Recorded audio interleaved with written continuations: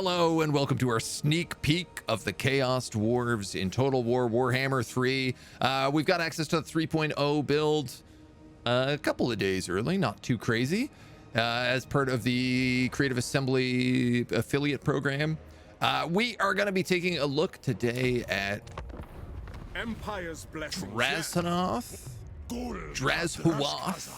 the Ashen, as per popular vote here on the Twitch channel this morning, and just taking a deep dive kind of for the day into it to see what they're all about, to see what we've got, to see how the Cathay work, to see what the Chaos Dwarves feel like, and whether or not they're any good, you know? Have I beaten the Chaos Dwarf Realm of Chaos? No, I haven't done any of the Chaos Dwarves at all. This is my very, very, very first peek at them. I haven't even been watching the other streamers play. I've been trying to stay as blind going into this as possible outside of things like the dev diaries and whatnot. So this is going to be my first look at all of the units kind of in action, really. And a look at the campaign and the campaign mechanics and everything else. So yeah, I'm very excited. I'm very excited. So we're playing as Drashuoth. Let's read a little about him. For more than 1,000 years, the dark burning spire of the Black Fortress has stood sentinel over the crossing place of the River Ruin at the southern edge of the Mountains of Morn. A nightmarish place of soot, blackened iron, and jagged rock. Burning magma runs through it like lifeblood. For centuries, the masters of the Stark Domain and the warriors within it has been Drashuoth the Ashen, a twisted, power-hungry creature and potent sorcerer. He was first sent to the Black Fortress in effective exile after losing favor for the brutal politics of Tsar Nagarund as a minor hellsmith, but has since risen to become a lord through its innate cunning and bitter, ruthless ambition. We start down in the most southern Dark Fortress, Black Fortress on the map for at least Chaos factions. We are right down next to Gorst. We're right now next to Kugath. I'm actually curious because I feel like we're going to have to get rid of Gorst immediately, knowing how bad he snowballs. And if that's the case, I wonder, like, will Kugath survive and actually become a problem? He never normally does, but if Gorst is gone, he might. He might just. We're getting upgrades to the unit capacity upgrades at the Hellforge. Cost us 10% less armaments. We make 10% more armaments. Our campaign movement range we get an extra 10% on, which I love. We get cheaper Cathay units, which I'm really excited about using these Cathay Fireborn. They look super cool. They're if I'm going to be honest, they're the only unit I find is like very visually interesting out of the entire group. Or at least the most visually interesting for sure. And then we get Dark Renown, which is just melee attack plus 8 in an area around us. Let's get it. Shazars, hello, great Chaos Dwarves. It is for good reason that ships rarely stop along the southern coastlines that provide passage into the desolate Darklands. In the distance, past the roving bands of orcs, goblins, ogres, and worse, black smoke can be seen spewing into the filthy sky, though one would be forgiven for thinking this is entirely volcanic in nature. The stench of tar pits and oil pools hangs heavily in the air, hinting at a malevolence that threatens to rise. Thraldom or death are the likely destinies of those ill-prepared to travel northward.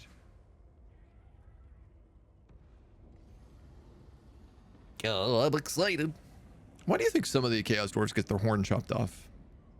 Do you think this is like an honor thing? Bro's got the drip. I like this big neck piece he's got. His hat is pointy, but it's not that big. I've seen bigger hats.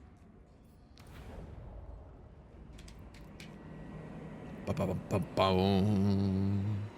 Gul Angorthar Ulama. Shanachrand Andokas Manari. Exile will never hold me back. Tsar Nagarund shall witness my rise. The Chaos Dwarf economy is managed across several different resources: treasury, labor, raw materials, and armaments.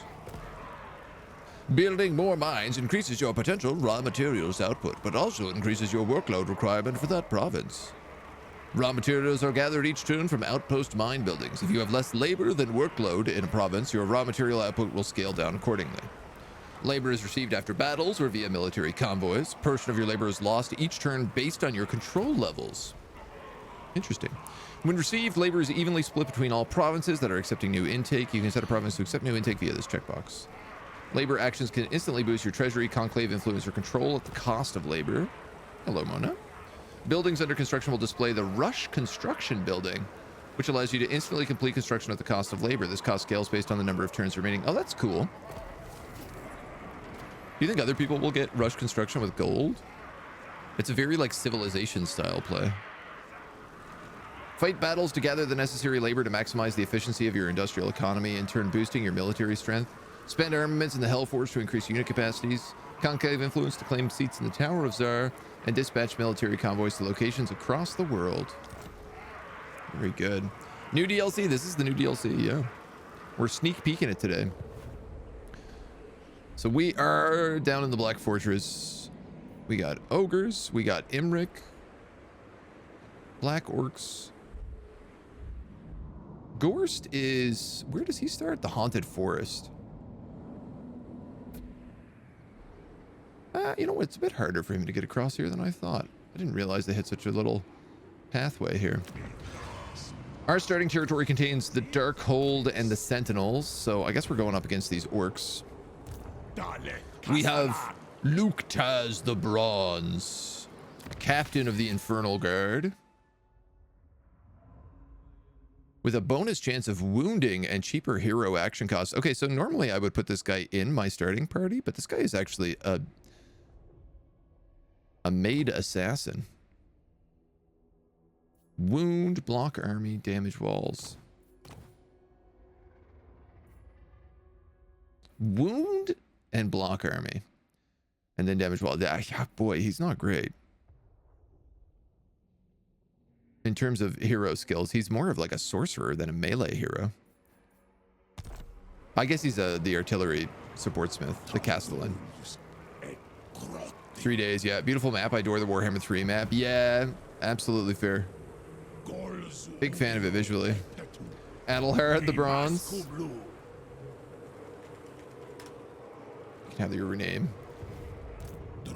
All right, in our army, we've got Orc Laborers with the Great Axe. We've got 2 Goblin Laborers, an Infernal Guard with Fireglaive, Hybrid Missile Infantry, Tier 3, Chaos Dwarf Blunderbusses, and then Kadai Fireboard. Bound Fire Demon, Hellforged. This unit can be restored in battle by the Demon Smith's Reforge ability.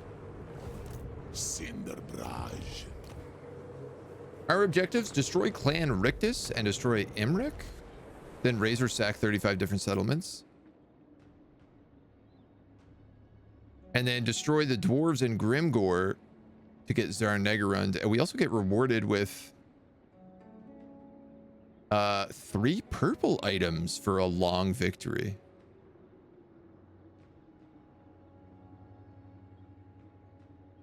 Interesting.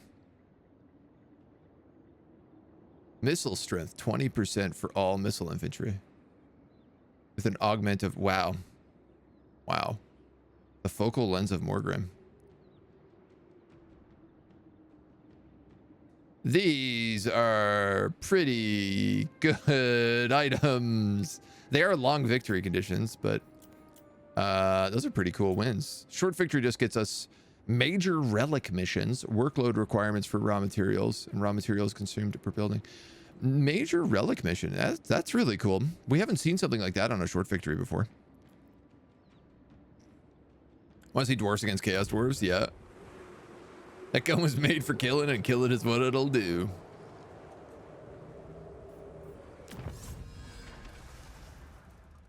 Military, sorcery, industry. Wow, this is a huge tech tree as well. Live to work, work to live.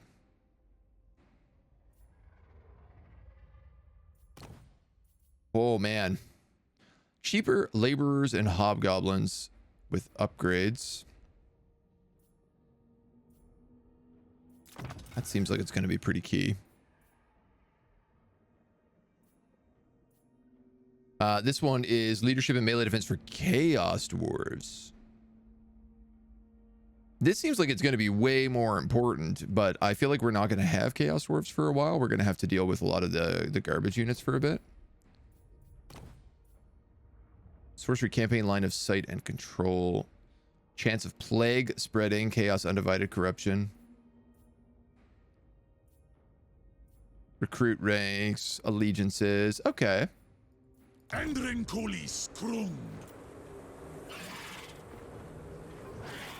Oh, actually, we can get a few of these guys in here already. I'm gonna switch to upgrading them. We have ramparts, concave influence, income, defense, control, walls, chaos, undivided corruption. So yeah, we don't get our own unique corruption. There's no hash of corruption. We're just undivided, which is a bit weird, but 100 workload. You need to maintain this labor in this province, but we make 10 armaments per turn and 100 raw materials, plus a bunch of income. We have tower ballistics, giving us dreadquake batteries and campaign movement range. Cool. That's pretty neat. And then they do still have like an actual garrison building here too. Oh man, there's a lot here. The Infernal Barracks gives us Castellan and cheaper Infernal Guards at max level. That's very fun. I'd like to screw with them. Hobgoblin Mustering Camp. Hobgoblin Biovacs. With the Ash level, this is the base Chaos Dwarves, Infernal Guard. So I'm probably going to have to build that building here. Then we have like Bull Centaurs, Greater Tauruses. And this is the melee hero, the melee cavalry hero. Fettered Bull Centaurs, Lamassus, and Bale Tauruses. We have the Train Factory that also makes Hell Cannons. Dreadquake Mortars. And then the Sorcerer Building, which makes the Kadai. So I'm thinking we go a lot of Infernal Guard with like Kadai flanks. And then maybe some choo-choo trains for backup. Casualty replenishment, recruitment rank. This is just flat money. This is control and movement range with additional bonuses later down the road. Raw materials consumed per building. Temple of Hashut. There's no growth buildings, but that's right. So Chaos Dwarves actually don't get growth. They just require raw materials.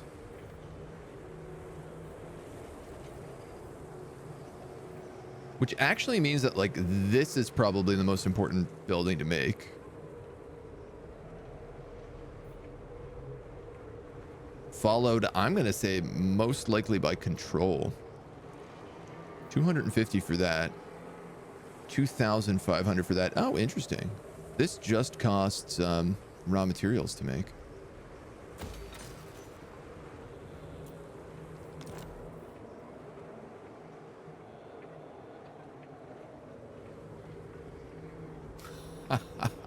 I meant to break that down, and instead I rush built it. Because I'm so used to where the different items are. All right, you come in here. You come up here. Let's go fight these guys. Let's get it started. Be back later. Gotta get some fresh air. I understand, my dude. Enjoy your walk. Does public order affect growth? Kind of. Public order affects how fast your laborers go down. And the less laborers you have, the less raw materials you make. And raw materials are kind of the new growth for Chaos Dwarves. In a sense. We're literally not affected by growth at all.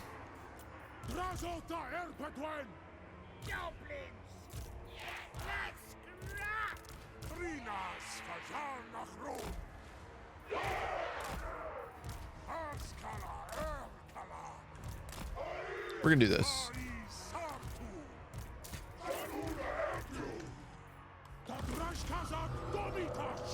Got a nice little choke point in this little like hellscape factory. Oh, nice look at the new map. There's not a lot, I gotta be honest. I mean, it is the Darklands. There's not a lot visually here compared to normal.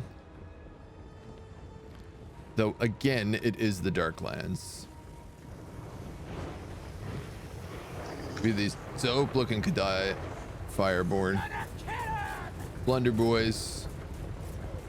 Gobos. Orcos.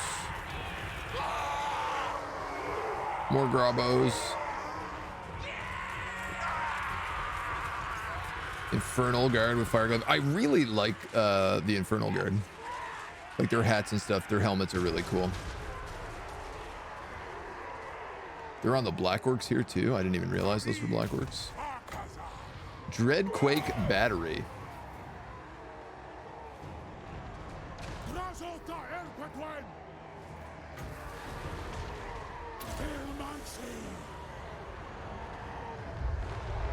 Fortunately, I was a little bit slow in that.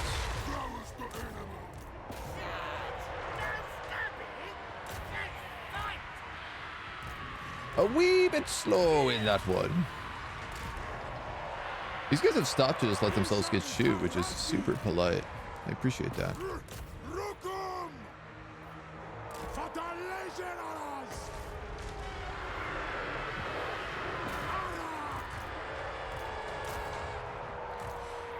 Unfortunately, it does look like these guys are about to get into a lot of trouble.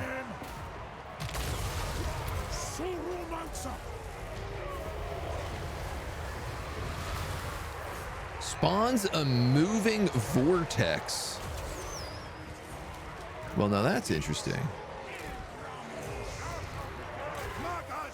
My poor Fireglaze are just getting absolutely buckled. So I got to see if we can move these guys over, because this is a waste of these units to be caught in something like this. And if I can have these like expendable meat shields move in instead, it makes a lot more sense for us.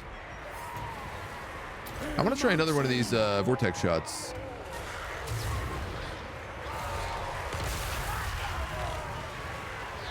Cool. That's a really neat new spell. We've never really seen something like that.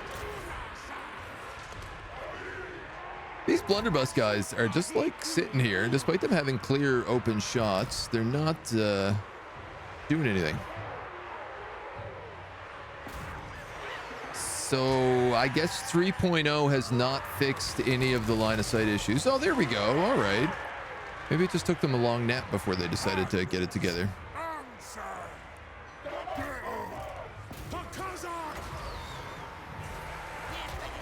We could drop a Dreadquake mortar in here, but I feel like between this flank and the Kadai Fireborn coming in, we've probably get a pretty good cleanup crew.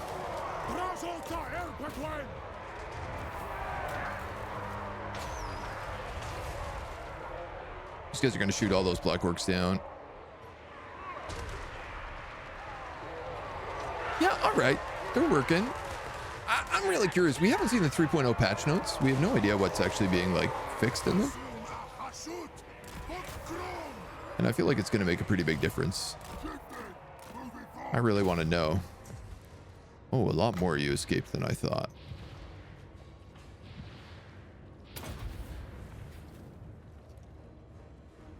Can we try for that? Oh, those are the Wolf Riders. Actually, okay, so none of the Black Orcs escaped. It's the Dreadquake bombardment. These guys feel like they're probably getting shot by these blunderbusses.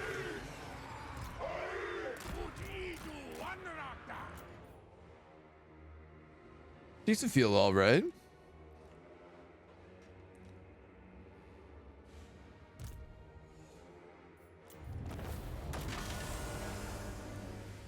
I'm suspicious about line of sight. I always am. I'm always like, oh, is this fixed? Is this fixed? Because it definitely didn't work clean on that first, like those guys had a flank that they didn't do anything on. It wasn't until they moved them into like a wide flank that they actually got the shot. 177 on the Kadai Fireborn though. Wow, they did absolute wrecked. Can we see the Kadai up close? Yeah, I'll show them in the next battle again. We took a little zoom in there. I want to see them in action though.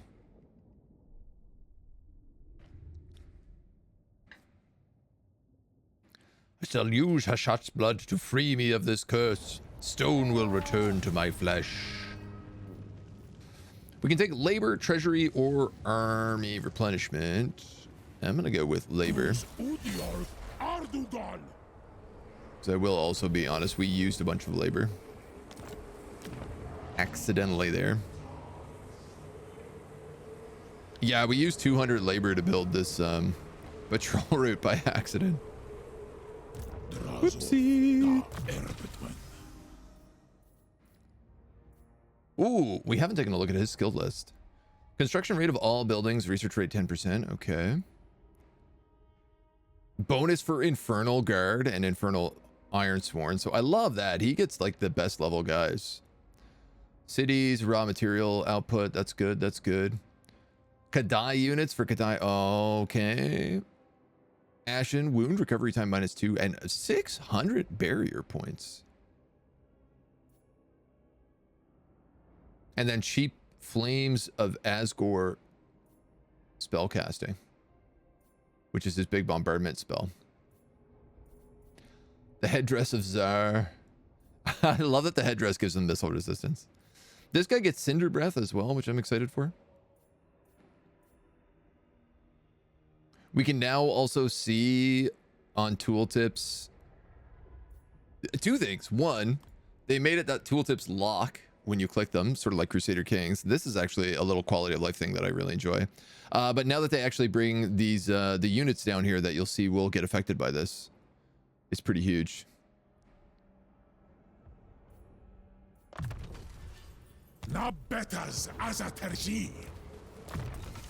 And I am going to be honest. I think this guy I'm going to end up making a specialist, given that his...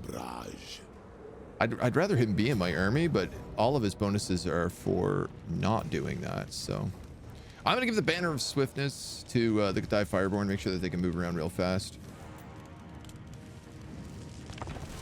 And then we'll crush us some gabos.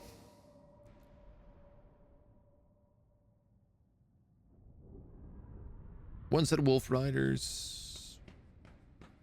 Man, my expendable units really took a beating in that fight.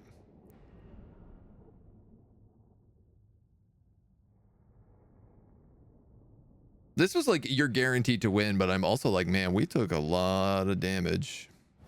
I guess the big issue with that one is I let those Black Orcs get in on my my Infernal Fireglaves.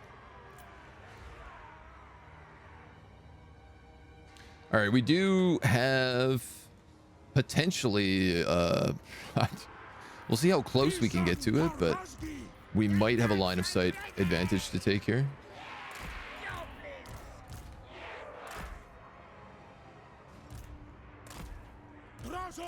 You think Kadai Fireborn take damage if you put them in water?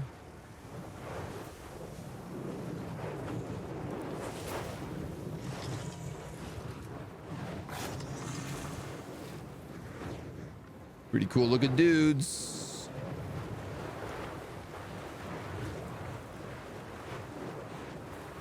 I feel like they have a real like Nagash mask. Their helmets really kind of remind me of, but maybe it's more of just like a Sauron outfit.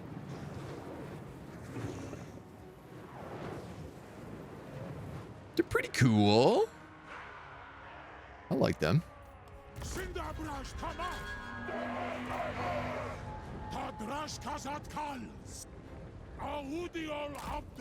That's actually like not bad getting close to the cliff face compared to how it normally is. Oh yeah, no, you guys both want to go up here.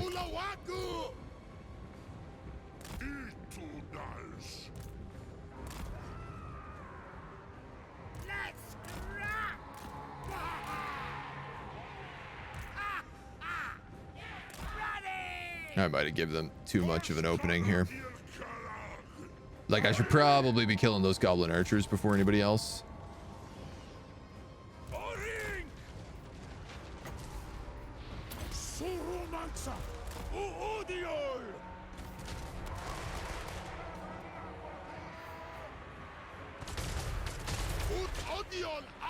What?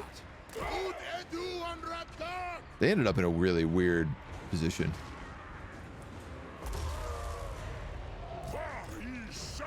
All right. But you gotta go like this. You gotta go like this. You gotta go like this. Like this.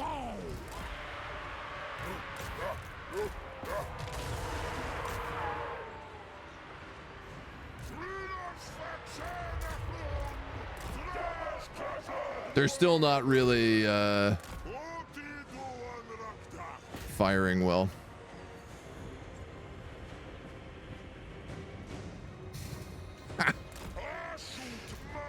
These guys aren't firing at all. All right, so line of sight is still trash for ranged units.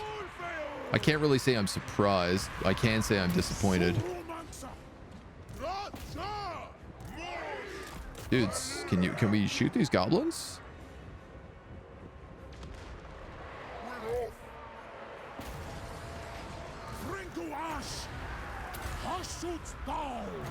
Actually, just shoot these guys.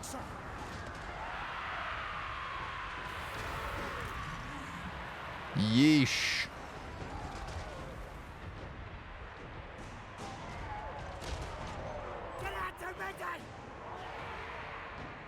Wow, man. Like my guys aren't getting basically any shots off here. They're gonna break in combat, it looks like, so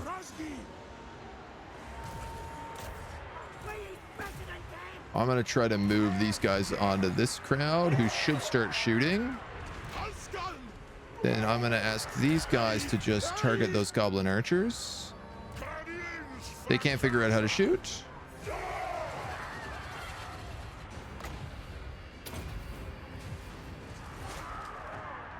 Wow, man, this is I honestly can't believe this is not fixed in this patch. That it's still this janky to try and land shots on people. Wow, that bombardment did a lot of damage. Contact, monstrous impact, minus 60 speed. It actually fully killed that entire stack of goblins. Not a single one of them survived that bombardment.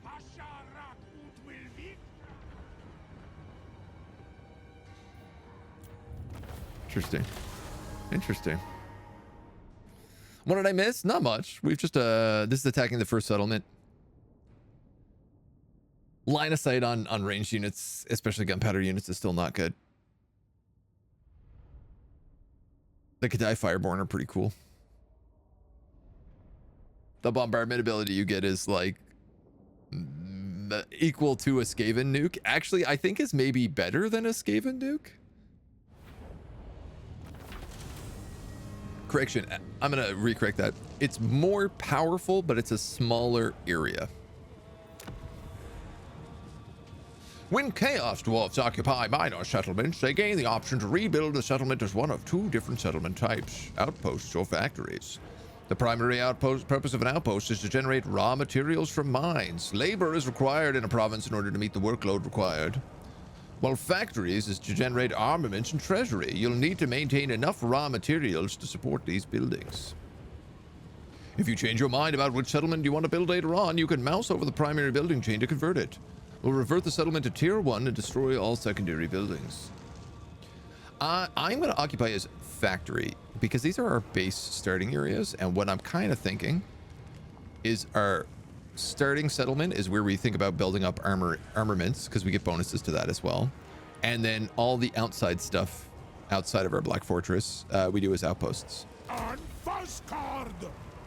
Because I'm just thinking this will probably be the easier province to hold, and I feel like the factories are maybe more important to keep, and then the outposts are probably easier to just swap around. Convert to outpost. Abandoned settlement. Okay. It's a shame it doesn't show you what the outpost building actually is, but I guess if you... Nope. Can't even see it in that. Karoom, the Sentinel's landmark. Foreign merchants have a permanent warehouse base here, enabling the locals to Easily source a wide range of trade goods. Income from trade tariffs, 10% convoy, maximum cargo. We also get marble here. 500 raw materials per turn. Damn. But you need an extra 400 workload.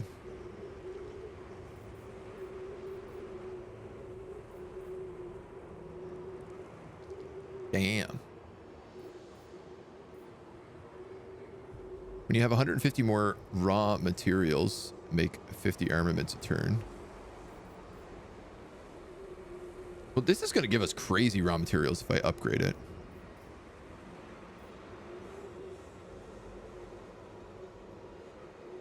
This makes 150 armaments a turn in exchange for raw materials. This makes gold in exchange for raw materials. And this is raw materials output, local province 30%. This is a garrison building. And so, sorry, what do you do? Workshop factory.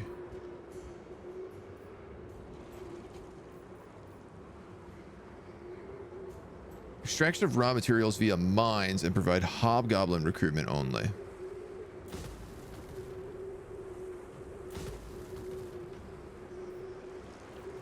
I'm wondering if this, because it has the marble, isn't a better choice as an outpost.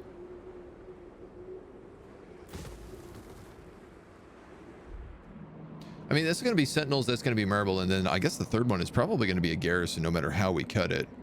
I'm just curious to see what it looks like when we change it out. Honestly, we'll go for inspiring presence for the XP buff. I'm going to grab another little specialist on him, and we're going to kick him out of that army pretty soon. You need warriors.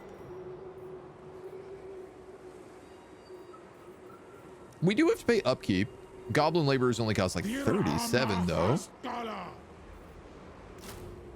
Let's grab some more of them. They're dirt cheap.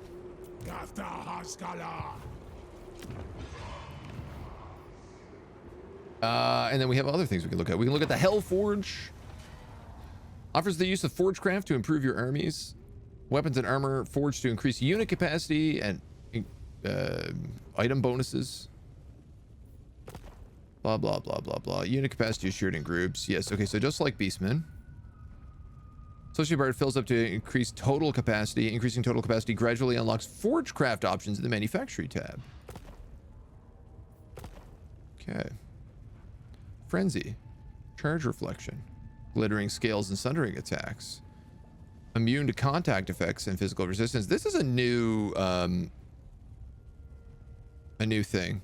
Immune to contact effects. Causes fear. Bound fear demons. Oh, that's baller. This is also where our infernal guard are, so there's really good reason to put a lot of money into here. In fact, if this is the only stuff we use armory on, I'm probably going to upgrade these guys right away. Towers there we don't have access to. Military convoys we don't get access to. Yeah, let's go. Let's just do that right away. Then we can look at the manufacturing. Where you enhance entire categories of units, forgecraft options are applied to units for an upkeep of armaments that keep assembly lines running. Selecting a category allows you to view units recruited, potential forgecraft options to the right. Just from the list they appear in the category. Enhancements remain active as long as armament upkeeps can be made. Armament upgrade cost for 800 is multiplied by the number of units you have across your units in the category. I see. So if I was to put the Rune of Frenzy on here, it would be 8 per unit. Per unit. Wow. All right. So this is too expensive to do off the hop if we're only making 11, but we can look at it down the road. Overlords of Zarduk. Chaos Dwarves. Then the other guys we actually can't see. I might want to make friends with like some of these ogres, but we will see. We will see. Posture check. Thank you. Some emotional damage. It's a more compressed explosion. Same damage, but less spread. I don't think the nuke... I guess maybe, yeah, if it hits a unit of goblin archers, the nuke is probably going to stack wipe them as well. It's got to be like pretty close. in terms of damage.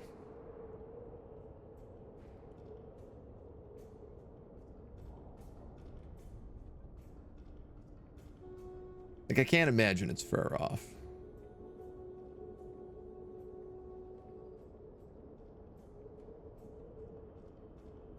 Gorgeous look to the world.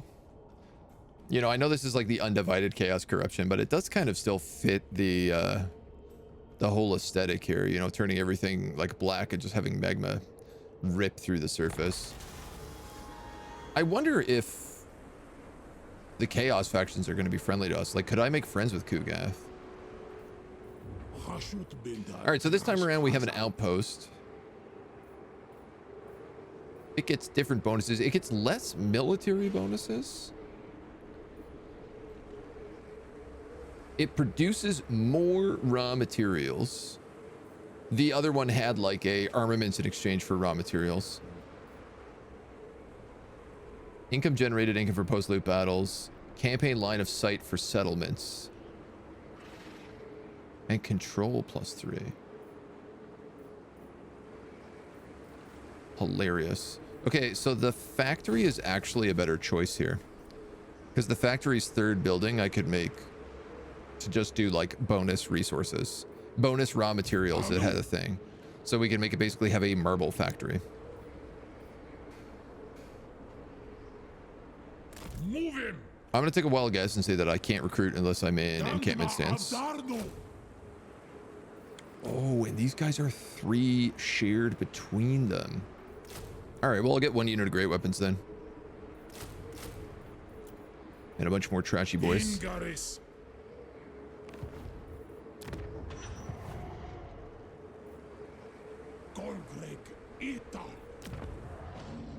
We're draining industry, but not by a lot. Conclave influence, 1,500 money. 10 control in exchange for 200. I suppose raiding is going to give us laborers, so if we raid on the way to Darkhold, it might be a good idea.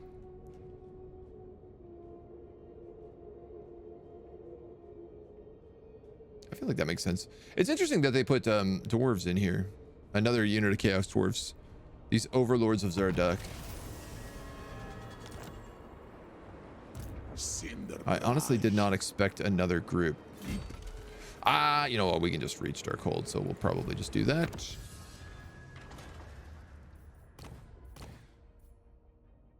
Labor gained post battles, income from trade tariffs, tradable resources. Let's get labor gained post battles.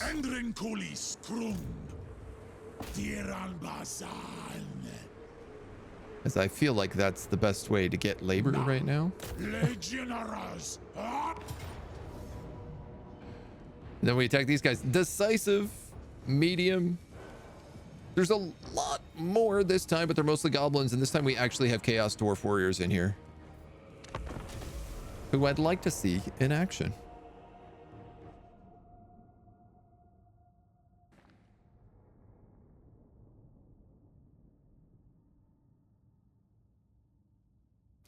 I think I'm actually going to fight with 2 lines. I'm going to have just like a line of laborers that like tire out the enemy, but die. And then they're all going to break, so they should technically live. Right? But these guys will mostly break fighting them. We fight around this big pit.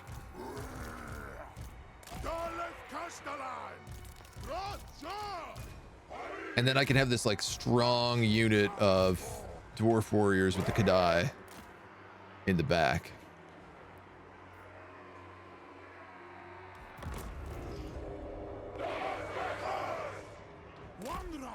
And I can do some shenanigans like this.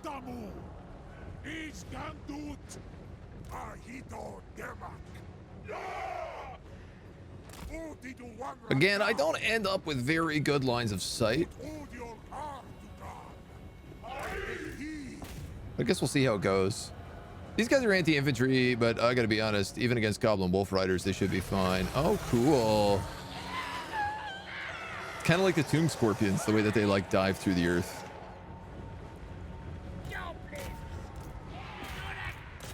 Yeah, and then you guys are just designed to run forward to your death. Perfect. And I tell you what, because they're all clumped together, I'm actually going to sacrifice my dudes here.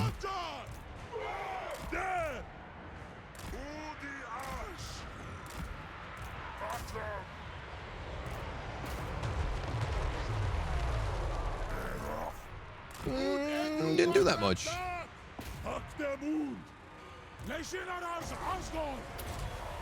Wasn't quite as good as I had hoped for.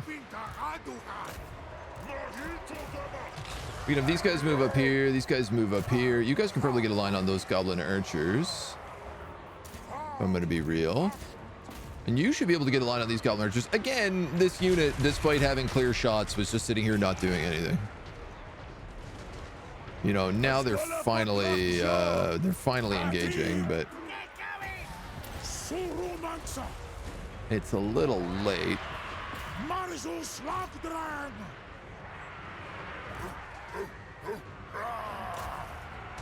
I mean, it's a lot of late, but these guys as well, like there's no reason they shouldn't be shooting those goblin wolf riders right now. Instead, they're just sitting here doing nothing. Right, they're on fire at will. They had clear shots at them as they came in, though, so this is not fixed at all. Right, all they needed was a single volley. Disappointed.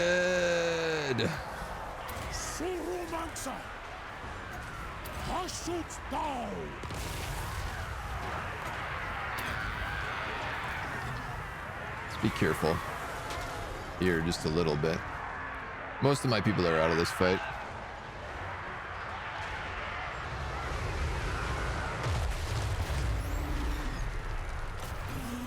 Wow, that didn't hit anybody.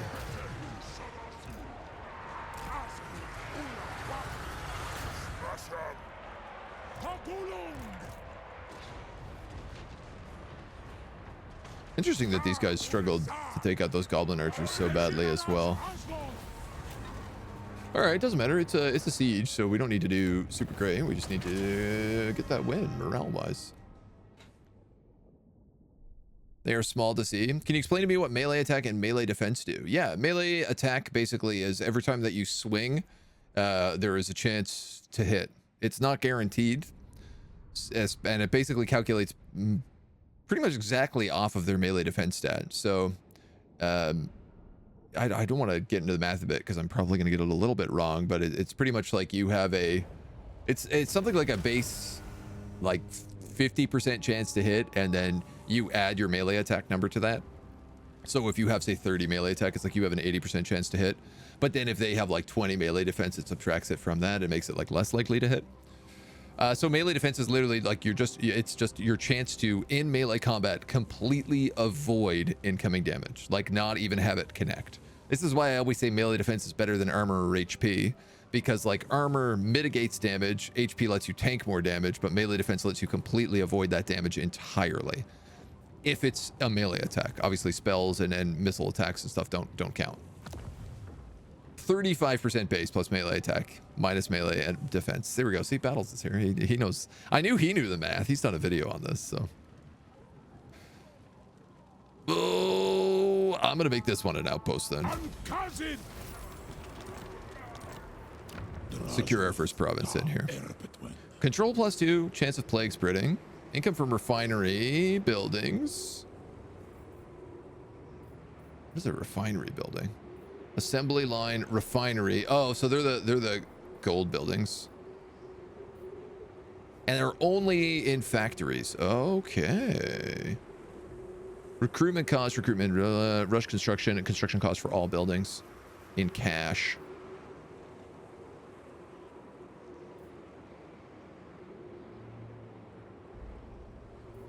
Maybe I'm better off like with multiple. What can I get here? I can get hobgoblins and hobgoblins. So we could just grab a bunch of hobgoblins from one of these places and make this our like military setup as well. The strip mine would get us much more raw material, though we will need new labor. That being said, we're till you own 2 or more provinces.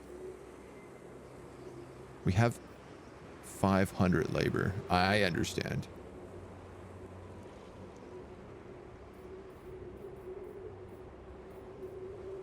And this needs raw materials. Okay, so yeah, let's get raw materials from here.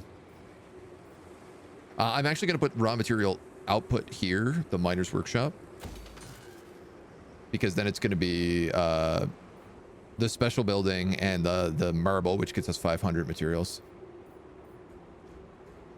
And this just costs money. That costs that. So let's, I guess we'll put the money in there. Ooh, I guess we can put the money in there. And then we'll grab some more trash. You get bonuses to our Chaos Dwarf melee lines and Kadai. So Hellish Blows and Blackened Bulwark. We don't really have much in Kadai right now, so I'm just going to go with Blackened Bulwark. And that guy's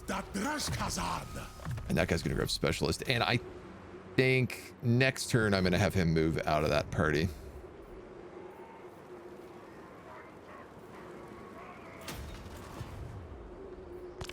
We'll see how we go.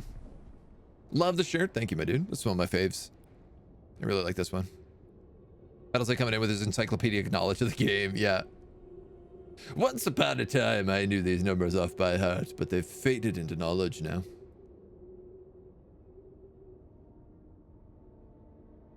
Possible to have a 0% hit chance? I think it's all... I don't... Can it go below 35%? Minimum hit chance is 8 and max is 92. Okay, there you go. See? Things that are clearly explained by in-game tooltips. Battles, do you find that the line of sight is still an issue, especially with the gunpowder units? I'm curious. Speak up.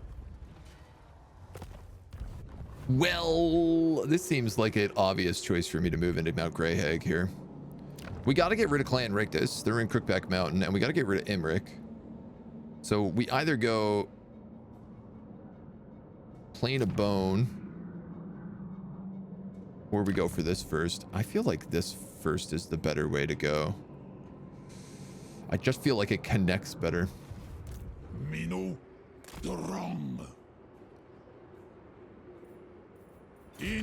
get up. We'll encamp. I mean, why not? Why not grab a bunch more laborers? Can't really upgrade who we have here anymore. We're not really making enough armaments for anything else, so. Line of sight seems a bit better in patch 3.0 as far as I can see. Okay. In these first couple of fights, it's been... I wouldn't say it's been worse, but I haven't really noticed much of an improvement. I'm still struggling to get my guys to actually shoot things unless I manually tell them to do it. But I know that a lot of the line of sight is tended with like sieges and snap points and stuff as well, so. He just moved in here, so I actually have a chance to kill his army at the same time as a weakened garrison. Labor gained post-battle 5%. Military convoys available. This is an act of war. Pyrrhic victory. Oh wow, this is Tzeentch. Lots of clan rat spears. His settlement garrison healed up real fast. He does have the one doom wheel. Part of me likes that. I'm just like, oh, I just sacrifice a bunch of goblins. Sure, I can do that. What's actually threatening in here? Storm vermin, the death runners, which do armor sundering, right? Yeah, weeping blade. Tzeentch is anti-large, which doesn't really affect anybody but the Kadai. Yeah. So he shouldn't be too bad. And the Doom Wheel is anti-infantry. Do I have any anti-large? I guess not. The Fire Glaives, I guess, would be my best bet on that. Alright. Blunderbuss friendly fire is crazy though. Yeah, I did blow up a few goblins to be sure. My first match, the Cathay Fireborn took a bit of a spanking. I do feel like this is Skaven, and because I have them in a settlement, my best likelihood here is literally just to break them on morale. With like 1 or 2 good flanks and some ranged fire. Ooh, alright, I'm gonna come in from this angle, take the high ground.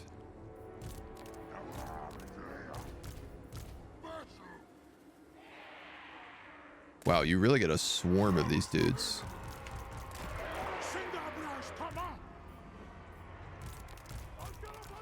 Let's go blunderbusses on the low side.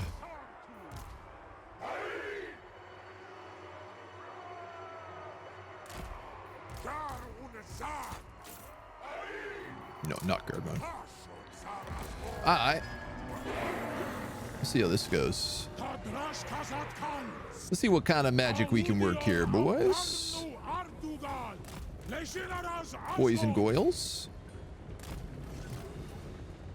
Cathay in the middle definitely is not a good choice, but also force marching all of our guys is not a good choice. Interns are just collecting the shots that have gone wide. Yeah, they're like ball boys at the tennis court. Oh yeah, Skaven.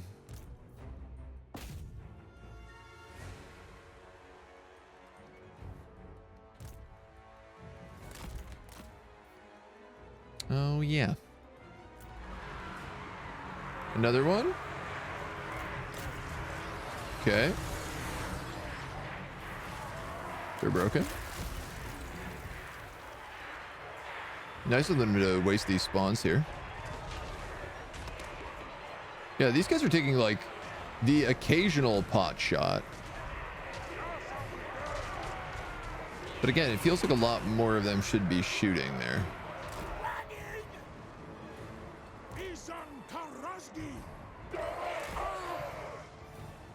I love when they waste all their summons before like the fight has even begun. Oh, speaking of, this time they put them on the Cathay Fireborn, so they broke immediately.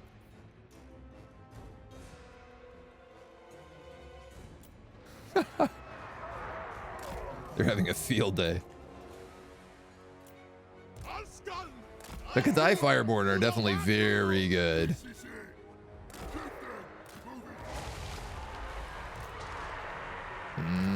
And send them back here to help those Infernal Glaive. And the computer is going to be nice enough to charge me directly. So we can actually hold our ground a little bit here. I don't have bombardment because we're no longer like within range of our tower. Just to note, that's an important note.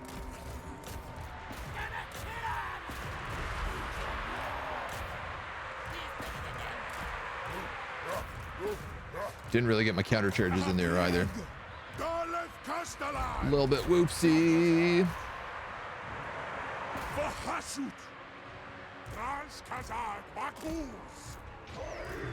All right, Fireborn. Let's get you in on that assassin probably.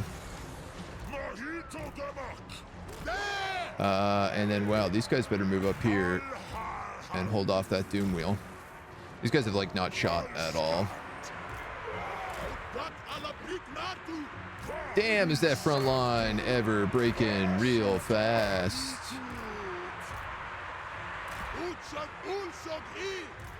Ever real fast. Okay. These have done a bang up job just getting absolutely trashed. Good job, everybody. My poor Fireborn are going to get demonic instability. No, sir. Don't want that. Yes, that's exactly what's happening. They're on the edge of demonic instability right now. I need to try and get them away from all these heroes and into this leadership aura. Because if they go unstable, they break. And then that's the end of them. Oh my god, dudes. This one doom wheel has just been sitting on my fire glaives. And I can't kill him. I am problematically having problems with him. What I want are things like my goblins holding him down. And then these guys would ideally be able to shoot the doom wheel once it gets caught. Come on, leave him alone. Get off my D. I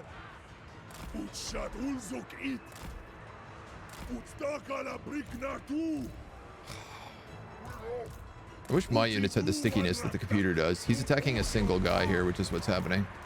All right, this is not going very well. I'm gonna be honest. We're actually breaking like all over. The Cathay need to get out of here. They're getting buckled. I should have just taken the Pyrrhic. I'm no good at this game.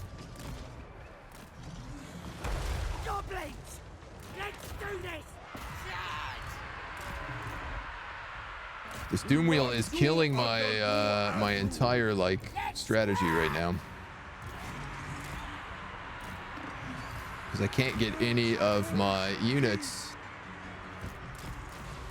to be effective.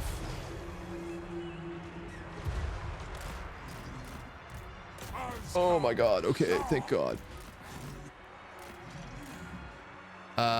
Great, and the Cathay, with absolutely nothing happening to them, have completely broken and shattered. I love it, man. You do all that micro to get your demons out of the fight and not be attacked by anything. And what happens? They're like, no, I think I'll die anyway. What if I just died for fun? You go with those death runners. You go up there. You need to go up there. You need to get back in. These are the Chaos Great Weapons. I got to get these guys back, so I have to hope that somehow I can use my unit here to occupy them.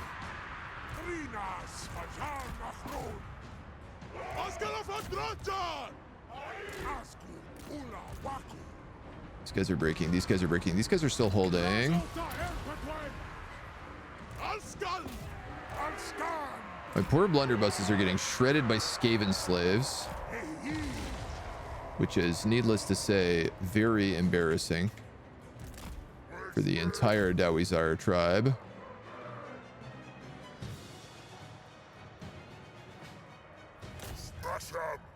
I really would have thought that orcs would beat Skaven slaves. I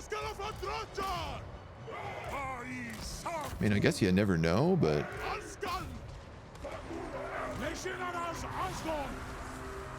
Alright, well, you guys are still doing your best up here. I don't know how it's going, but you're trying.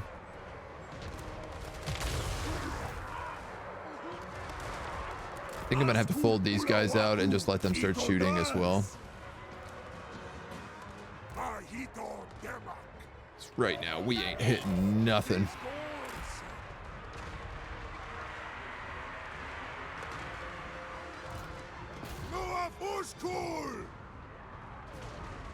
Hopefully my great weapon warriors can win against clan rat spears. Here comes Tzeentch. He's not an ideal fight for me. In fact, I'm gonna target him with both of these military groups. These great weapon warriors, despite them winning this combat, they are actually starting to lose against these clan rat spears. I think it's because this guy just went outside of range is what happened. I think it's exactly what happened. He's got a good chance of getting himself killed as well, because obviously all of these guns are shooting him at once. I might just lose this on morale right now. I have a full surround on these Skaven slave spears, still losing to them. This is rough, dudes.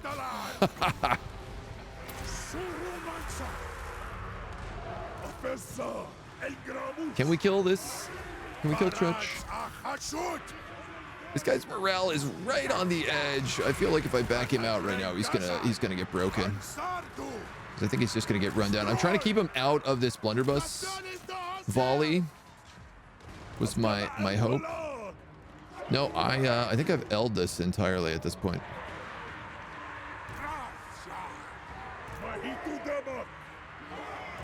Yep.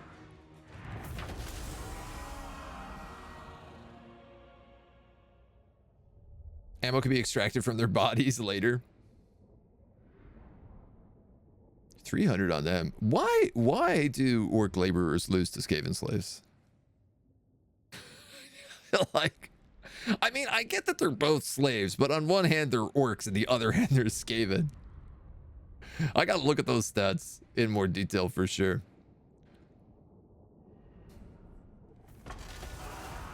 Scruff McGruff, and I lost the Kadai in that fight too. I want to see, and my banner of swiftness. 9, 17, 36. 9, 17, 36.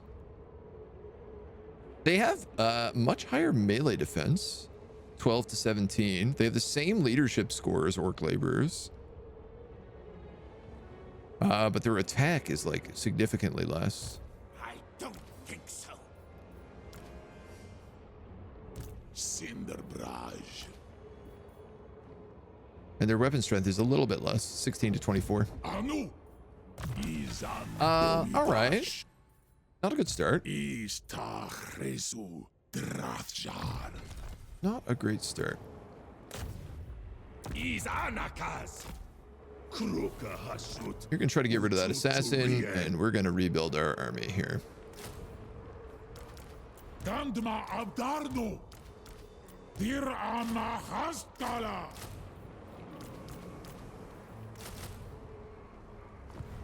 Okay. Ports, no. Campaign line of sight and control, yes. Shake it off. Shake it off, right? Ooh, free money for a caravan. Are you gonna? You're gonna come right at me now.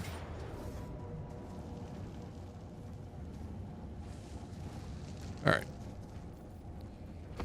So I think we're in restart territory already this morning. I guess we lost the fight last round, which means we can't retreat this round. Even though we lost the fight on our turn.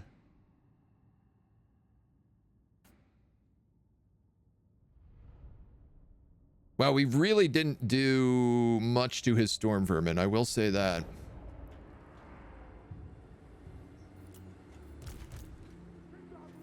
Of course, our assassin is no longer in the party either. Oh my god. Oh, these guys are gonna get chonked.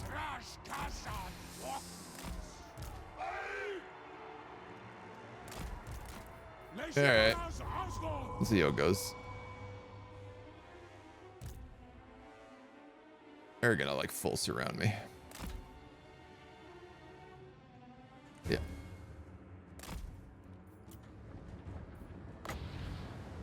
We do get the boom. If I can time it. Which is like pretty unlikely considering it takes like 5 seconds to fire. This is my banner of swiftness that he stole from me. Yeah, see, he's just gonna move out of the way. Like fair. Can't really complain about that. All right, we're gonna checkerboard a little bit with these guys.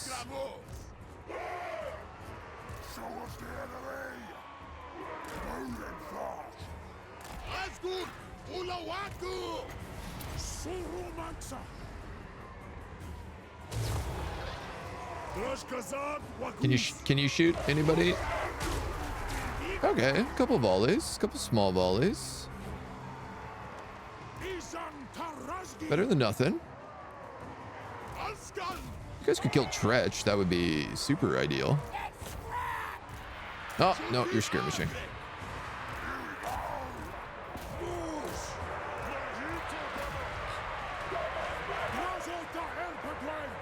That's okay, though.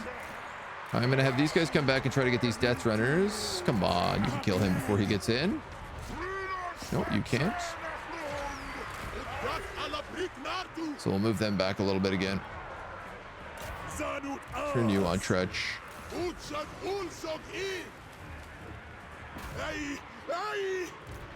You need to move down on him, please.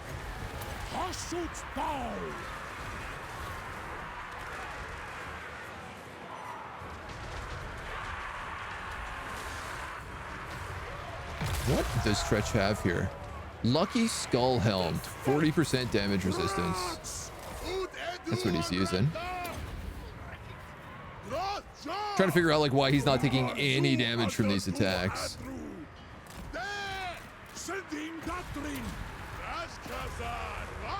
Ah, my God. All right, this is a wipe. Oh, what is the... Enabled if losing melee combat.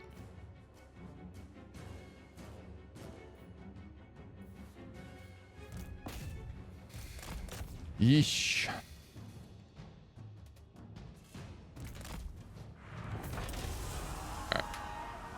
All right.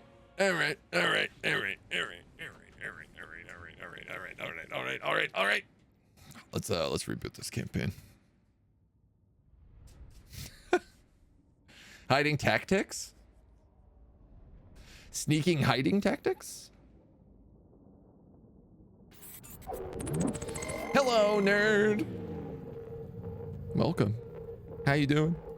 We're getting slaughtered. We're actually restarting our campaign right this very second. You guys didn't see this on TV. You didn't see anything at all. Hello and welcome. Welcome.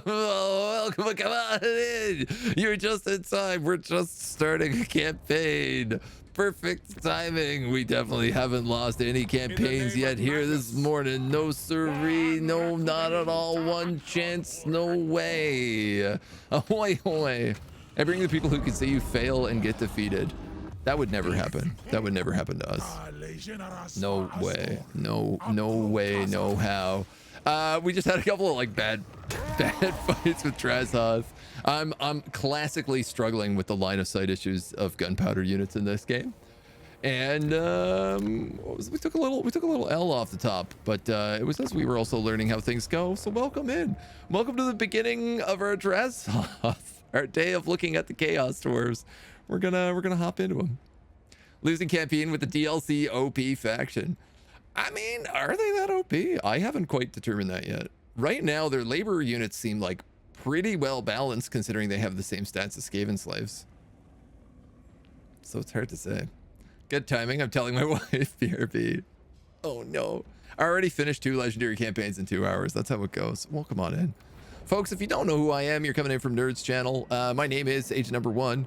I am a strategy and variety streamer. Normally on Mondays we play little variety games, different sort of strategy stuff coming out. But we're taking a sneak peek today at the old Warhammer DLC to see what we got, to see what the Chaos Dwarves are all about before we dive into other things. This time around, we have a much better trait on this guy. So instead of having the trait that makes him do better wound attacks, we actually have something we can use in combat. Now, weapon strength and charge is not great on a unit who has a big gun and doesn't charge or shouldn't be in melee damage, but you know what? We're gonna keep them all the same.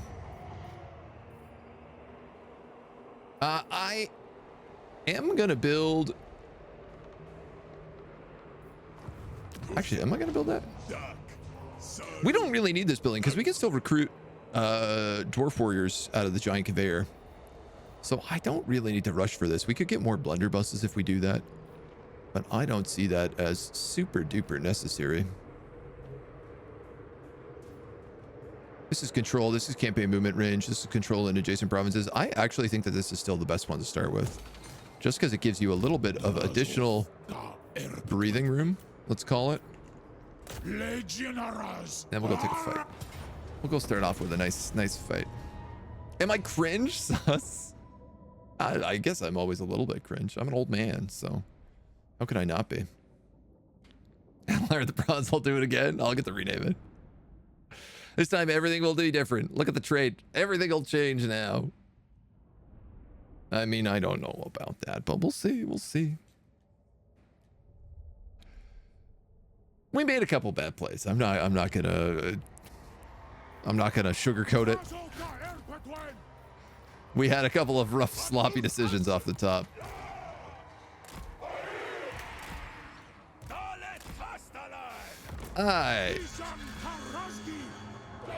This time around, I'm gonna put my guns on one side, my Kadai on that side. I actually want my blunderbusses over here, though, to be honest, because that's where the black orcs are coming in. Let's make sure they're not on skirmish.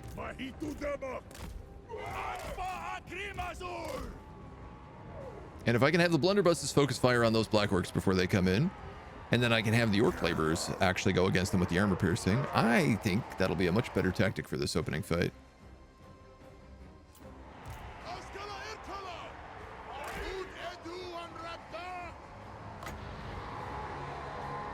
And I think there's no point in really using the Dreadquake battery until people are locked into combat, because otherwise you just can't hit nothing.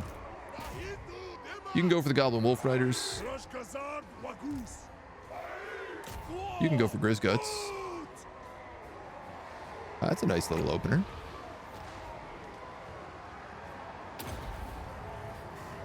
Let's see what this does. These guys are going for the Fireborn. I was hoping that this would happen. So the Dreadquake Mortar, the AI actually tries to avoid it so much that it will actually send him backwards. He got a little stuck on the terrain, which was unfavorable for him. And now my guns can just rip him apart.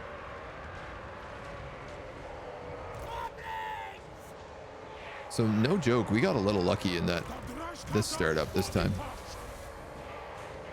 These dudes with the little vortex, and then I think we got to start running people in here so that my poor gunners don't just get buckled.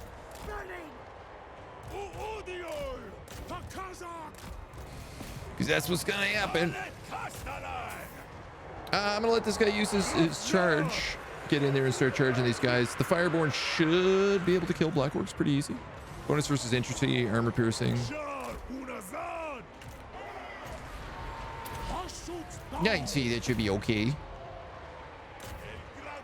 Yeah, you guys can shoot them.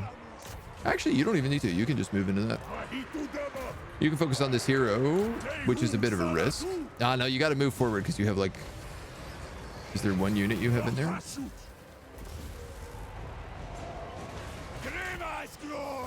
Let's move this gunner out. Who's on skirmish, which is kind of funny. And we'll just let the boys start shooting. Our orcs are tying everything else up. The Kadai Fireborn have moved in here, wiped out most of the stuff.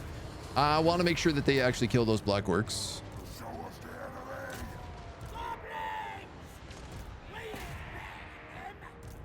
And other than that, these guys can turn around and shoot. Those guys can turn around and shoot. We can drop one of them in there for good measure. Maybe one of these in here for good measure. And then we just pop away at the rest of them.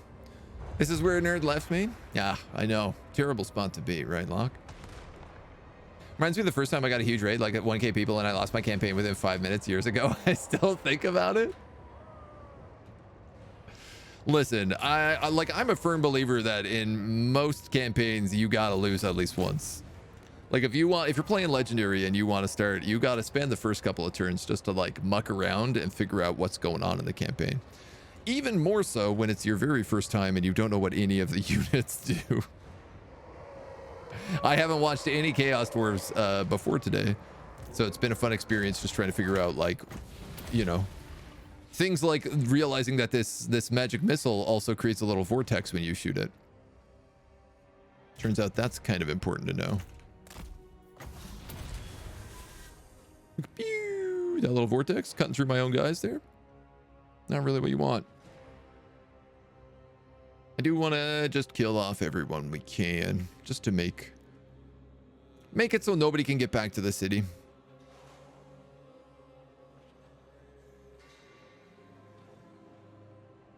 Orcs versus orcs, right? Orc on orc violence. Poor guy's stuck in the middle. Go up. Still some good pathfinding.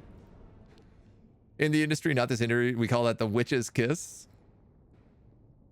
Just dropping us off on the curb, tossing us out like so much unwanted riffraff. Thanks for the subs, he says, but inwardly is revolted by us peasants trashing up his stream. It is a classic. It is a classic situation. Let me give you that. Let me give you a shout out as well here, nerd. Pretty much the OG for Total War on Twitch, if you guys don't watch Nerd. Just has been around longer than anyone else. Nerd is where I learned to play Total War. So I can tell you one thing. If I screw anything up, we can directly blame him for it. If I do anything wrong, it's from watching Nerd for so many years. I'm gonna just completely throw him under the bus here, and that's how we're gonna play this. Let's take this city.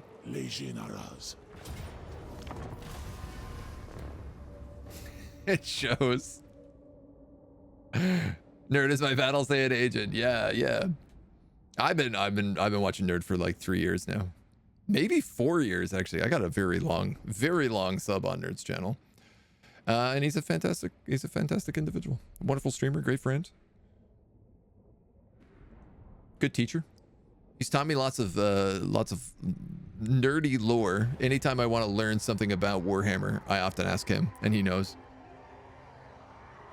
I picked up a lot. I don't know much about the Chaos Dwarves, is the truth. I know that they've, enslaved a lot of Black Orcs over the years, but I don't know all of their stories quite as well as I know most of the other factions in fantasy at this point. All right, we're gonna put these guys, I think, shooting down this cliff, and then the fire glaives I'm gonna put on the cliff for a little bit more coverage.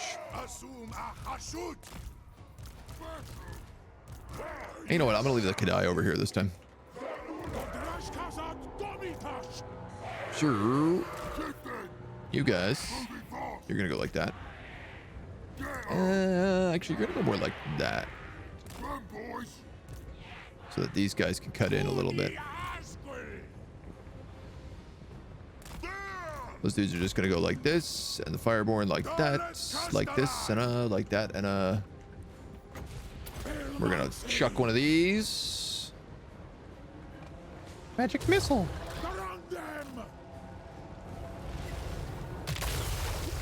I do love this, even though I missed and that vortex went the wrong way. That spell literally did absolutely nothing. That is a really cool new ability. You guys are on skirmish mode, so you're skirmishing away from archers. You are also on skirmish mode and doing the same, despite the fact that nothing can reach you. You guys are losing against Goblin Spears, against Goblin Wolf Riders, so I should probably do something about that.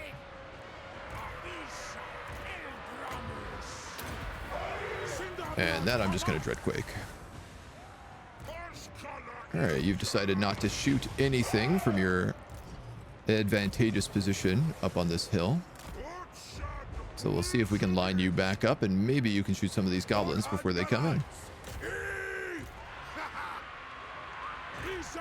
We'll try again. We'll see how it goes. Yeah, there we go. They're doing a little bit of volley fire, but...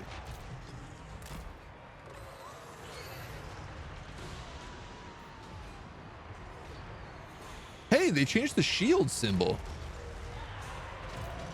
That's new. Yeah, look at that. They made it a really... They changed it from being a really clear silver and bronze shield to now a really weird, muddy, where it shows the shield taking an arrow to, I guess, try to make it seem clearer that it's about missile fire.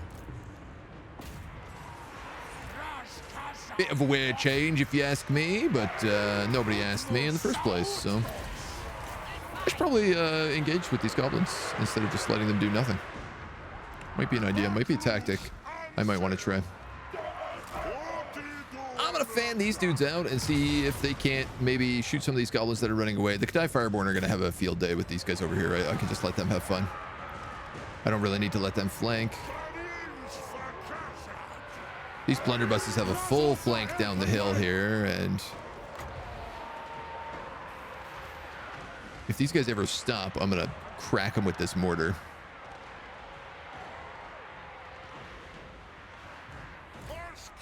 This guy's not shooting anybody.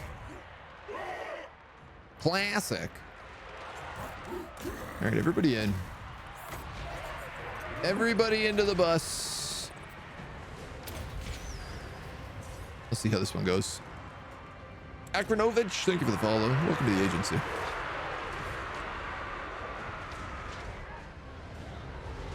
Suspect it was only a matter of time when the name changed. Here we go. It's a siege, so we don't need to run them down. The shield took an arrow to the knee. I don't like that new shield. I think that's a bad icon upgrade. I think it's harder to tell that it's a shield now. And considering how much other information they don't tell us until we hover it over it, I don't really think that was necessary. I've never seen anybody complain that it's unclear what the different types of shields do. Like, that seems like it was an outrage of a complaint saying like, oh, I didn't realize shields block arrows. I thought they were used in melee combat instead. Which, I mean, fair. You think it would actually do a little bit of both, but, you know, wizards and stuff. We're going to make this a factory since we got the marble in here. You know, wizards and stuff.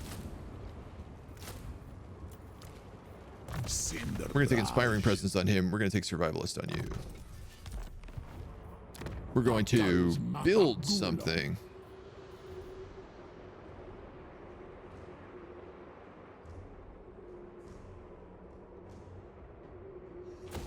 A miner's workshop. Because I want that strong starting economy. And we're going to grab Call to War here to get the melee defense and leadership for Chaos Dwarf units. Who we are also going to upgrade here ASAP. Unlock the manufacturer and pick up Frenzy. This is pretty much where we got in our first run. While taking Darkhold, I screwed up at Mount Greyhag. Just for those of you who are joining us who are like, how are you only this far in? 2 hours in? The answer is we whiffed a couple of battles really, really hard and then just took too much attrition from it.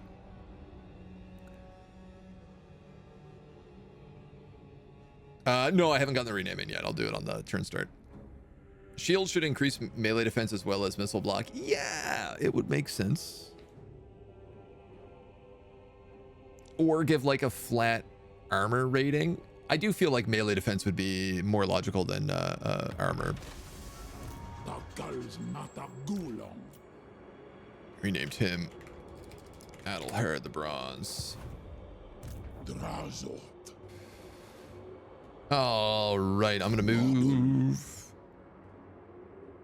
And I'm gonna recruit. Actually, yeah, okay, so unlike some factions that need to go into encampment to recruit, like Beastmen, you don't need to do that with these guys.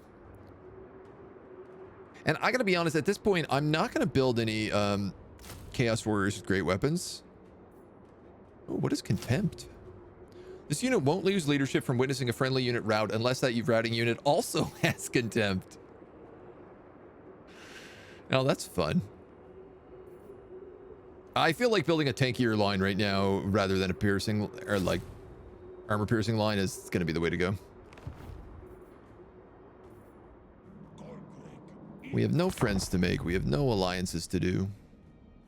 Diplomacy is thin at the moment. We still haven't checked out the Tower of Zar Nagarund or the convoy system.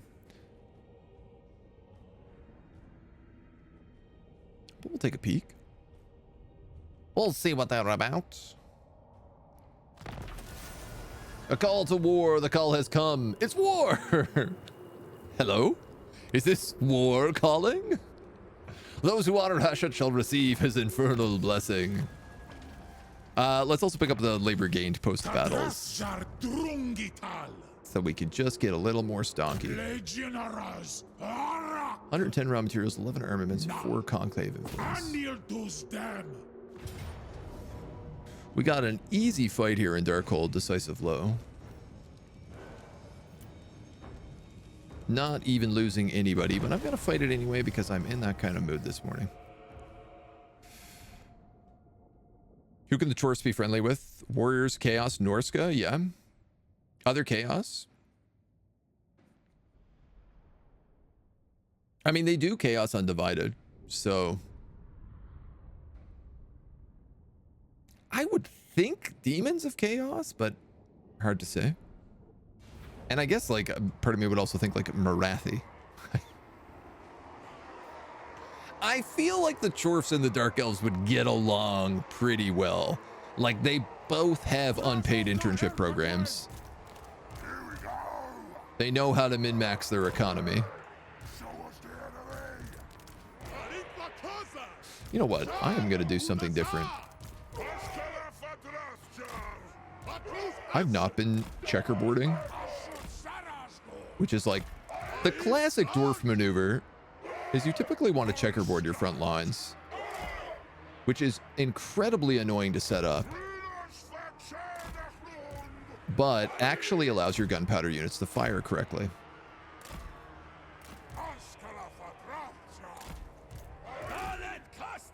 And I think that's what we should be doing.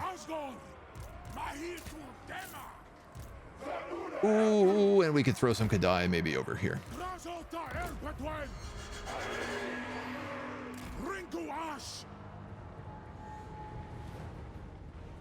Hello, enemy units.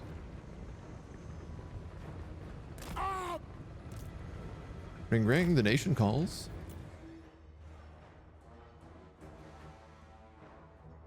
Oh, I guess line of sight is this bad.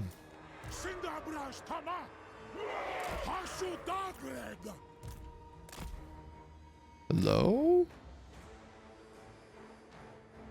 Here they are. I was like, did the enemy army not spawn or something? I was very confused. Well, we can just slow march. Clearly, he is a little bit scared. He's trying to take advantageous terrain. You know what? I might actually move these boys up onto the hill and go for the flank around. Fox, hello. How you doing, my dude? Thank you for the raid. Welcome on in. We're taking a sneak peek at the Chaos Dwarves today. We were supposed to show up for that battle. Oh, shoot.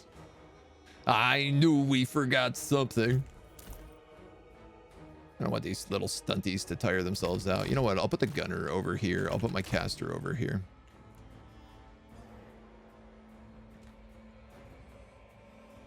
Yeah, we'll have a little bit better line of sight for my guns if we pincer in this way.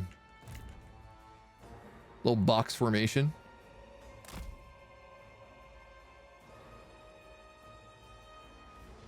Let these guys actually get set up. All right. I'm actually pretty close to being able to shoot them right now, so.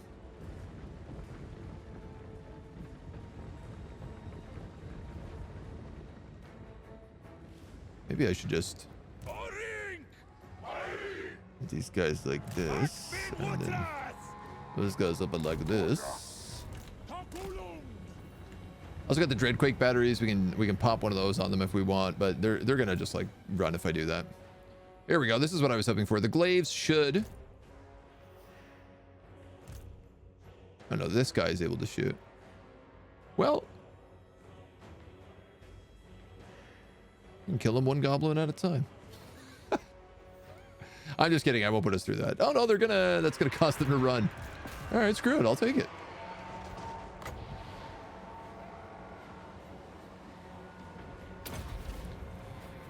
Dropping a little Dreadquake battery.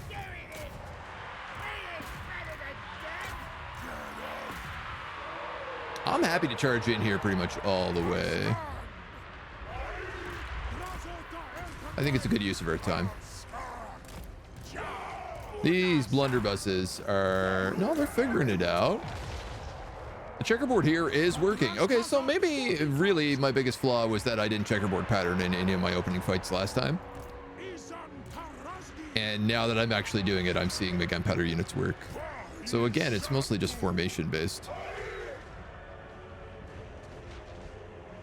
I want these guys to come in from an angle, because if I allow them to do this, they'll keep this guy busy and allow these fire glaives to keep shooting them. I gotta be honest, I don't even know if they need to connect. Between them and them, they should stop dead in front of my dudes. Dead to rights.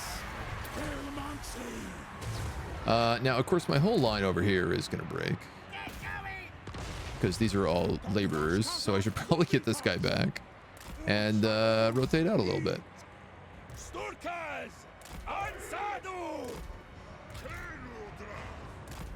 Might be a good idea to rotate out a little bit. If I can have you focus on the hero, and then hopefully you'll start shooting these goblin archers who are coming right in towards you. You gotta clear... Well, you're shooting somebody. I guess that's all that really matters. Why are these goblin archers running into melee combat against my blunderbusses?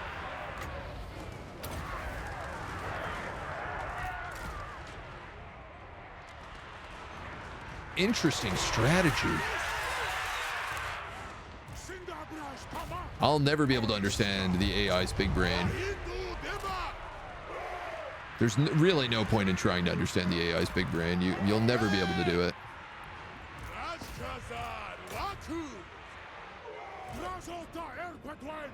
Are any of these guys going to... They're all at like max leadership and they're still broken. You know, I thought I had a strategy here and maybe I don't.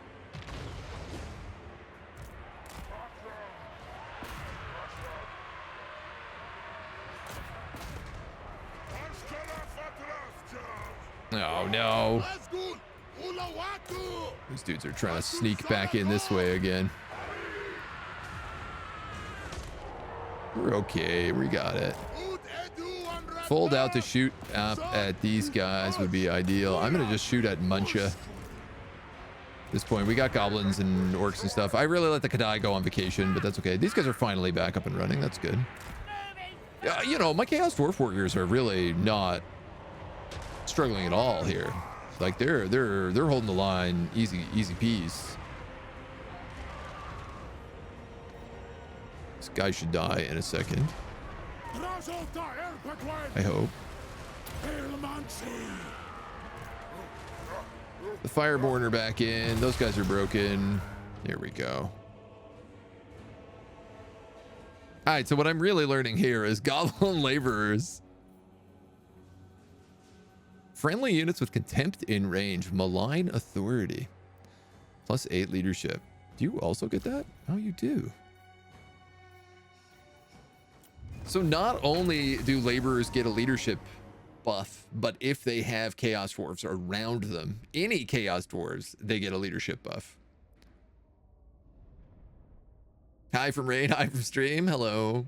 How am I finding the even angrier stunties? Interesting. I mean, they play... there is a real interesting difference between regular dwarves and Chaos Dwarves and the fact that you have to have this, like, expendable, extremely garbage front line. You know, once you get back to your Chaos Dwarves, these guys are chonkers. And especially early game, they're really, really, really strong. I don't know how they'll do later, but I guess they'll get replaced by Infernal Guards. But the laborers are like, you know, they just don't hold up to anything. They're like wet paper. They buy you kind of time to get into position, and that's about it.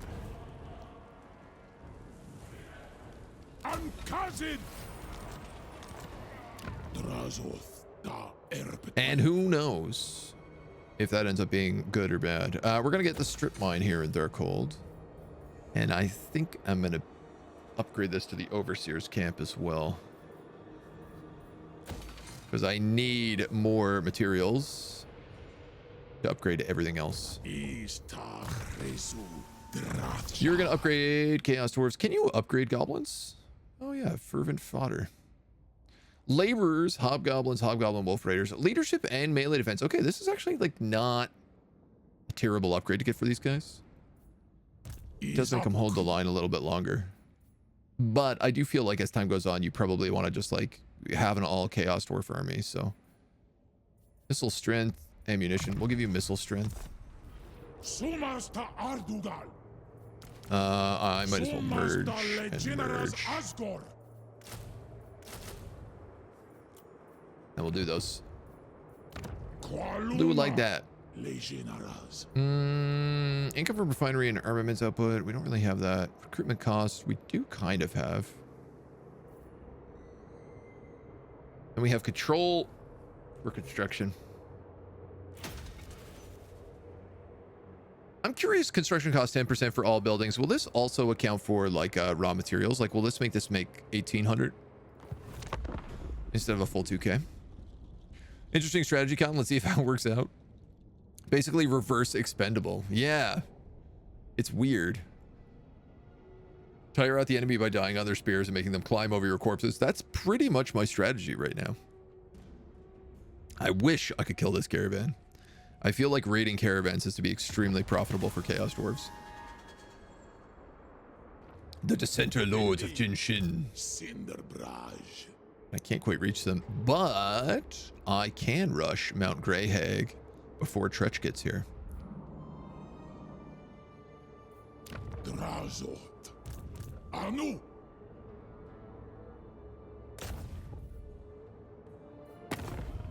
Let's do that.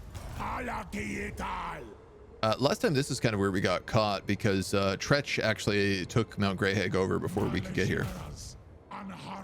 Excuse me. Excuse me. Are you lied to me? Or I misread your movement speed. I misread my movement speed.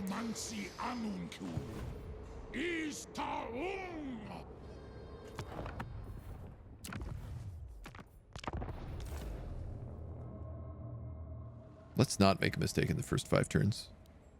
I'm just gonna roll back that movement. That's all I'm doing here. Nothing else. I got a little too eager about taking the city and didn't realize that it was only on force march.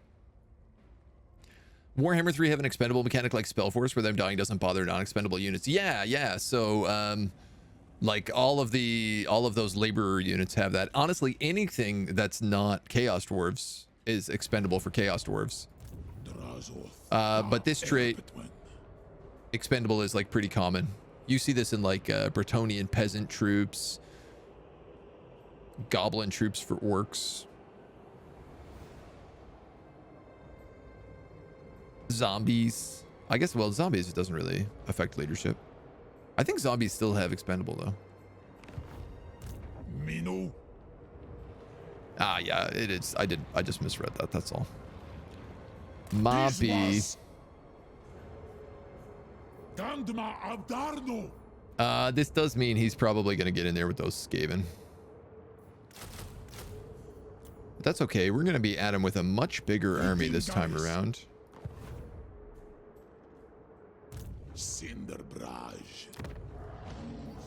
And be in a much better position. Agent is not learning stuff. Skaven? Yeah, of course, Skaven. Skaven got a load of expendable units, yeah. Time they reach your armored units, their weapons will be blunted. That's kind of the thought. Yeah, okay, so now Tzeentch is taking Mount Grey Hag again. 90% of Skaven is expendable. Yeah, a lot of it. All the clan rats, all the Skaven slaves, the slingers. Basically, the entire tier 1 roster of Skaven is expendable. Alright, we're going to try this again. I do want to know, gain labor based on the strength of this army. Not like on the, how strong the place is. Let's model.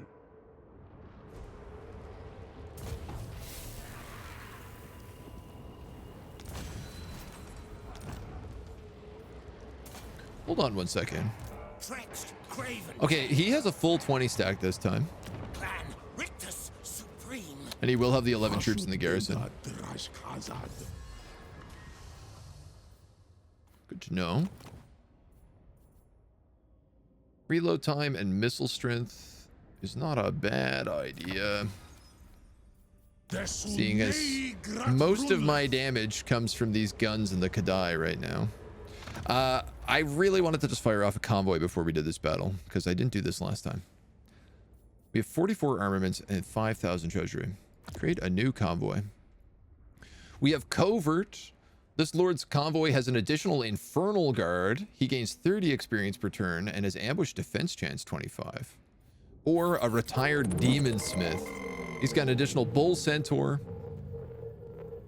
Bull Centaur Hero. He gains an additional Bull Centaur Hero and he has speed 15. Urquhart, hello! Hello, hello, hello. What love I'm getting today. I've just gotten raids from Nerd and now you. How are you? You were playing Ulrika this morning, were you not? Checking out the new FLC hero? Welcome in, Raiders. We're taking our very first look at the Chaos Dwarves today, seeing how they play. It's totally our first campaign. We're totally not have lost one already this morning. It's not a big deal. But welcome on in. My name is AgentNumberOne. I'm a strategy and variety streamer. I normally do variety games on Mondays and then longer run campaigns kind of the rest of the week. So thank you for joining me. Come on in. It's a pleasure to have you. Beer and Love, Captain Barf. Dice O'Kane, thank you so much all for the follows. Welcome, welcome, welcome. Notice me, senpai. Much appreciated, dude. Loving the love. Just got her and had a look at her before going over to Zatan with Hobgoblins. I'm excited for that. I'm just taking a peek at everybody differently right now. All right, this guy's got, I feel like this guy's got the better army with the double Infernal Guards. This guy's got 2 Chaos Dwarves and 3 blunderbusses. 3 blunderbusses. This guy's got 1 Chaos Guard, 2 Infernal Guard, and 2 Fire Glaives. Plus he gets experience per turn. I definitely feel like this guy's got the better. Hire an Ad Master. Our first convoy. We can go... Oh, we don't have to go far. We spend money and we get armaments back. Dope. Oh, this is we trade armaments and we get money back. And this is we trade armaments and we get labor back. Cool. Oh, I like this. I gotta be honest, man. The Great Hall of Grecius is really the best deal here for our bang for our buck here. We have to go from Zarnegarund, which is interesting. We don't go from our capital. We go from Zarnegarund. And we have a fair bit of money. We might as well spend 1,000. Yeah, I mean, I could go to Blackcrag, but I could do this. That'd take 6 turns. This would take 3 turns. So I can do this twice in the time that I do that. Let's do it. Let's hit it. To the Great Hall of Greasy Boy. Goes our caravan.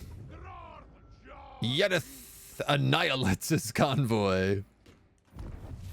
Fantastic name.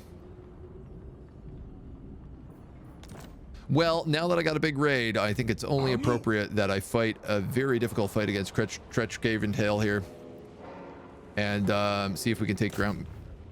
Mount Grey Hag against the Skaven.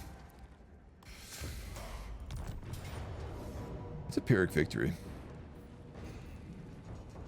It's a Pyrrhic victory with no losses?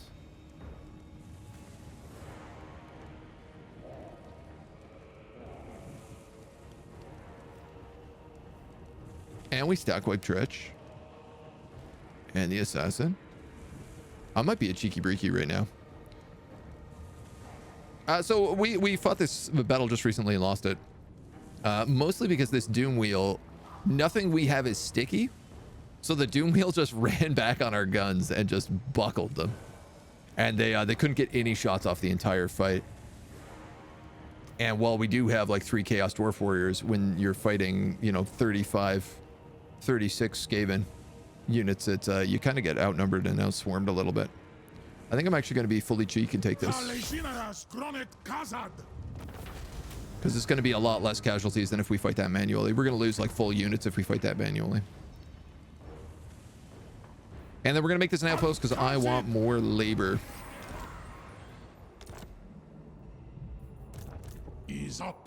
Welcome to the agency where I frequently auto-resolve battles because it's so much better for you in the long run. Well, I don't know about frequently, but it happens. You'd have to ask chat. This overlays make you want to play Cathay. Yeah, man, you got your rename. It's in there. All right, so Greyhag. We could, I tell you what, we could pick up some hobgoblins here. And I think that'd be a good idea. Hobgoblins aren't going to be super great for us, but until we actually have the ability to get better... Like, I can't have any more Chaos Dwarf Warriors until we get more armaments. So right now, what I really need to do is start replacing Goblin Laborers. And I could do that by just getting a bunch of hobgoblins. So we're going to get access to cutthroats, sneaky gits, and archers, which are all pretty good. I tell you what I'm going to do. I'm going to just merge stacks of these down.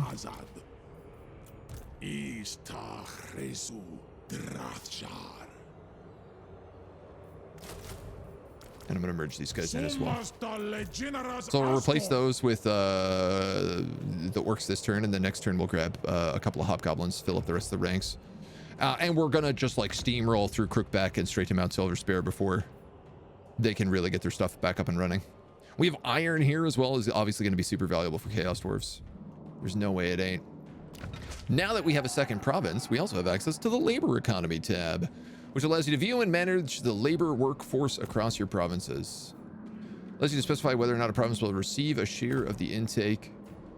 Labor action allows you to do labor actions. The more labor you have in a province, the lower your control will be. You can track which provinces might be struggling to maintain control as labor populations change. And the workforce. Transporting labor between provinces is treasury cost based on the total number being moved. Ah. How much of the workforce is being controlled. So I'm at -11 control here. I'm not going to be back in this province for a while because my army is going to go do Crookback and Mount Silverspear. So this rebels in 4 turns if I don't do something. I could set an example though and take 5 turns of control. And we have enough labor. I don't really need to move labor across. Actually, I don't need to move labor at all. They don't even need new intake right now. So I'm just going to leave it at that because they're only getting recruitment buildings here right now. And we keep rolling. Hofsteden, thank you for the follow. Welcome to the agency. Welcome to our little chaos land. I love that you can see kind of like the Skaven corruption poking up through here as well. That little like fleck of green warpstone coming through with all the volcanic corruption around it as well.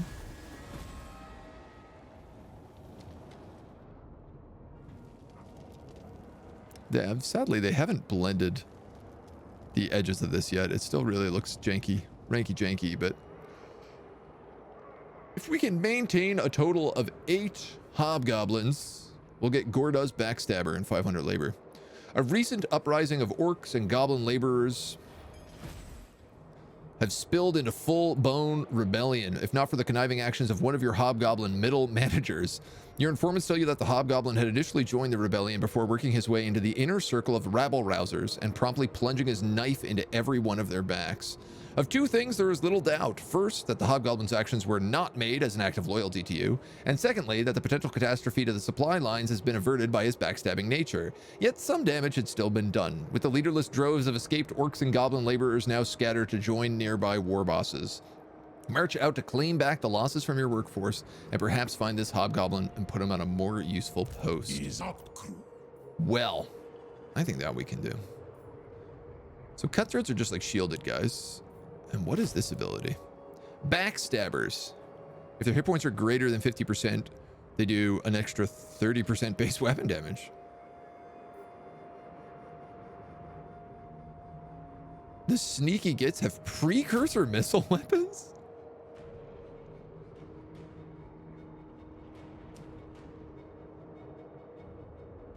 Excuse me? This is what chameleon skinks get.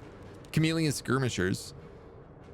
With kind of the idea that they existed when the old ones were on the planet. The old ones being the precursors. Right? They sneakily stole them from the lizardmen? Or are they just trying to say it's like a really, really basic missile weapon? Oh, that's so weird. And then the hobgoblin archers, weak against armor, poor leadership, expendable, but they do fire ammo, which is kind of neat. These guys do poison. All right. I'm actually probably going to throw a couple of archers in here right now just because we only have the gunpowder units and they're likely my best opener. I don't have the money for that. And I need to be moving constantly here too. No, I've changed my mind. I'm going to use sneaky gits because Crookback Mountain's a capital and we're going to have to fight walls. Oh, you've managed to recruit 16 units already. Interesting. Didn't expect that. Didn't expect that at all. We have enough to upgrade the factory, which I'm gonna be honest doesn't do much for us right now.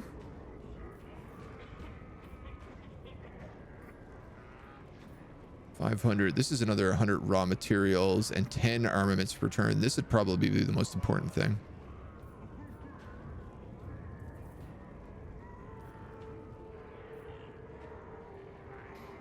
This has control in adjacent provinces, as well as a little bit of extra control here. It's not a bad idea. AgentNumberOne. Trogdor, thank you for 30 months, dude. Much appreciated. Hope you're doing well. The big 3-0. You're the closest getting to a 3-year. I gotta get a 2.5-year badge, I guess. Maybe precursor isn't fired at your target immediately before charging. That'd be a weird use of language. When they introduced that, it was very much, they introduced that as, this is a precursor weapon, as in this is like an old one's weapon. Is up. Now, you've now built 2 armies outside of the walls.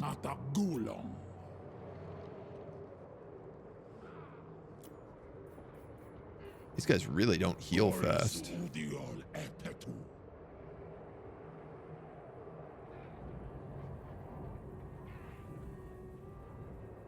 It's gonna be hard for me to take Crook back, knowing that it's gonna have a big garrison as well here.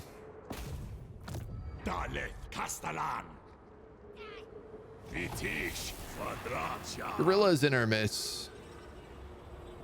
A network of armed apes have been sowing discord in your province, and control is falling. We got gorillas. Plan scheme is discordant. The council is He's only level 2. Rictus Great Clan Hall. Recruitment for storm vermin units. But I don't think he can actually recruit those storm vermin. I think he can only recruit clan rats right now. Stupid. The problem is if I fight him, I'm currently fighting 34, 5, 6, 7, and a whole bunch of chieftain. Yeah, let's at least make sure we're ready for that fight.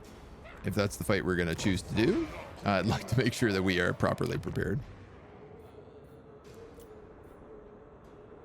Oh, cool. And we've unlocked the Tower of Zara. Consists of seats which can be claimed for powerful rewards for your factions. All playable Chaos Dwarf factions compete to claim them. Hover over a seat to see its reward. Click 1 to claim it. Claiming a seat costs conclave influence. The amount is required on each seat. Seats are grouped in districts. Blah, blah, blah, blah, blah. When all the seats in a district are claimed, a district completion bonus is granted. District completion bonuses are shared by Chaos Dwarves. Tower Resort rewards are accumulated here. Click on the seats or districts to display the effects. Organized into 4 tiers, each advancing tier unlocks greater rewards. To navigate between tiers, you can select them on the nav panel or scroll up and down.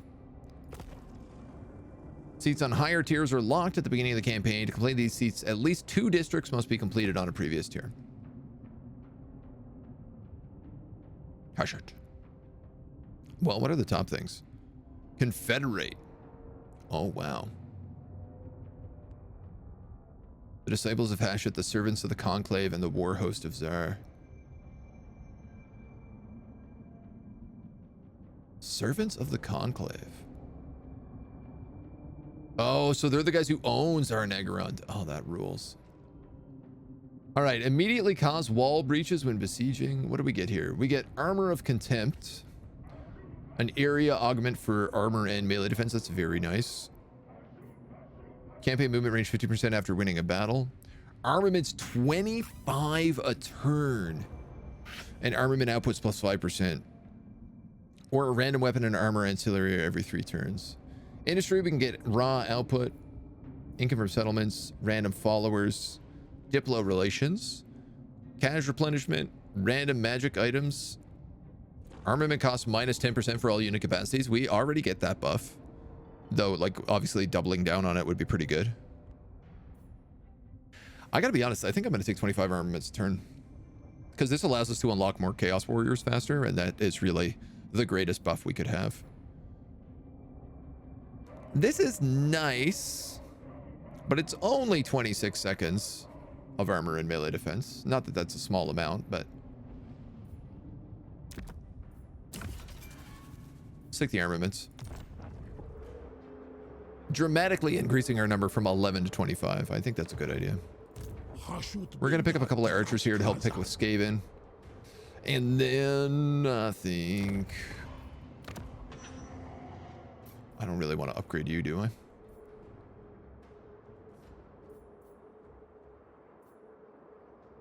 Not really. I'd rather hold the money for now. How's our convoy doing? Convoy. It's there. It should be done at the end of this turn. First convoy. How are the dwarfs going? Pretty good. We lost our first campaign pretty quickly. Just like messed up a couple of really early fights. This time we're doing a little bit better, but we still have a lot of Skaven to deal with.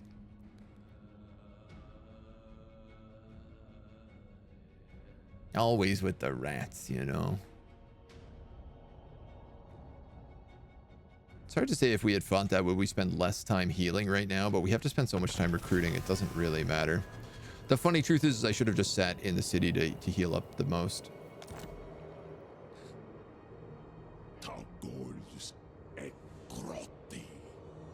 Excuse me. Hollow rounds. Our convoy is complete. We sold our wares for 290 armaments. The demand for trade goods in the Great Hall is now reduced, but will increase steadily over time. We got a unit of man-eaters with ogre pistols added to our convoy. That's very good. And we got Bones of the Maw. Plus 15 armor and the ability to cast Fire Breath.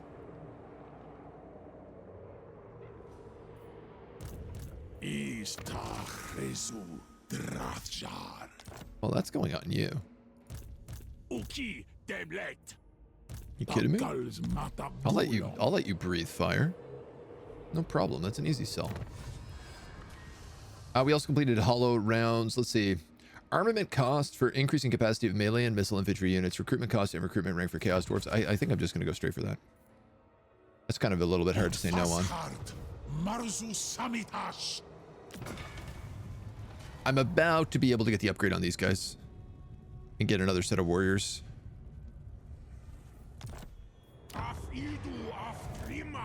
But in the meantime, we still have a quest to get... What was the quest for? 7 or 8? 8 units. We have 4. I guess some cutthroats with shields would make a better wall than probably these goblin laborers, so we'll go with them next. I am running low on labor. Yeah, we're actually under the number. Darkhold got an upgrade though. Campaign line of sight 25 for settlements, control +2, goblins, or a garrison.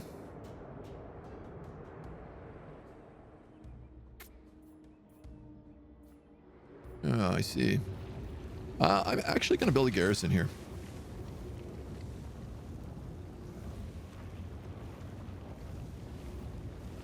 This would increase our workload by a fair bit, but I think is a wise idea.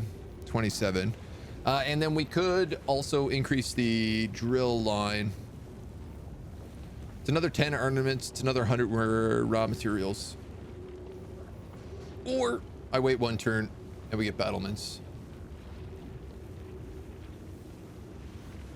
Gives us an extra control. Gives us an extra build slot. You know what? Let's do that. That's probably the smarter choice. Volatile Schemer, thank you for the follow. Welcome to the agency. We're going to recruit here. One more turn.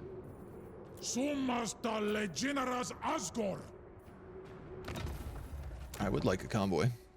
You're returning to capital. It's going to take you 5 turns to return back, which means we need a new guy.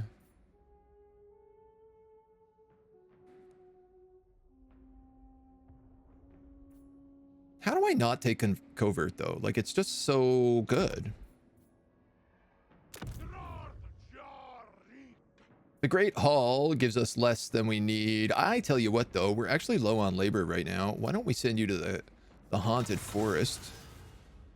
It's going to take us a handful of turns, but we can dispatch. It's mostly through our own territory, so we should be pretty safe. And now we get 2 convoys up and running. I like it. I'm for it. Oh yeah.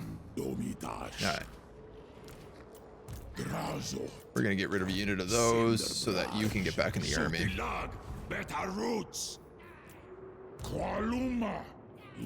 And then we're gonna end the turn. Factions destroyed. Sons of the Mountain. It looks like we haven't really missed anything from Tzeentch here. He's just hunkering down. This is one of these things where I'm probably gonna have to ambush to get him out of here. These guys are still healing, so it's a bit of a tough play. If I could get this army baited out.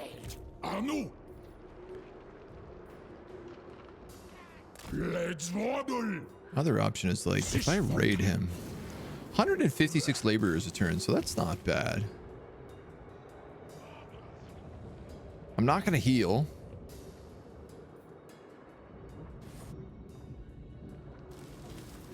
But I can't take it easy. What is my ambush here? 40%.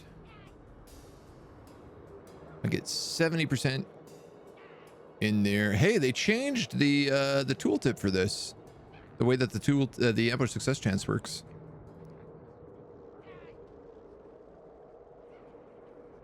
Can I get 70% in here? That. Yeah, I sure can.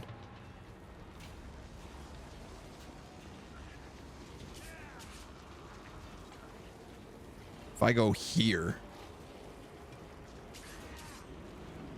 That's saying 70%, man. And I don't. Yeah, no, it is going to give it to me. It's giving me the mountain pass. Now, I'm so close to him. He's a really good chance of seeing me. He's also got a second army up here. Which means if he spots me, we're gonna get in a big fight. It's gonna be messy. 40, hello. How you doing, dude? Or Convoy Overseer. What do you get? Cost of convoy shortcut events. Chance of convoy ambush. Attrition and casualty replenishment rate. And replenish in foreign territory. That seems very important. Sale value of cargo and maximum cargo capacity. I tell you what, we're going to start with maximum cargo capacity. Then I'm probably going to go hidden stores. Our Black Fortress is ready for its 3rd level of upgrade. Let's do that.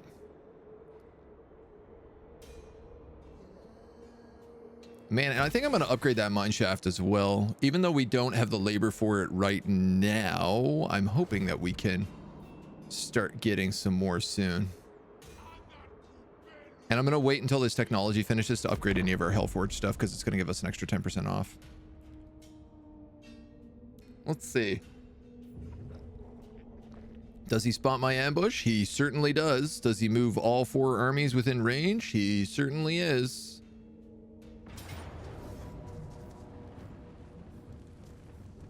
And you get the settlement garrison there? I disagree with that, but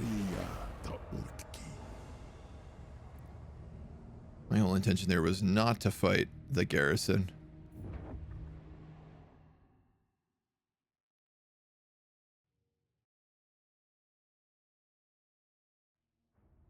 All right, we gotta speed up.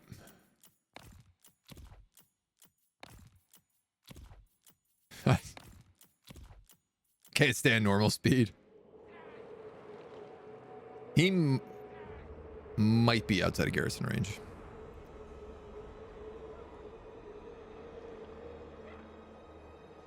I'm playing it a little safe here, but he also just like massively outnumbers us so badly. I could do something like cut around to Mount Silver Spear. Convoy encountered Hobgoblin Tribute. An eager tribe of half-brained hobgoblins have appeared from seemingly nowhere, intend to offer their services. Hashut only knows where they were hiding. Despite their frankly annoying enthusiasm, their blades could come in handy. Or perhaps you could make use of this blessing they keep rambling on about. Replenish our forces and gain replenishment for all units in the army who are at full HP, or grab 2 hobgoblin archers. My ambush is foiled. New convoy contracts have arisen. Incoming and outgoing options for convoy destinations have now changed and will do so every 10 turns.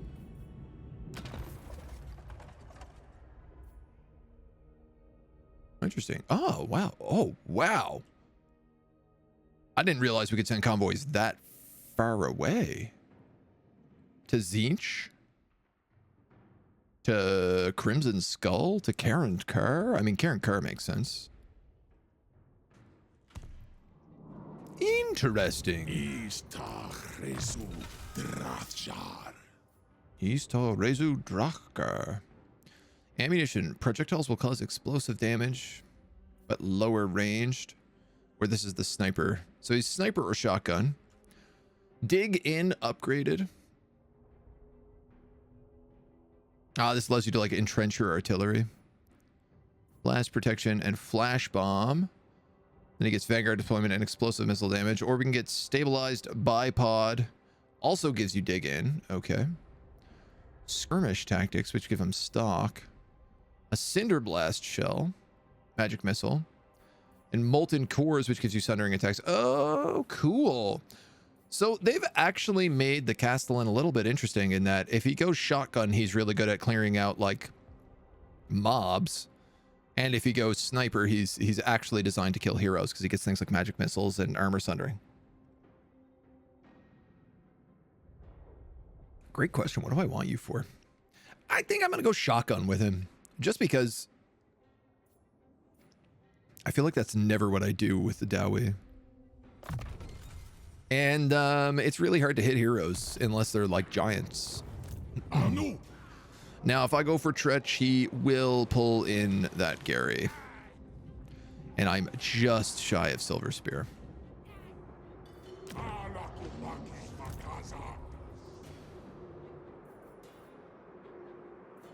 If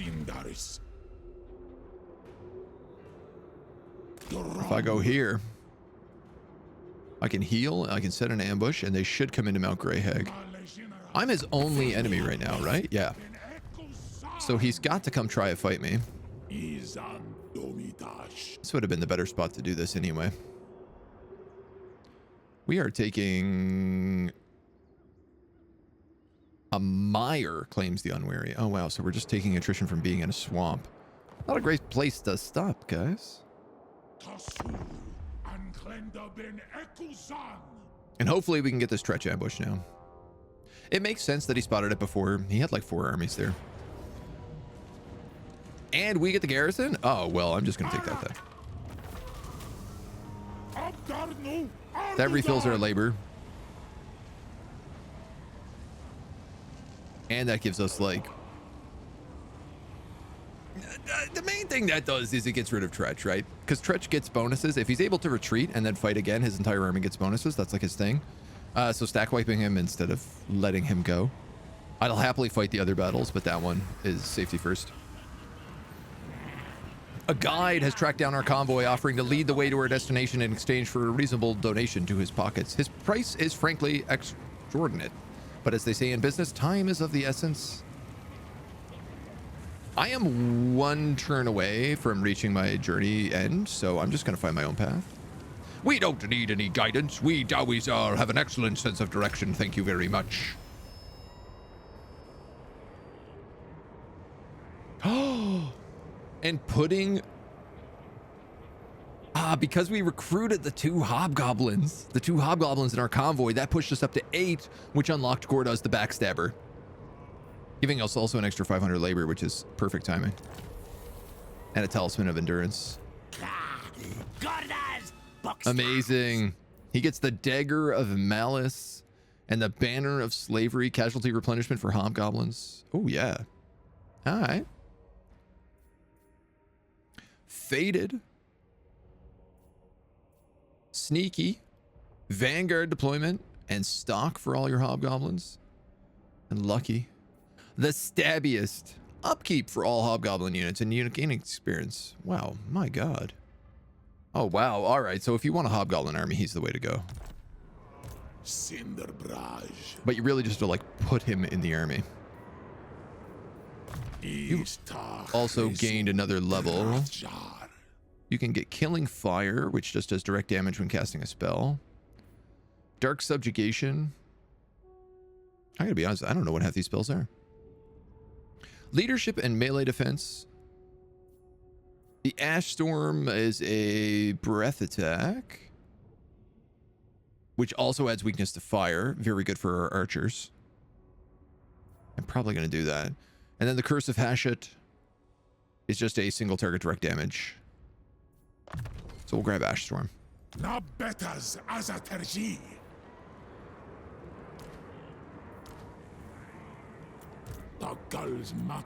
And we might as well get rid of those gobos. Put in Gorda's. And make a play on Crookback. We can actually attack this army outside of the base. He's got another army in here right now, but you can see it's almost all entirely Skaven slaves. He's got a couple of Night Runners. He does have 2 assassins in here. This is a Pestilence caster, though. He does have Warp Lightning, but he's only got 25 mana. Wins.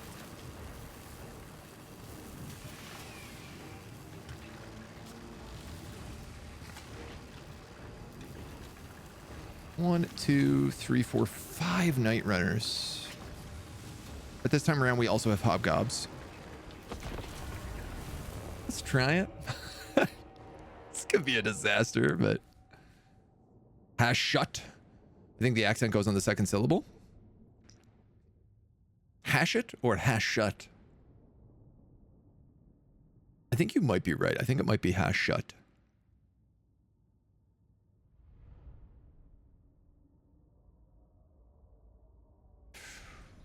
His reinforcements are in a fantastic place to have just unlocked a breath attack spell. If I can get up there in time. So Gorda's, you get Crooked Dice, which either grants you armor, physical resistance, or ward save. And you also get Dagger of Malice, which gives you poison and like double damage. Alright, so he's basically my hero killer. Lucky Git, he has a chance to regain hit points. What? If hit points are less than 25%, he has a chance to get a burst of life-saving hit points. That's amazing. Alright, these are my trash boys. Then behind them, we have sneaky trash boys.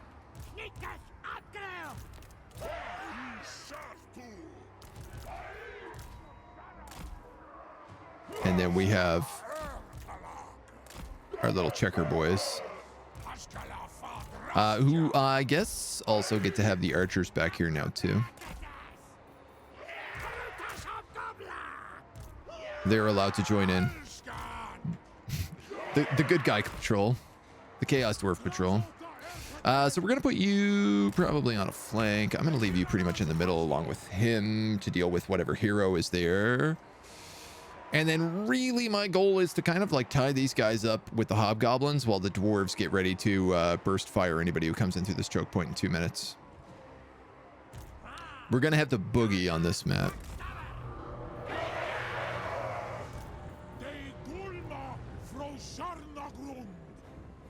Like, I really want these guys like here.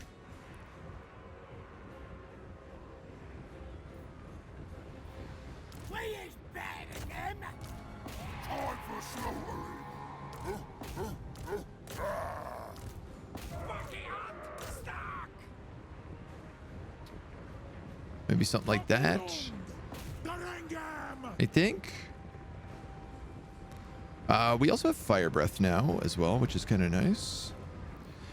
And I'm gonna be honest, I'm gonna make sure we don't cast Burning Wrath. I think we really need to save up the Ash Storms for the big fight.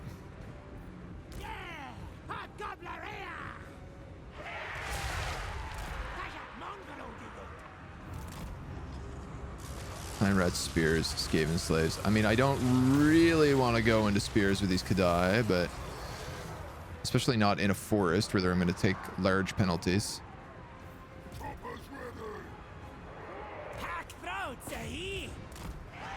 But I need to slow them down a little bit. All right, you guys obviously need to be figured back out. Same with you.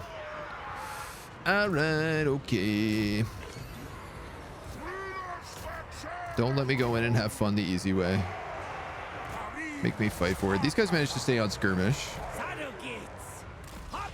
How are we looking here? 24 seconds, 23 seconds? Okay, so I'm not really gonna get it quite like I was hoping for.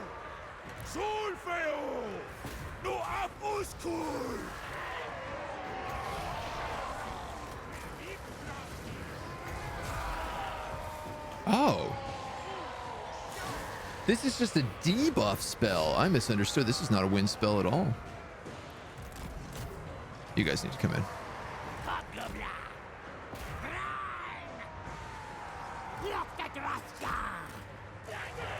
You gotta move up. You gotta move up. You need to move up. A lot of these guys are gonna get to reinforce, which is not ideal. No. Why did you leave that group?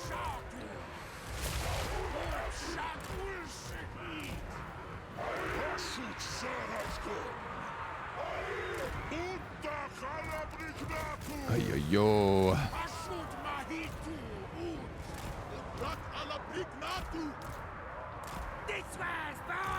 I basically gotta start getting these guys in place like immediately. You can use your poison dice to solo him, I hope. You can move up. You can move up. You can move up. Could die. You can do whatever you're doing. These guys are getting bogged. Oh man, what I'd give for one of those bigger artillery things right now. Wouldn't that be so nice?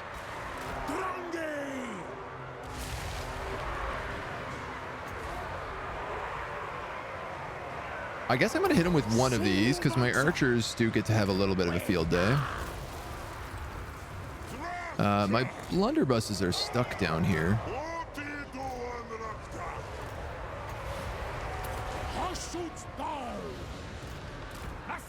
And then I guess we're gonna just start diving in the rest of it.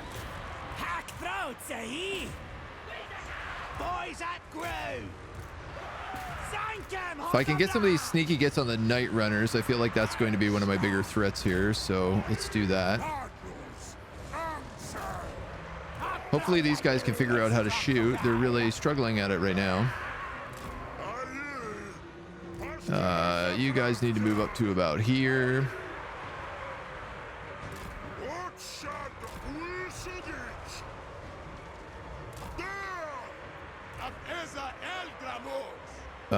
These clan rats are also really holding on quite well. Oh, they were summoned. Okay. All right. This guy needs to be. He's meant to be like shooting into the crowd. Ah, so much of this is just night runners, and my guys can't seem to keep up with them very well.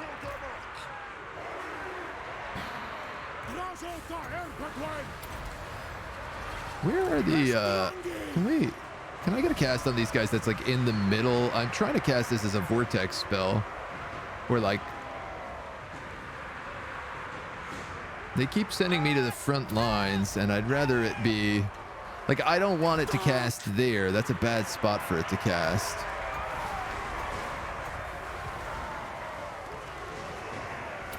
I need it more in the back, in the like pocket of troops. This dude is still alive. Incredible. Gordas just keeps deciding he no longer wants to participate. You can move on Kadai. You're gonna have to move on Kadai, I think, as well. You are locking up all of my fire glaives right now, which is really, really problematic.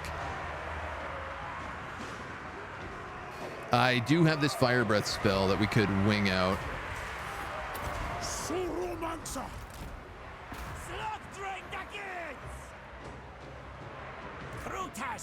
Okay, you can move on them. You can move on them. All of these guys got to move back up in. I'm just going to have them move like that. You guys seem to be doing okay. You guys seem to be doing okay. A lot of my archers obviously are getting harassed in the back here, but...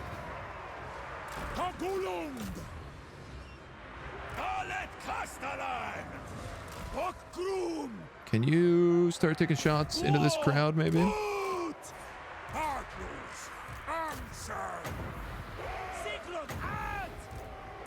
gonna have you fire breath him while he's running. Will that work? I hope. Totally whiffed it. Those orcs might be able to stop him, though. You guys got to come back in here as well.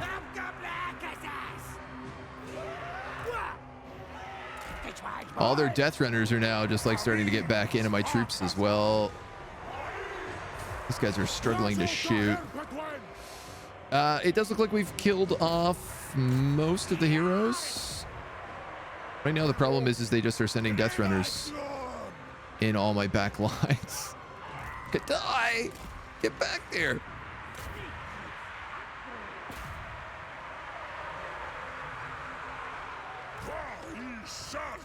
My blunderbusses have finally gotten engaged in combat, which is not working out great for them, but they have another moment. You know what? Just keep shooting if you can. My heroes won't stay on them.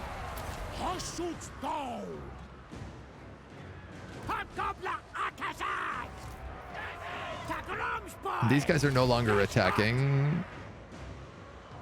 Those guys are still kind of attacking. You guys can move on them. Those sneaky gits got destroyed.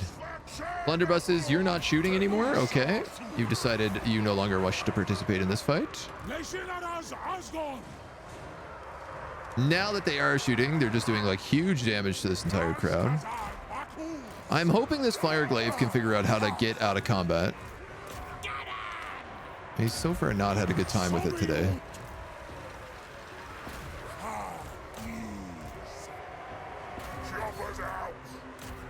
But they should be able to start shooting in here now. Okay, okay. These guys are shooting in little bits at a time. These guys can move in a little bit more. I'm actually going to charge on that unit. Yeah, that could be the morale break. We might have him on morale right now. Their hero possibly being the only guy that's like holding together. Does seem like it's the case.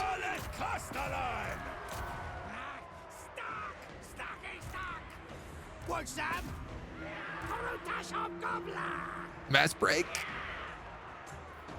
Mass break. Oh my god, amazing. I still need to run all of them off the map. Because this is not a siege. We're just fighting them out in the open field to try and whittle down their numbers. And it's only as good as the damage that we can do.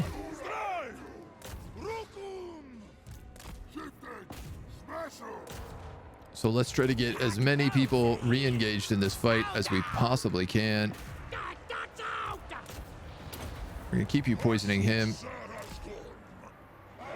I'm just gonna try to move you up like here and hope that you can attack whatever comes through this passageway. Ooh. I doubt you're gonna be able to do much, but I'll try to get you up. Same with you, I guess. You can go on that hero. You can go on these guys. You're on them. You're on them. You're on them. Cathay is who I'm probably going to get the most damage in with here.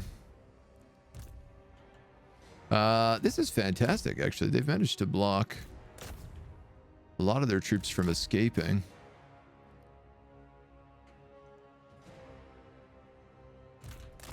And now they don't know how to really get around my two sets of armies here. So they're going to walk into one crowd or the other and just get shot by everybody. That works out pretty favorably, if I can say so. It's not like 100%, but we'll take the damage we do. I believe it's pronounced heresy. It's not hashut. It's not hashut or hashut. It's heresy. 229 on those hobgoblin archers. Well, they put their work in. The blunderbusses did really good. The blunderbusses are exceptional if you can get them lined up. They're just a bit of a nightmare to get lined up. And unfortunately, the Fireglaze are in this position where like the heroes just dive bomb them and then they can't do anything. They just get like stuck in combat with a single melee unit and they're like, well, that's it for us. We're sitting out the rest of this battle.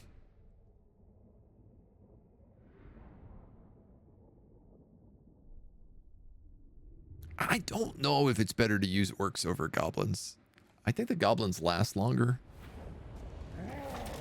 They're also cheaper. 45.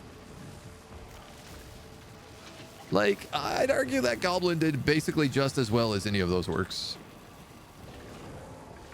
Yeah, very sadly, I did not get the kind of kills I was hoping. All of their assassins survived. Their casters survived. They all got out with like 1 HP.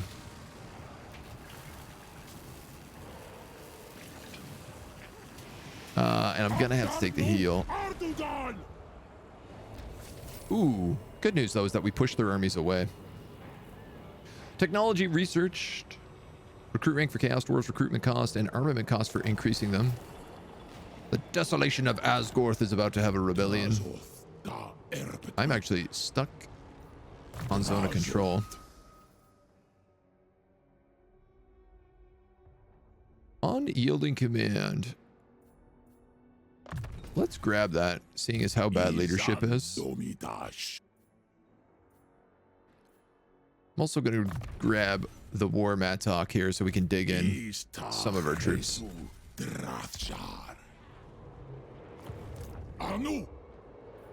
I got almost no movement speed. Those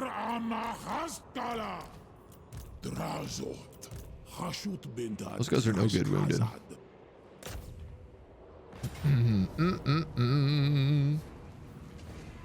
Really?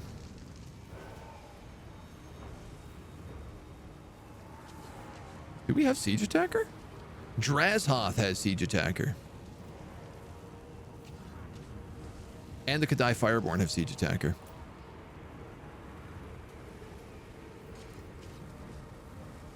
There's... I would say no way we could possibly do this well in an auto-resolve, in an actual fight. Just because they have so much ranged units and they have towers.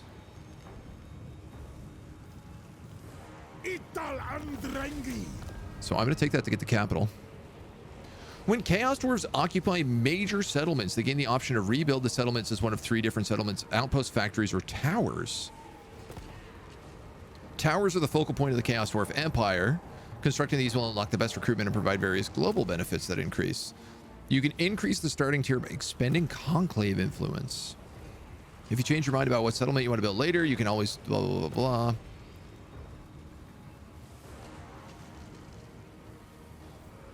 Interesting. It takes a lot of conclave influence to upgrade the tower.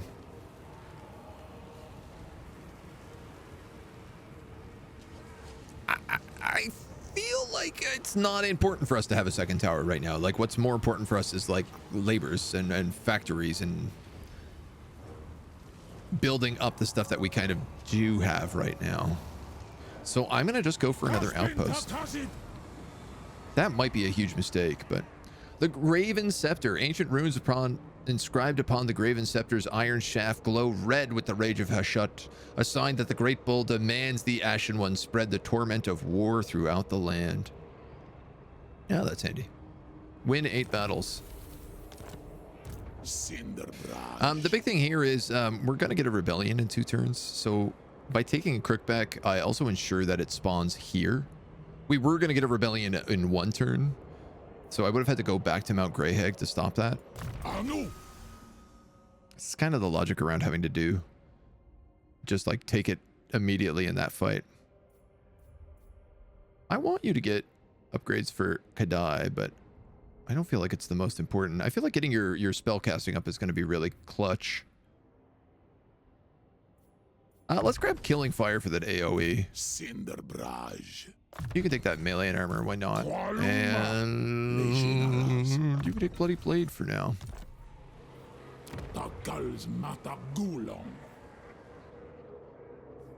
They both come with hobgobblers.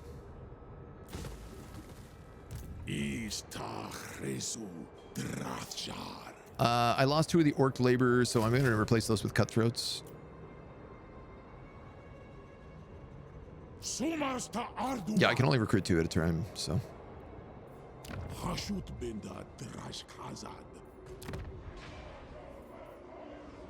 gonna spend a little money upgrading Darkhold, just because like Imrik is going to be the next person who probably fights us, and Darkhold is like a very open location. Rush construction for 450 labor.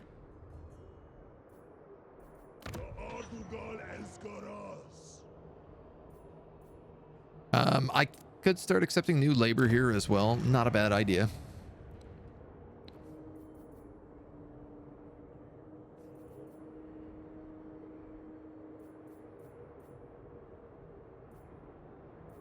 And we could upgrade the Sentinels to try and get access to that marble. That marble would get us 500 raw materials a turn. We also need stuff to upgrade the drill here, though, which gives us armaments, which are so important. All right, let's go. I'm actually going to get Tallest Towers here just for the little bit of the control buff, since we're really struggling on that. Our convoy is there in a turn, at the end of this turn. And the Hellforge, we actually have enough to increase our Infernal Guard. But I don't have any buildings to build Infernal Guard. I am going to unlock an extra slot here.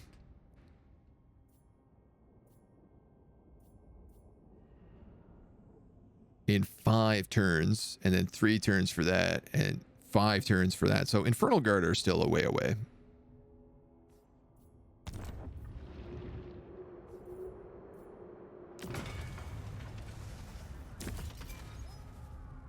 I think that's not a bad use of our armaments. And I'll be honest, we're going to be here for a couple of turns. I don't think we have any way around it.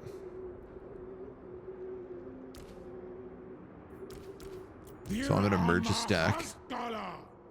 And just make more Chaos Dwarf Warriors for now. I'll probably get rid of the 2 of these guys and put more Hobgoblins in here too. Yeah. I think that's a safe call. The imminent rebellion here, but that's okay. Hilarious, because I merged that goblin down, my army reduced size, and that went from -3 to -4, which immediately causes it to rebel. Perfect. Can't wait. It's dear, hello. One of these guys runs back, the other guy goes for an underway. We'll fight him. It's a good chance to stack this army out. He's not really much of anything. Is this a new underway battle? Do Chaos Dwarfs get new underway maps? This looks unfamiliar. If it's red and volcanic, or looks really dusty. Oh.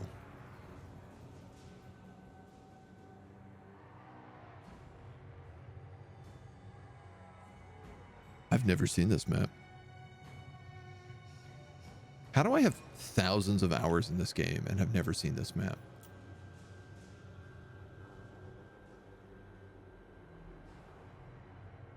I love that they just corrupted dwarf statues with warpstone. Like, it doesn't even make sense. Is the warpstone growing out of the statue? I don't think that's how it works.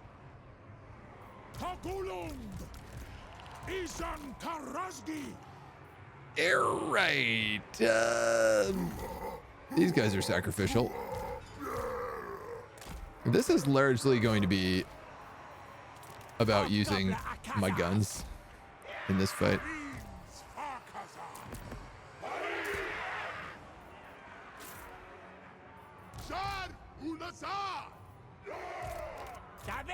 I think I'll just do something like this. The Kadai, I really want to not have involved. He's going to get Menace Belows, so he's going to have some stuff in my back line, but Warpstone makes everything better. Yes, yes. I mean, you won't hear me disagree with that.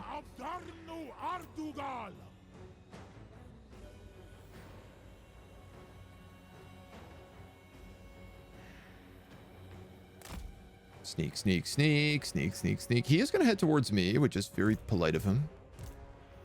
Okay, those guys are broke. Again, I just really want to make sure I don't lose these Kadai.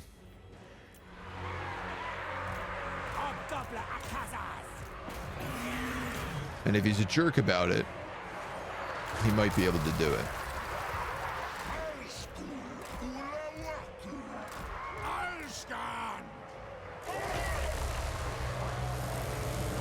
That's fine. These guys are bait.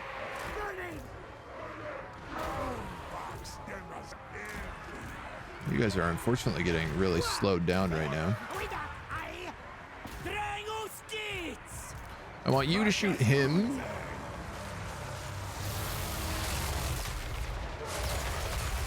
Not in love with that, but okay. He just died. I don't even know what shot him. I think maybe a blunderbuss. Gordas, you can get in there. I'm going to have you cast a fireball on them. And you know what? We have fire breath. Let's also cast that. Get our little vortex spell. You've got them killed. You can run off. These guys should start shooting them in the back. Nope, too much of a hill. But they can shoot these guys in the side. And it's an underway interception, so we can just end battle, and it should stack wipe them. The Lord miscast. Oh, that's what happened. I was wondering. I was like, I'm pretty sure all my archers are shooting other things on the map, so I don't know what killed him. I love a good miscast.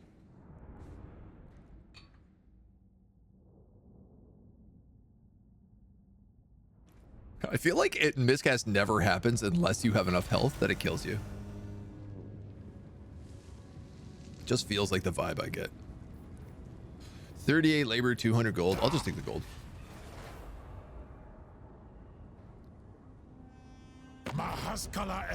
Grimmy. Friend of the Chorps. What can I do you for? War Declare. Okay. That makes sense. I'm really close to Grimgore, so it makes sense that the AI bias would do that.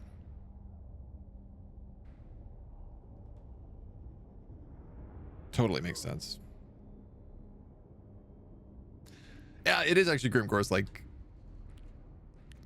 raison d'etre is basically going across. After he gets sick of blowing up everything in Red Eye Mountain, he does move into the Darklands and just like absolutely dunk everybody. So like he hates being in, he hates the fact that all the Black Orcs were enslaved by the Chaos Dwarves. So I'll give it to him. Do I want you to live and get more units, or do I just want to stab you? I think I'll let you live for a minute. Here's the thing. No, you failed. His army's going to be trash. The bigger, if he spends a turn getting more units from this rebellion, then he'll just provide me more labors. We're just building up the internship program. That's all. Now, I do have an open slot here. You do get iron bars. What does this do? Armaments output 15% in local province. If you have 300 or more raw materials, make 250 armaments a turn. That's a lot. Compared to everything else we've seen for armaments, that's an awful lot. How much do you need for that?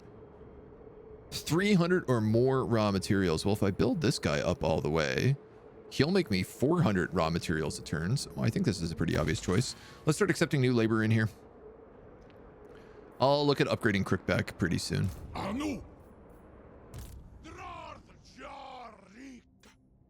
We'll give this guy cargo capacity. Did he make it? He must have made it. Raise or sack a settlement belonging to the overlords of Zaraduk. Wait. Oh. If we raise or sack a settlement belonging to the overlords of Zaraduk, we will gain 40 diplomatic relationship with the overlords of Zaraduk. Put this fool settlements to ruin. That should satisfy our allies. We've also picked up a handful of laborers from our convoy, along with a unit of Graveguard. That's pretty cool. And a Ring of Thorns, which lets us cast Shield of Thorns.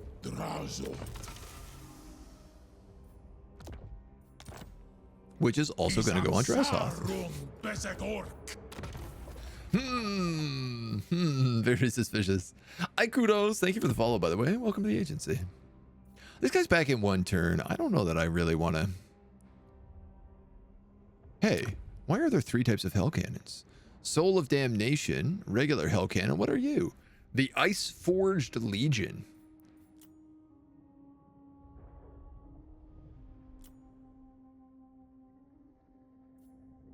Are you like a Tzeentch cannon? Oh, you're the Norska cannon. Yes, that's right. Norska can get that. Yeah, Norskan one. Okay, yeah. So these guys get a hell cannon if we went with them. They also get ammunition for artillery, range for artillery. I mean, it's not bad. I think I'm just going to wait a turn and then keep my convoy guys. I feel like 2 is plenty. We don't need to run it all the time. Constant.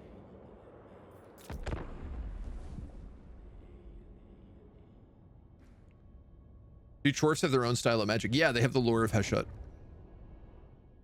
which is really like fiery. It's a lot of big explosions. It's all about adding like weakness to fire because a lot of their weapons do fire damage.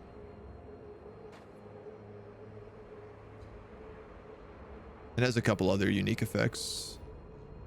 Campaign search. Oh, is that new?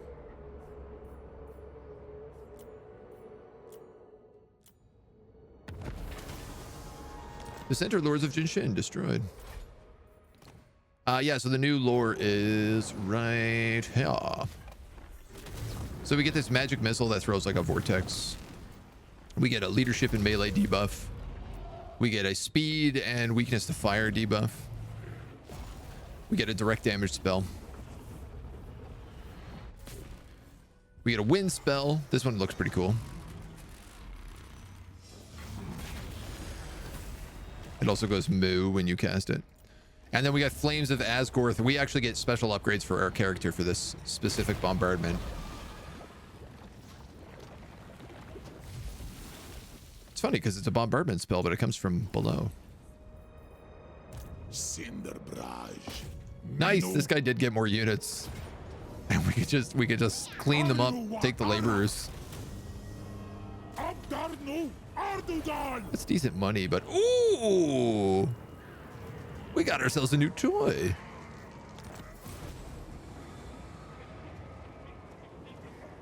Defeat an mission, defeat some orcs, and we'll get friendship. It looks like we have unlocked Cinder Breath. The mighty Baal Taurus carries the dread sorcerer Drazhoth, the Ashen Lord of the Black Fortress, to battle at the head of his twisted legion of Asgore to bring fire and ruin down upon his foes. Razoth.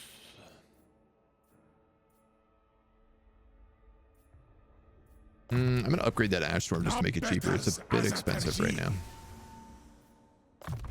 Grab increased mobility.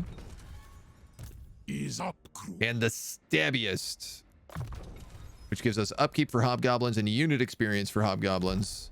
I should also get replenished troops on you probably first, but you know what? I'm not going to. And then what I'd really like to do, that actually does nothing.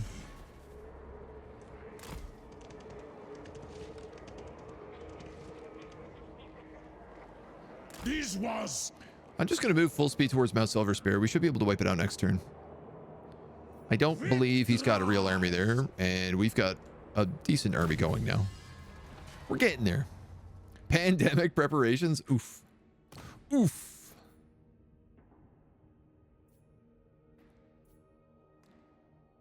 All of this costs armaments. Construction costs for outpost settlements and construction time reduced. Rush labor reduced. Obsidian and marble provides additional output. Income from trade goods. Experience per turn for convoy overseers. Ooh, that would be pretty nice. We don't have any ports, so I'm really not inclined to go up harbor guilds right now. We'll go with merchant guilds first. And speaking of convoys, convoy. Adam, I want armaments. No, I guess you don't have them. I want raw materials then. The Crystal Spires would be a crazy path to raw materials. We could also go Castle Drakenhof. That would be maybe a little bit safer. We'd be going through a lot of our own territory. Oh, no, we wouldn't. We're down here.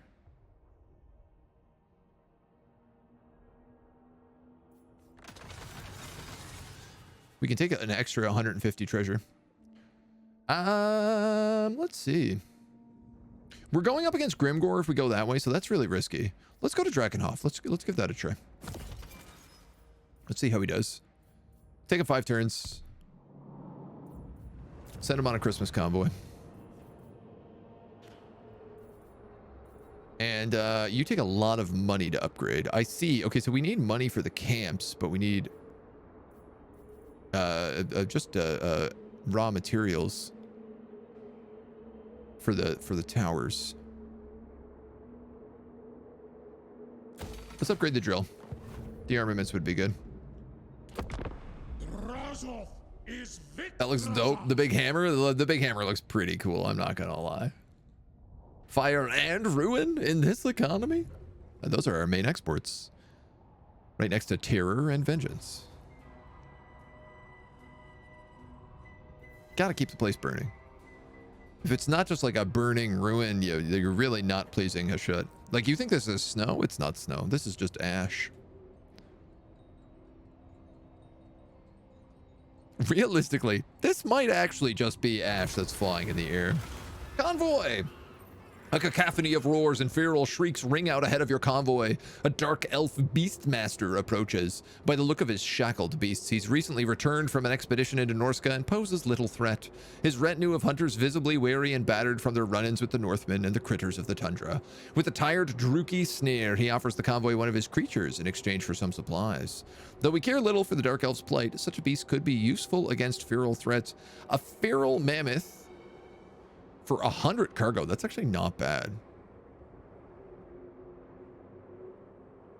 We took an extra 150 cargo on this mission. These guys are armor-piercing anti-infantry.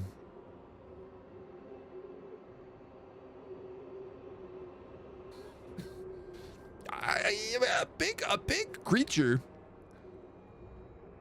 could go pretty well in here. I'm going to take it. With this beast in our convoy's ranks, assailants will not consider us an easy target.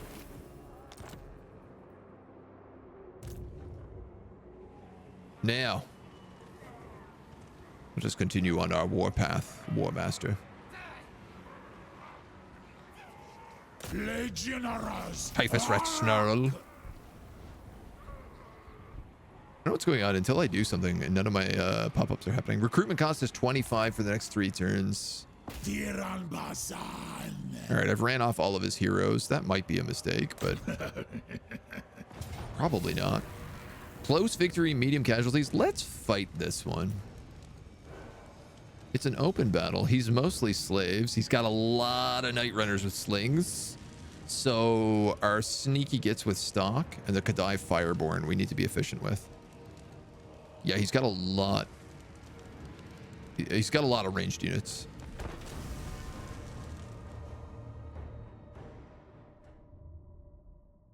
But if we stay on top of them, I feel like between the Fireborn and the Sneaky Gits, if we keep them to this side, we can break through. At least they aren't Eshin Night Runners. Yeah, I mean, facts. Hard facts. We can probably also approach through this, like, angle. Have the Sneaky Gits come through, like, this gap in the rocks or this gap in the rocks. Yeah, that'll be better. He does have the high ground. Oh my god, though. We got a flaming Bale Taurus. Alright, sit down. Let me look at you. Let me look at this handsome boy. So sporkly. Is this a goblin? Oh my god, that's hilarious. He has little hobgoblins. Just like in cages. Oh, it must be so hot there. This guy's just picking his teeth. He actually doesn't seem to mind at all. He's like, better here than on the front lines. Oh, you can just get out of that completely. That cage doesn't work at all. Huge axe blade on the tail. That's pretty cool. This like massive iron throne. All right, you look pretty fancy. I like the pass that they did on all the fire effects. I appreciate it. Sure.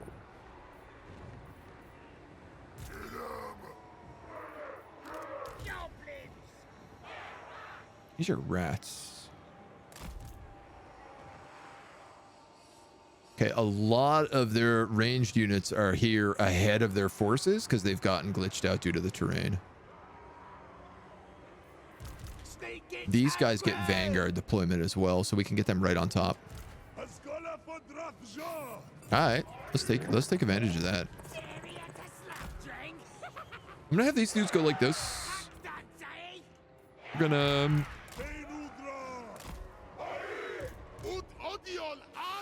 where do I want that checker?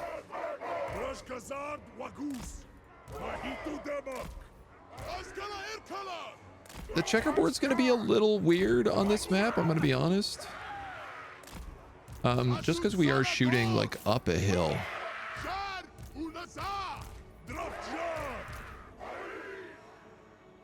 Can you hide in this forest? You're probably too big. Hellforged. Stored by the demon smith's reforge. Bound fire demon. Cannot be routed, but they take damage when leadership is broken. Blazing body. Effect increases with time spent engaged in melee. Burning bright. Unbreakable if greater than 50%. Cool. Man, Cathay Fireborn rule.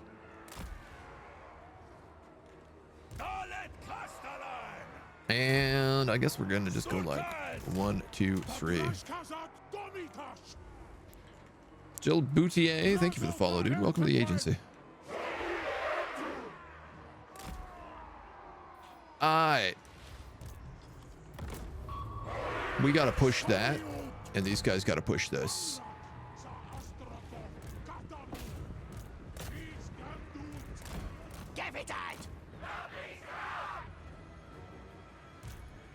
This guy can help, especially in this early phase.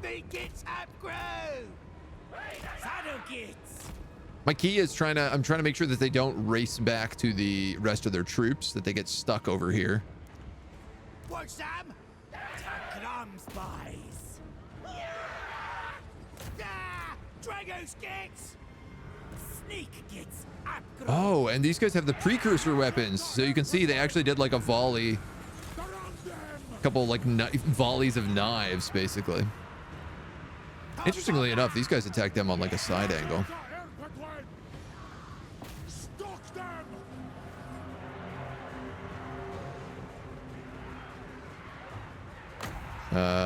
And you know what? I'm gonna give them that damage reflection right now.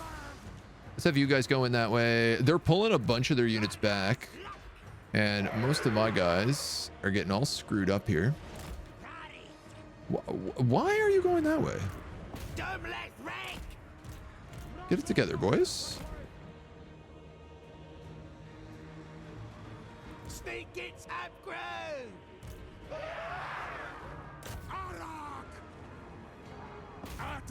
You can go for them at this point, and I'm gonna also not that.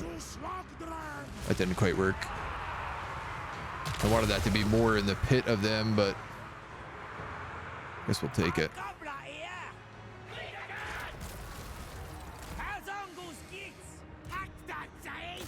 Yeah, you guys gotta get up there right now. Hobgobblers here. Can you chase those guys off the map? A lot of them are running here, which is working magnificently for us.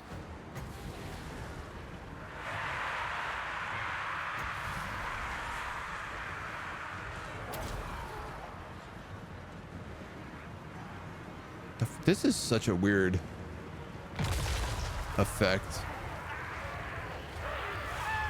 But when it lands, and lands right, it's pretty effective.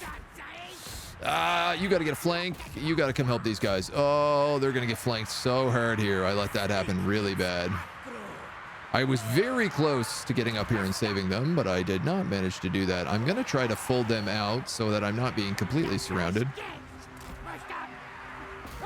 And then hopefully, yeah, they're gonna break on that one for sure. The good news is that they've really decided to split their army in two, so we can just focus on these guys.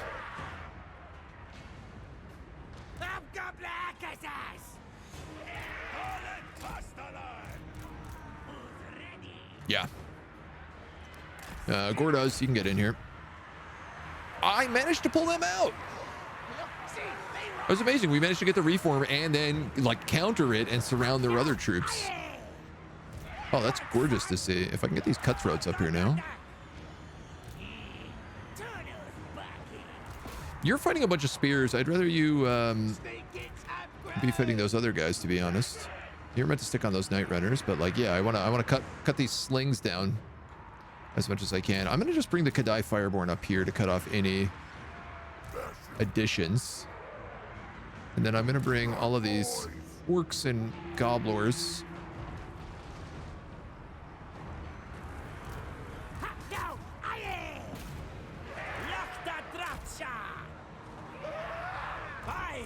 You can probably chase them. You can probably chase them. Excellent. Well, that worked out better than I actually anticipated. Let's turn you guys like this. I don't know what these guys are doing. And are you them? Yeah, you've really moved out of position as well. All right, we'll get you there. You guys here. You guys can maybe just move up with them. Fireborn.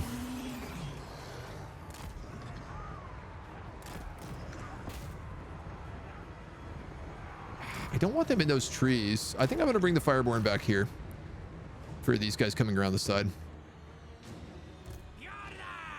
All of those dudes are pulled off, so let's get our positions reformed here.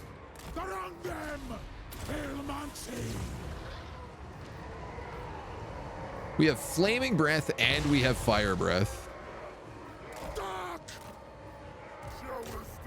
You guys can start moving in on these Night Runners.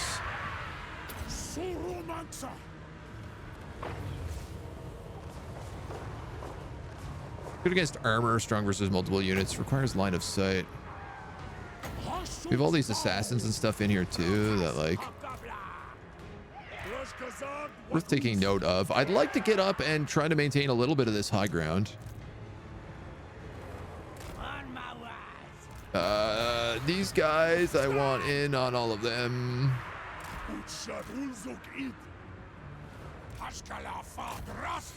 You can move on then. Ooh, nice blunderbuss volley here. Hopefully my archers can start doing something soon.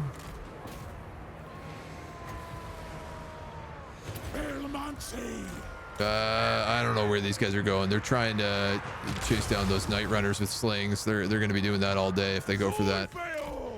You're way in the back. I'd really let you go take a nap. I feel like I'm actually better off sending you into pits of people.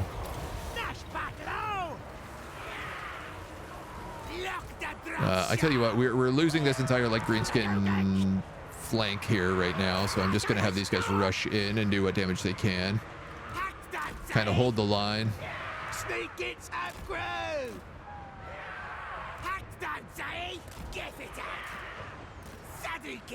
And those guys can move in there. You can actually go on them.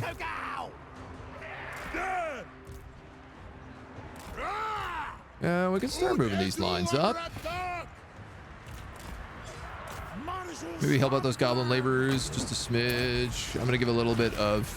You know what? Let's actually throw a fire breath in here too. My Kadai, how are they doing? I really slept on them, and somehow they barely managed to stay alive, but they did manage to stay alive, so I'm extremely appreciative of that. These archers can turn out, I think. Those archers can go there. You guys can go there. You guys can go there. You got a flaming breath. Why don't we throw this into the pit? And then I want you to attack this hero. We're actually getting a pretty good surround on these guys for bringing up all of our like reinforcing units. Chaos Dwarf Warriors. These are Dwarf Warriors.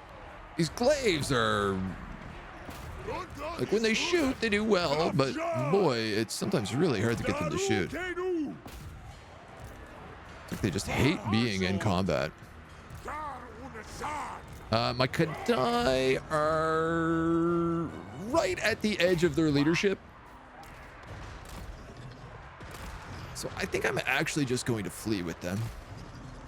Let the Chaos Dwarf Warriors hold everything up while the blunderbusses do their damage. I see no reason to participate in that any other way.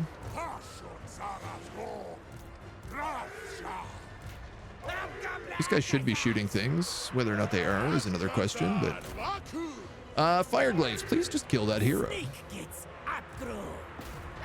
I've let these Skaven slaves flank some of my goblins, but it's not the end of the world.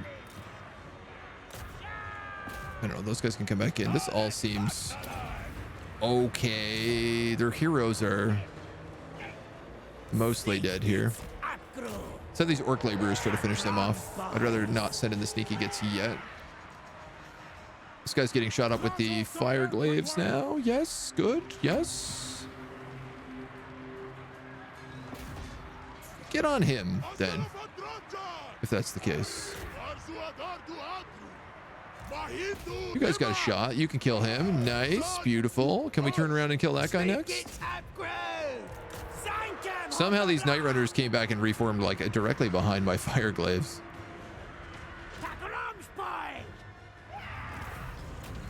Everybody else is doing great. Go get them, boys. You on them. You on them. On them. On them. On them. You can get on him. You can get on him. You guys probably can't catch anybody, but I'm gonna let you go try. Kadai, you can chase down that dude. And just let him run for a second. Whoo! Raziel, thank you for the follow. Welcome to the agency, dude. In case the cow needs a snack later, those little goblos. Currently shopping for PVC piping. I mean, man, if that's what you need. If it helps you. Buying like 400 feet of Christmas lights. Christmas lights got to be cheap right now. I feel like now is definitely the time to be shopping for Christmas lights. You can't go wrong there. Save a ton of money. Christmas lights, and I guess mini eggs. Easter Cadbury mini eggs should be going on sale now. Time to go out and get those like big 1 kilogram bag of mini eggs. You know those? They're so good. They give me so much diabetes, it is brutal. 302. You know, for not really having the good bombardment and wind spells, he is still getting a lot of kills with those little magic missiles. I guess he also now has multiple fire breaths, which help. Sort of might. Oh, entirely wiped. Oh, this was... I was incorrect. We did actually take the thing.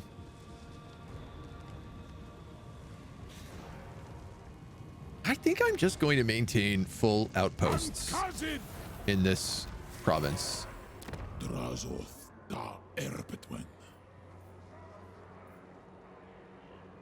And then we're probably going to go with billowing smokestacks if that's the case. You also get marble. Maybe you should be a factory. If I switch you, you become tier 1. So never mind. I won't make you a factory.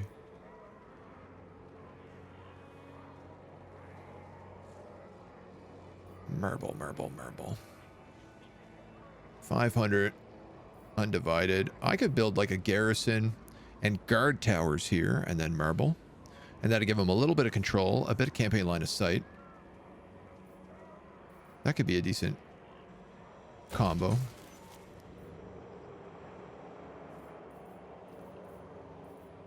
Yeah. Is that the right thing to be spending my money on, though? There's nothing back here that needs cash. There's actually nothing back there that needs cash. So Mount Silver Spear and Crickback are not terrible choices to upgrade.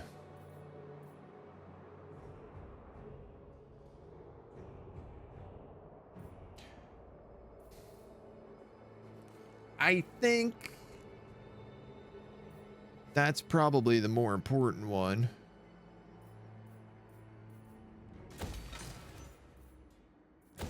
But I can't build it this turn anyway, so we might as well just bite the bullet.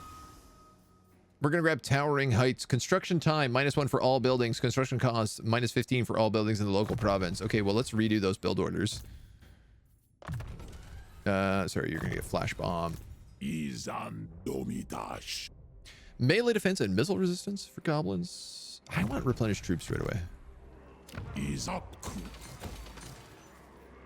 So now that only takes 1 turn. And 3 turns.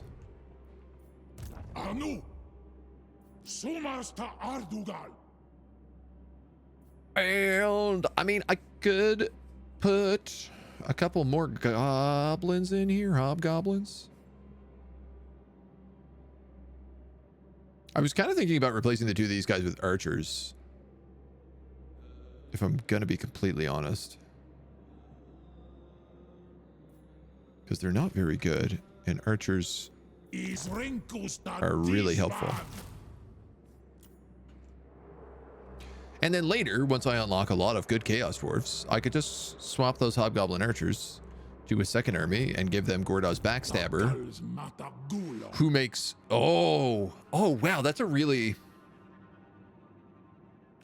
fascinating, actually. Because he's a legendary hero that affects units in an army so heavily, you can just swap hobgoblins to another army and switch him over, and even though the lord running the army might end up as level 1, the army will fight at a really high level because of Gordaw's buffing.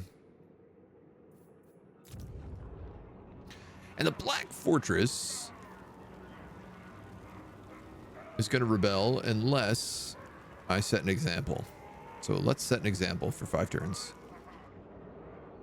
We are bleeding a bit of industry, but that's all we can really do. With him dead, we can start making a play against Imric. We should also start making friends with Goroth the Cruel. Though he doesn't seem to like us. What about you? You don't really like us either. And I might end up just killing you, if I'm going to be honest.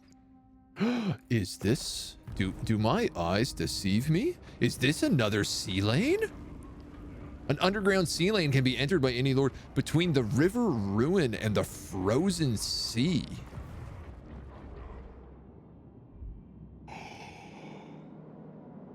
That's huge.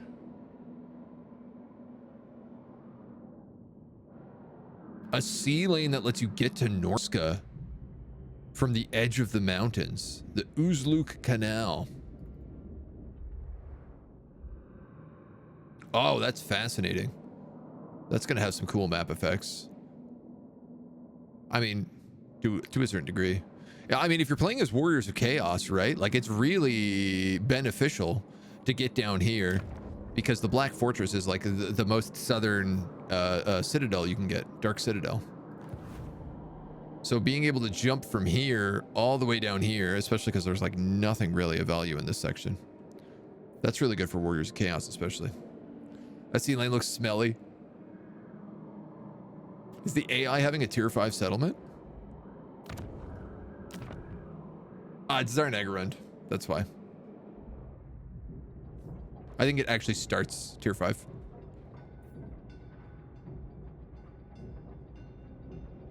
Looks like a pretty nice settlement, though. Tier 5, 10 slots. Whew. Epi save. War machines. I wouldn't mind some of you. I would like to see what the big choo-choo is like. These last 2 Skaven guys should just throw themselves at us because they are without homes right now, so...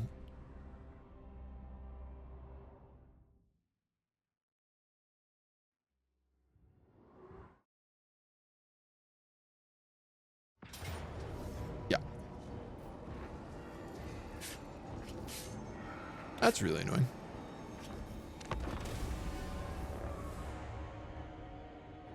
I have to fight it or I lose my sneaky gets. Despite the fact that it is only 2 heroes.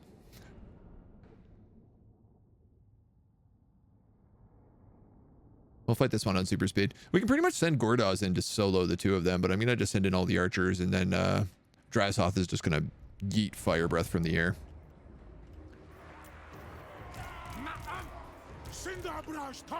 Boop, boop, boop, boop, boop. Boop, boop, boop. I don't know why we started all the way back there.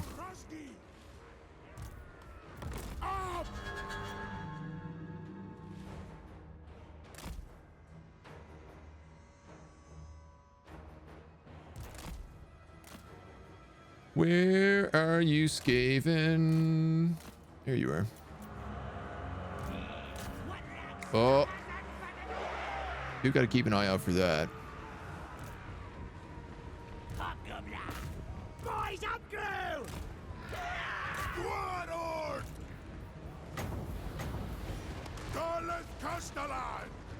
Oh, he's too fast.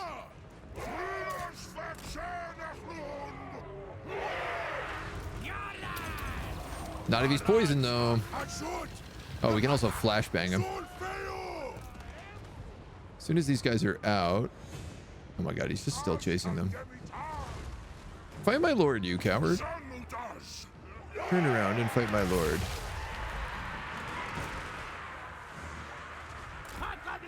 God, the Skaven are so annoying.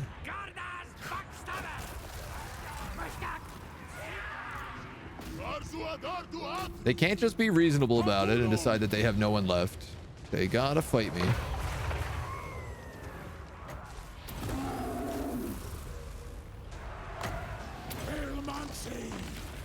I'm gonna use my melee reflection. I'm gonna use all this fancy stuff. I have all my guns shoot your summons. What I really need is people on him. Shooting him. There we go. Hopefully they can turn around and get him in time before another summon comes in and hits me.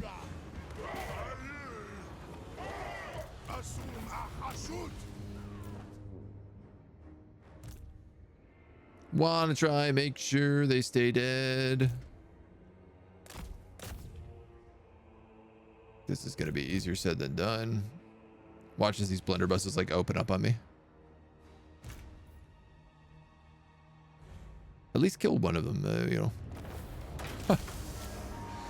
Hopefully, if the other one is weak enough, it might just die. AR clearly fixed in 3.0.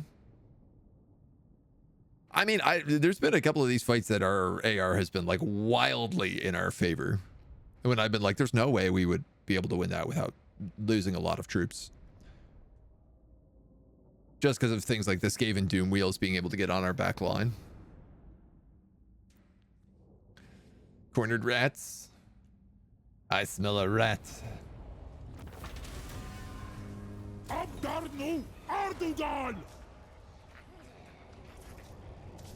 Yeah, they're right. We can move on. We can finish them off now.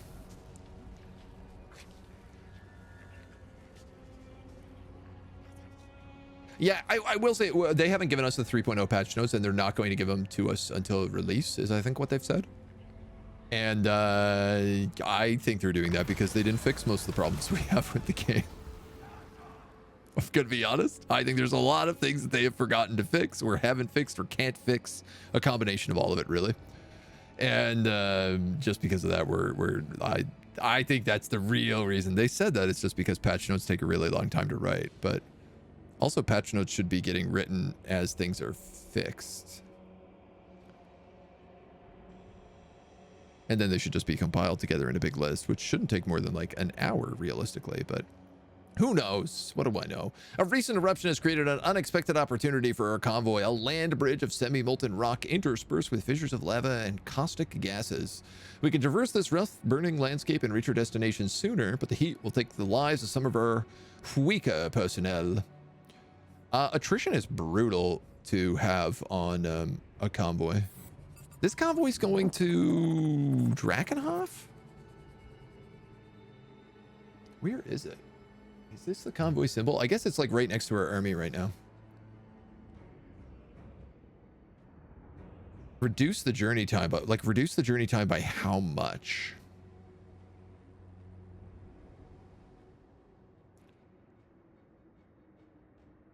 These are all Infernal Guard. They're all also at max HP though.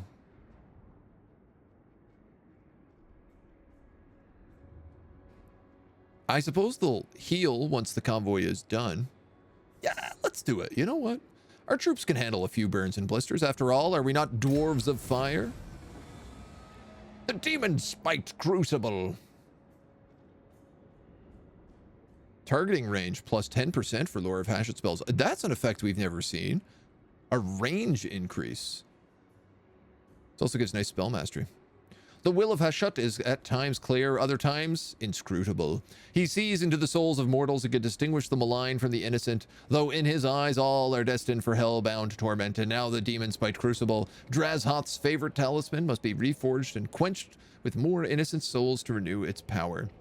Yet Hashut does not reveal his judgment of those who cut down. Enemies must be killed in scores to eventually satisfy the Father of Darkness.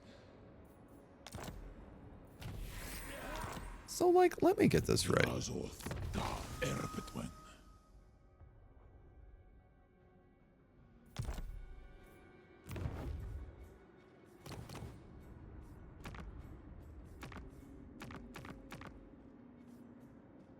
Instead of giving us cool custom quest battles with cutscenes and speeches and like unique maps that they never have updated since they've ever been released, they've cut out all of the quest battle stuffs and just replaced them with win 8 battles and kill 3,000 enemies. That's disappointing. That ain't great. I don't love that. All right.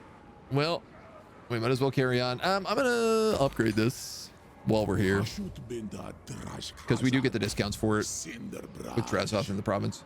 Mashy, thank you for the follow, by the way. Welcome to the agency. Been seeing a lot of normal being crazy with AI mobbing you, but very hard being more docile and having stronger armies. I mean, there was a while that they actually had screwed up that like normal and very hard were like swapped for difficulty in the back end. So it was like actually playing on normal was the harder experience. It was a weird bug. I think that's been fixed since. I can't imagine that's still the case. The written is patched, but usually in a way to communicate with other people working on the code and not the community. Yes, actually, that's a good point. That's a good point, yeah. But I don't know. Our patch notes are also like, this got increased by 1.5%. This got decreased by 1.5%. But you do have to put in like a little bit of it. I don't know. They also fired the guy who did that back around the launch of Total War 3, so... I have comments. I have thoughts. Try not to be too brutal about it. Armament cost for Infernal Guards, upkeep for Infernal Guards, bonuses versus infantry. I want that. We don't really have a lot of Infernal Guards right now. Income from cities and raw materials. That would be very valuable. Very valuable. Kadai units. We will be getting that. And this just makes you tougher. Let's get the money, honey. And now...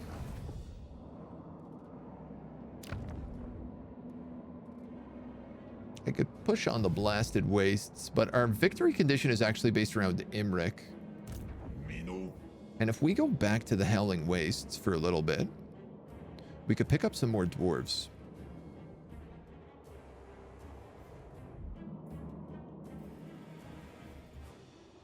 That's trespassing, is it? Okay.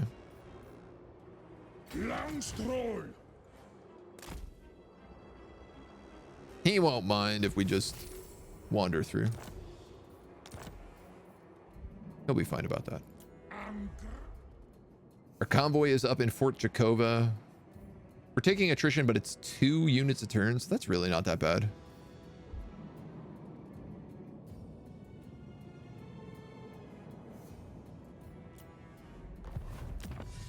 And for research, wartime economy, defensive buildings. I want the upgrade for these convoy overseers. There's a lot of money to be had in those convoy mechanics, and I would like to take advantage of it. And then everything else I got to hold out on the cash.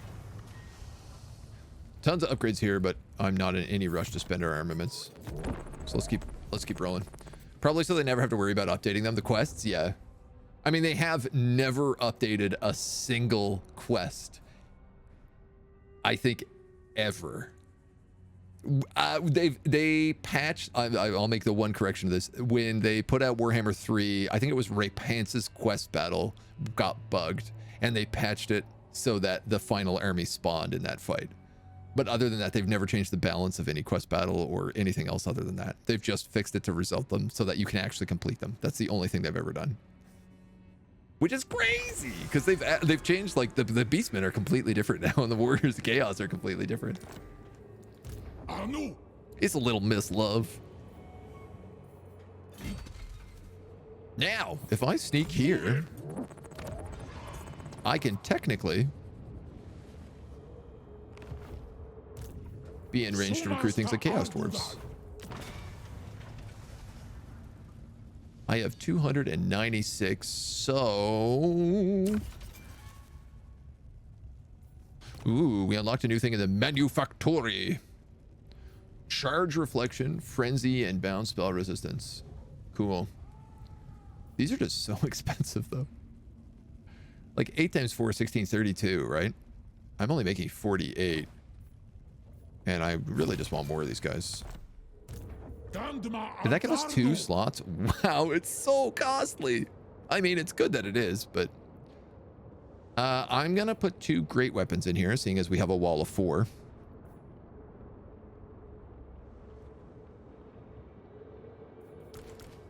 Man, I hate to say it. I think we got to get rid of those hobgobby archers. Because I've got 4 in flanks, then I'll have 4 in flanks, and then I'll have 4 in support. So it stays a bit of a balanced army. Hannibal and Krajosek, thank you for the follows. Welcome to the agency. This guy is... Okay, yeah, so he's going down to Drakenhof. He should be there in a turn. That attrition was really not that bad. I can only have 1 active convoy, sadly. Aha, but the Black Fortress is an upgrade. Plus 2 extra control and 1 in adjacent provinces. I wanted to build this so I could build that. And I don't have the money for either of these things. Raw materials consumed per turn by buildings.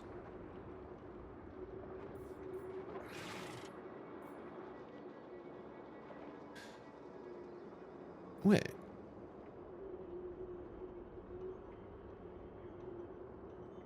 Consumed? What consumes raw materials?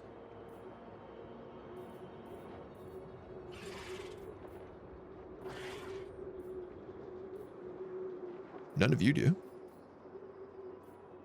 None of you do. Something here must.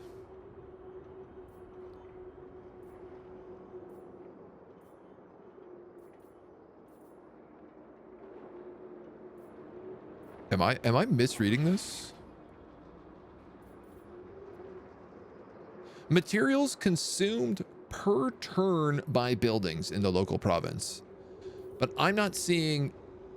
I'm seeing they all have like upfront build costs, but not a single building uses raw materials per turn.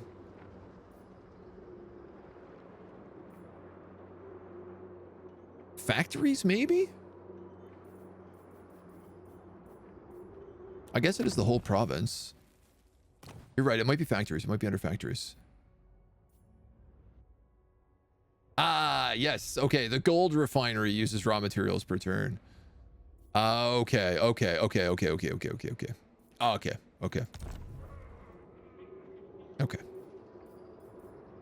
Thank you. I thought I was like, surely I must be misreading this. So let's save this slot for those guys. But I guess we'll probably build these tower roads. Not that control is going to do a lot for us, but it will do a little tip. It might actually stop this. If that Skaven corruption goes down 1, which it should, well, we might actually be okay with that. You guys are on construction cost, though plague might be a better choice. Recruit cost minus 20, recruit rank plus 2. Why don't we switch to that so I can have better Dowie. Then, oh, factories don't cost money. Factories only cost raw materials. Oh, well, hell, let's upgrade that for sure then. Interesting. The mechanics of the way that the economy is working is like, it's very different. Obviously, you got to kind of learn a different set of things. But I'm pretty curious in how it all works. It feels like as I'm starting to get it together, it's making a bit more sense. So, quest battles tend to have slight differences from game 2 with regards to where armies enter from off the map. Oh, yeah. Say that might have been slight with changes regarding to army spawn in general when they made army spawns from the way they were facing each other. Notice that Arvo, that Manfred's battle, the wolf spawn and the Black Orc spawn was reversed. I think a few others have new spawns too. Yeah, it's just one of these things that they never went back and like address. And they know it's a problem. Like, they know that this is a thing, but they're just like, nah. A mod will fix it, you know? All right, let's pump that up. Izan Domitash. This was I'm going to go down this away towards Ash Ridge Mountain. I'm going to try to do like a boop, boop, boop and just wipe out Imric in like a quick swoop. Let's waddle. Yeah, that rhymed. Get these guys in at level 3. Anu. And we can cut this back to construction costs. How are we on labor? You're about to go under. And you're also about to go under.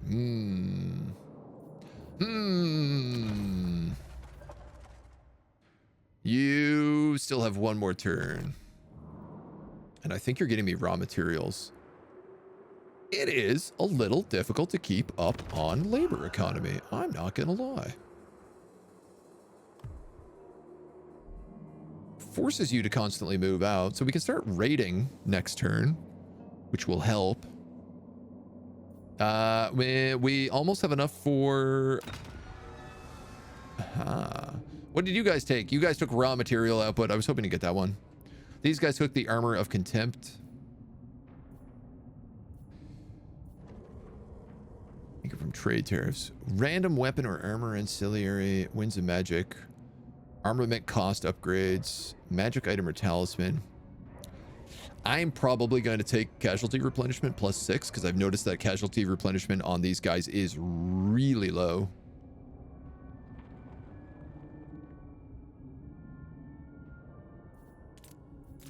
I would like to complete some districts though.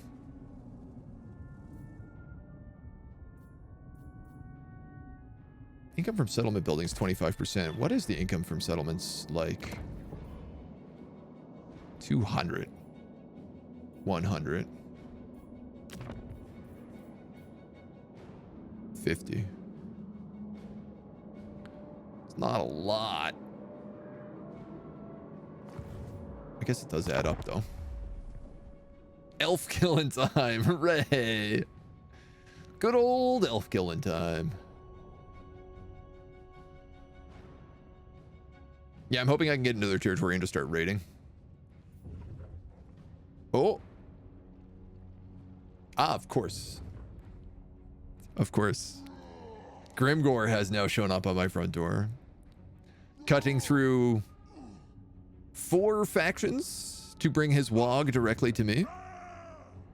Not that I'm the target of his wog, mind you. Just that. That's where he's decided to go. Your rivals, the Disciples of Hashut, have claimed a Tower of Zara seat. Was it my seat? No. Damn it. It was the seat that I wanted, though. People in relations with Chaos, Dwarves, Warriors of Chaos, and Norska. Income from trade tariffs 50%.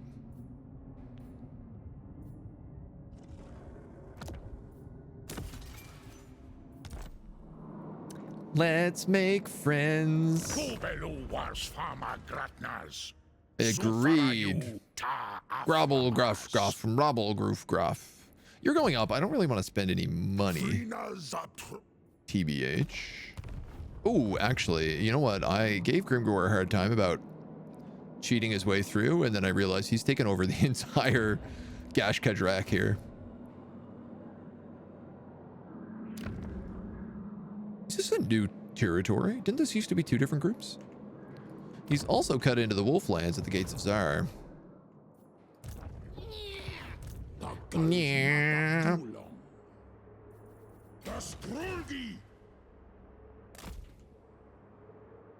Let us return this way.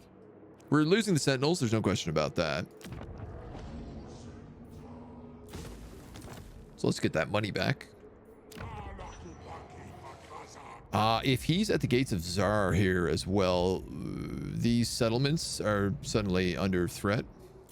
I'm going to get rid of this Hobgoblin camp, and we're going to try to put something else in there. Maximum convoy capacity 15. That would not be a bad idea. Though... Ah, this is the other thing you need to save your armaments for. Right. Yeah. Desunei grat runleth. Right.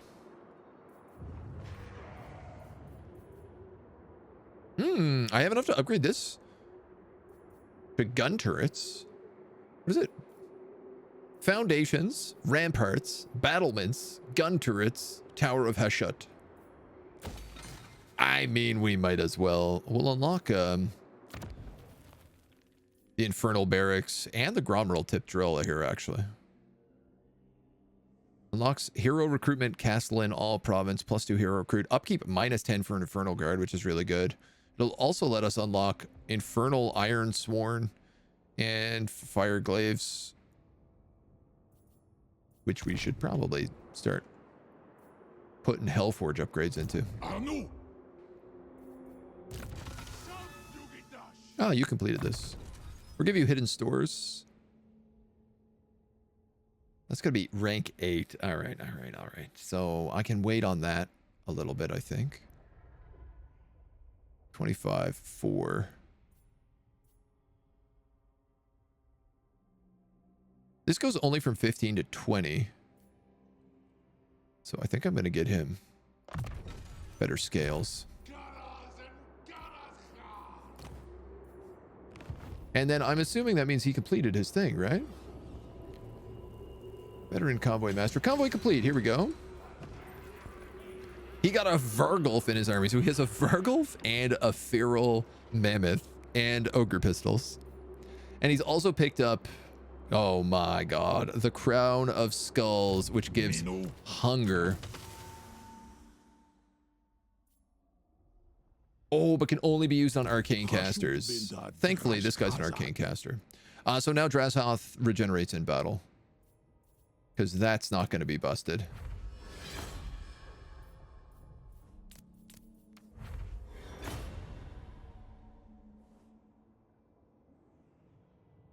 Talisman of Obsidian. Negates magical weapons within the effect area.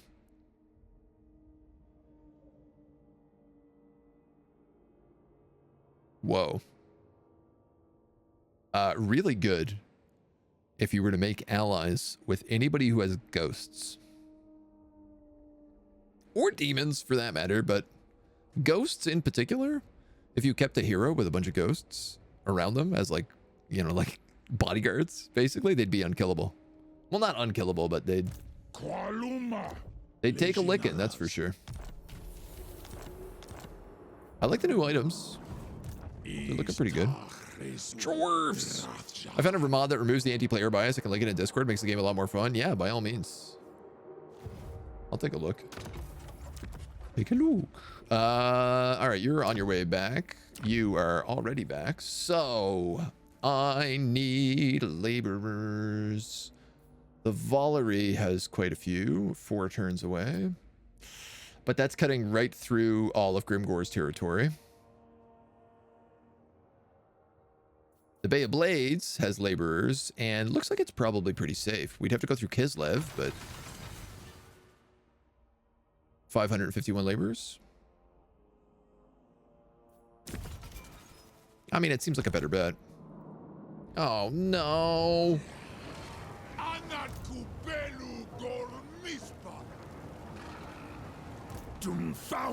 Wow, jeez. Is Grimgore only at war with me?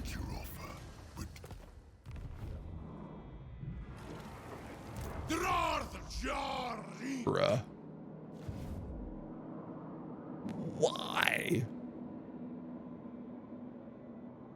Of all the people he could have picked war with, he picked war with me, who's like 4 factions away from him.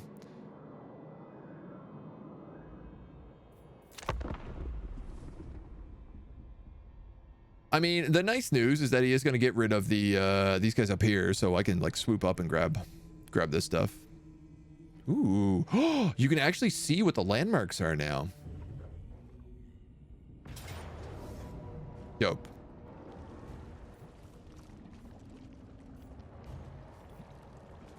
cool, man.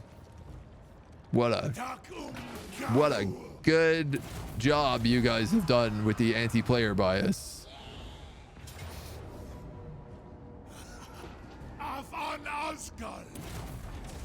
Let's not fix any of the things that people complain about in the game. Let's just make sure we don't touch any of those things. I wonder if the AI still can't see factions that are directly next to it. Because that's been a big problem in the past, and I don't know that is. That would explain why he skipped everyone around him and came down here to me. That's brutal. Oh my convoy! Why did Grimgor even have an army outside of Zardegarod? An exceptionally stupid goblin laborer, likely discontented with his meager lot in life, has slipped and fallen into the machinery upon which he was working. This has temporarily slowed down production while his entrails are unwound and the mess is cleared away by his peers. Such a thing threatens to halt production entirely. What steps will you take? Rebellions in all of your provinces, or minus 500 raw materials? By limiting the movement of our laborers, we should be able to stop this sort of thing from happening in the future. It's not a very Chaos Dwarf answer, but... Ah, come on. You couldn't give us industry and you couldn't complete the tower. You had to go for the one that wasn't being worked on. Wah, jeez. All right, how we do here? Repair. Ah, giant dung heap. They put a big old dookie stack.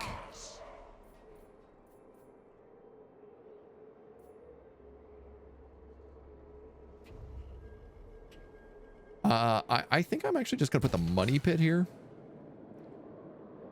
This guy actually touches a lot of territory, which is really nice. And I don't have any labor, so a money pit's not horrible. And you look like you can almost reach him, but you can't. And he is a wog.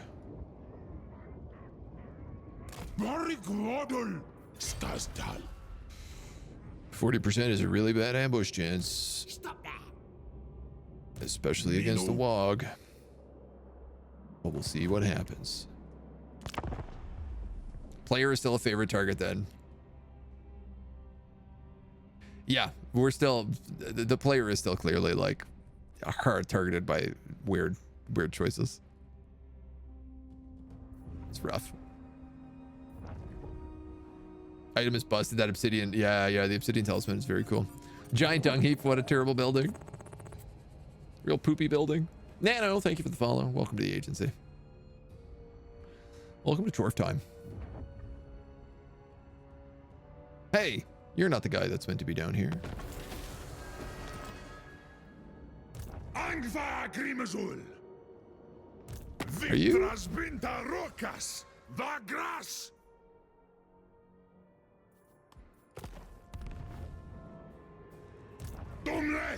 So he's trespassing, but I don't have a trespass warning icon. I also don't know where he's going, considering he's only at war with people to the north. I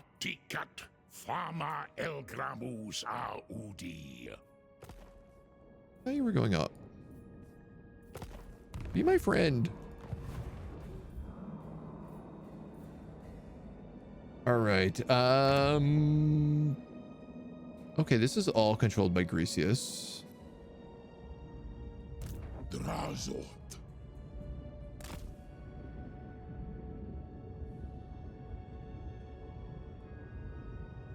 Yakongraf an Wulthrang Magul.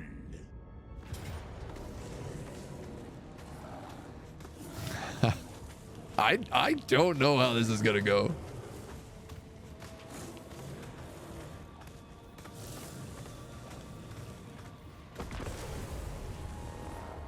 There's a lot of orcs to fight here. We do have 6 Chaos Dwarves, but I noticed that Aztec and Skarsnik hadn't met despite sharing a border. The High Elves hadn't met the Bleakholds in Arnheim despite having a city in stone's throw.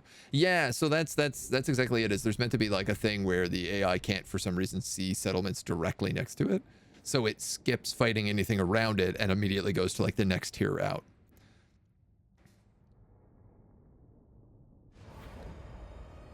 And this is clearly done for a reason. I don't think this is a non-deliberate choice by development, but the side effect of it is like very strange. All right, we have this nice little choke point here. They're gonna move around both sides. The question is like, how do I want to handle this?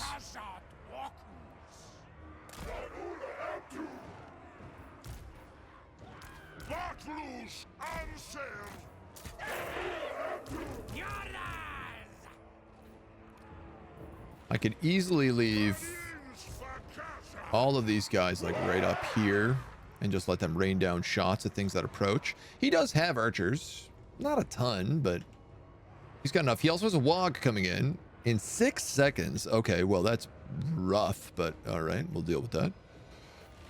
The Cathay I'm going to leave over here in the water because somehow that doesn't bother them.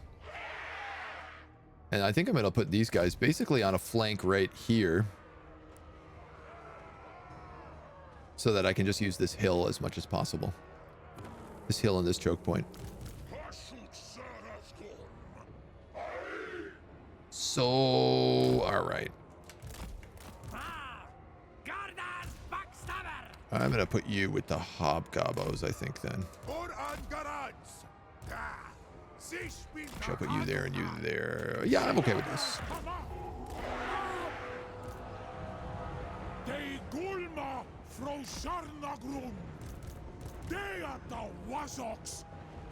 They are the Wazoks. I understood that. I understand that much, Dowie.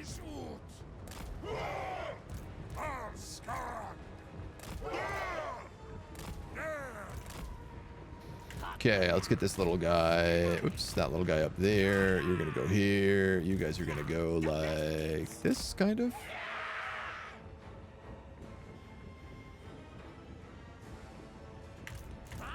Gordoz, you're actually gonna go in the front. Gordoz.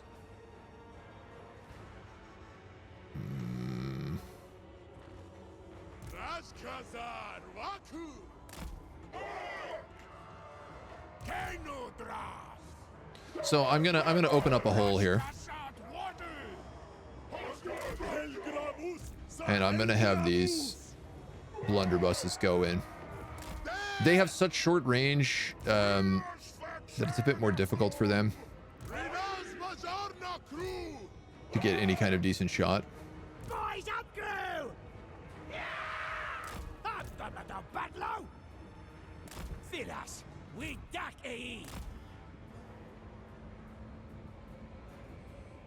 I suppose I'm attacking them, but I can just harass them with my cow. I am attacking them, yeah. It doesn't mean I can't keep this territory, keep this land, keep this positioning. Especially if they're going to do things like put their archers over there.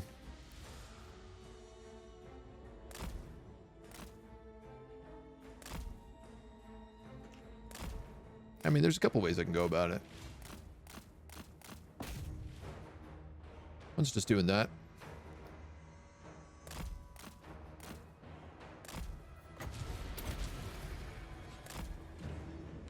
You know, you do enough damage, they gotta respond somehow. I got a big angry bull ripping through their archers.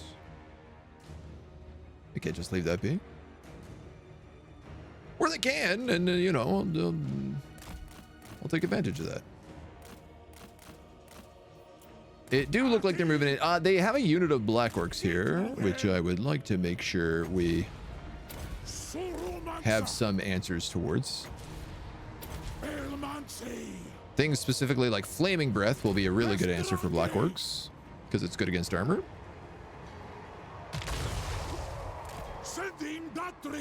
Strong versus multiple units as well. And they're also on top of these arrow boys, so hopefully we can get a little double up. It's okay.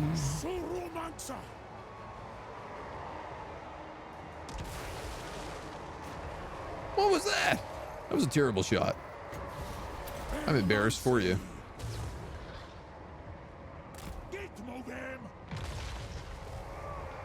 That's okay. That's a good bit of damage there. And they've let all their archers get stuck kind of here in the back. Great. Perfect. Just swoop back in on these guys and do a bit more damage.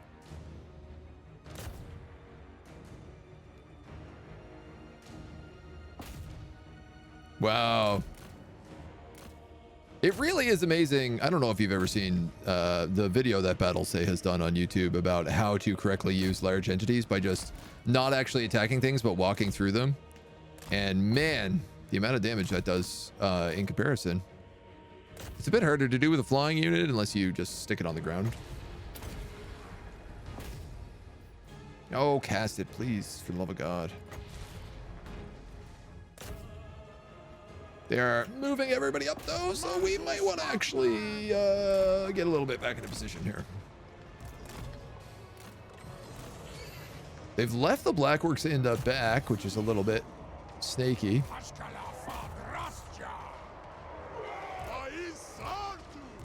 All these dudes really need to do is hold their ground. You don't look like you're getting much in the way of shots, but you're getting a good pick at some of them there. You're into archers. What I don't want you into is a unit of Blackworks. That was my goal here, was not to engage with those Blackworks. And I see I've done a terrible job with that, so we're gonna have you just go back that way. Probably into those orc error boys.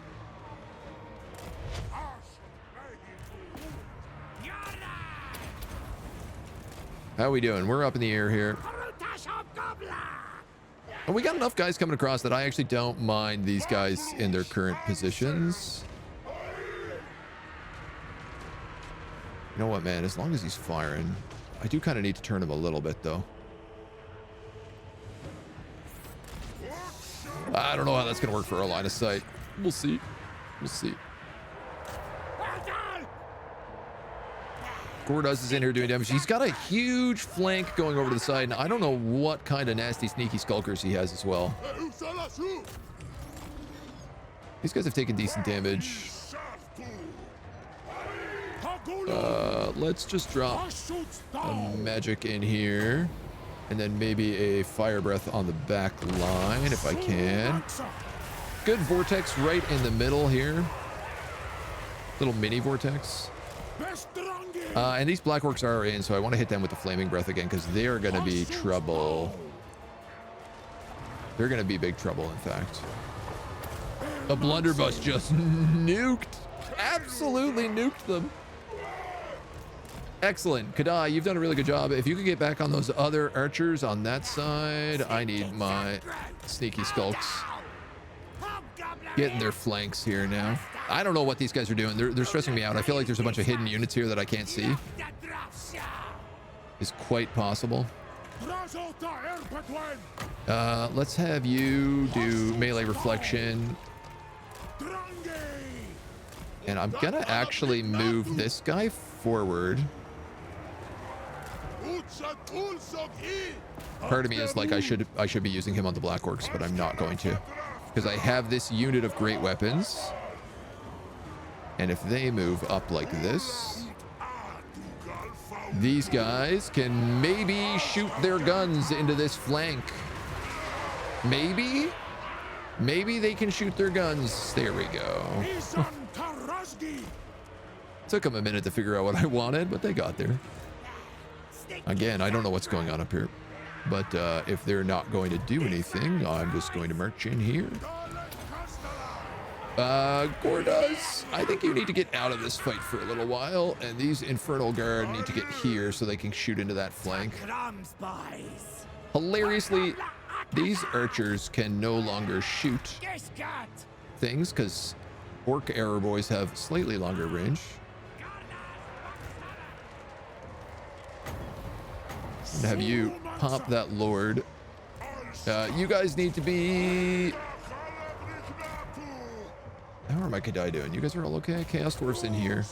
Kadai in here. And then these guys on the Blackworks, please. These are the great weapons, so they're going to do huge damage. We've got a great flank in here. Let's just make sure these guys don't get... Well, you know what, actually, let's go after those archers. They're probably the bigger threat to me right now.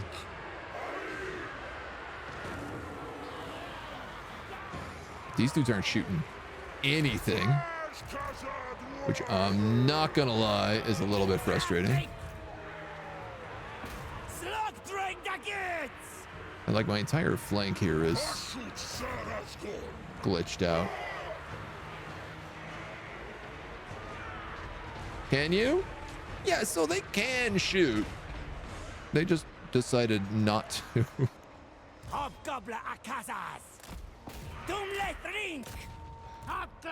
These poor guys are also just having a field day with me. I think you guys need to just get back. Great weapons, you can also fold back in. Surround these Blackworks on all sides. That'd be nice. The Kadai are having fun in here, though they're mostly against orc boys at this moment. They're so close to being at half leadership that I don't really need to have them in here anymore. They're invincible until they get to half leadership, and then they start taking damage.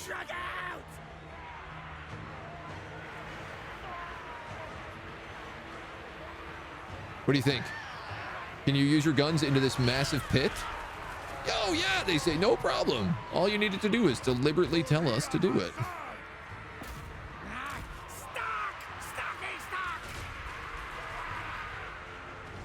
That should help.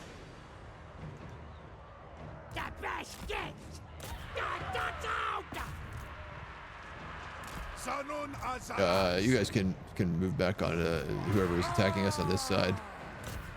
These guys can move forward and just plug those goblin archers. I think is probably the thing to do.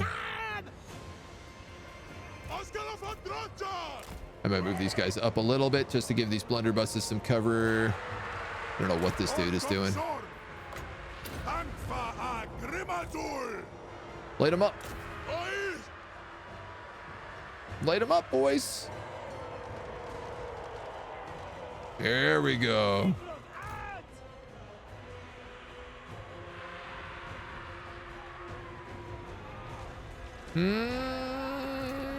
This side is like right on the edge of mass break. There we go. There it goes.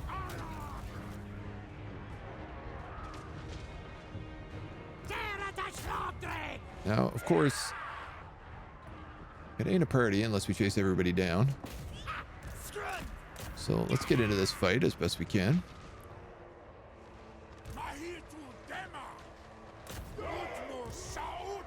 You guys are mostly just shooting dudes, and I'm okay with that. You guys can kind of divvy up your jobs here. I don't know that I can even reach most of these characters, but we'll give them a little shot. Oh, and they could die.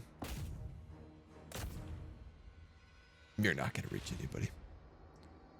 Let's get real.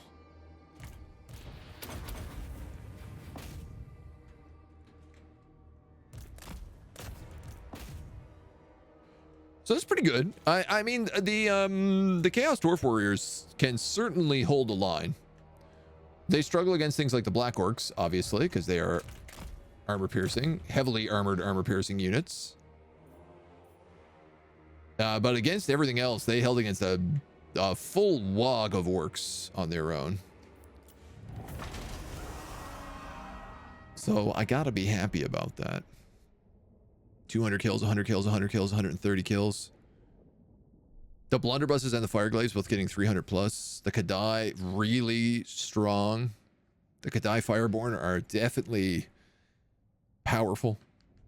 And just the thought that like these are dwarf warriors and like we still have Infernal Guard to unlock. Like that scares me. So many future laborers. Doing that with Inkari, just run through groups. Yeah, when you got the big guys, you can just literally run through them and you do more damage. As long as your mass is enough to push through them. Which reminds me, they are meant to have chariots fixed in this patch. Not that we get to see them in this army. But technically, Technically, chariots are meant to be patched. Let's grab these laborers.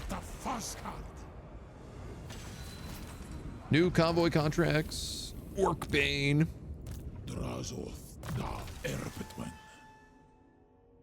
What else we want to pick up here? Bonuses for Infernal Guard and Infernal Ironsworn. Armament cost minus 25%. That is nice. Hit points and wound recovery.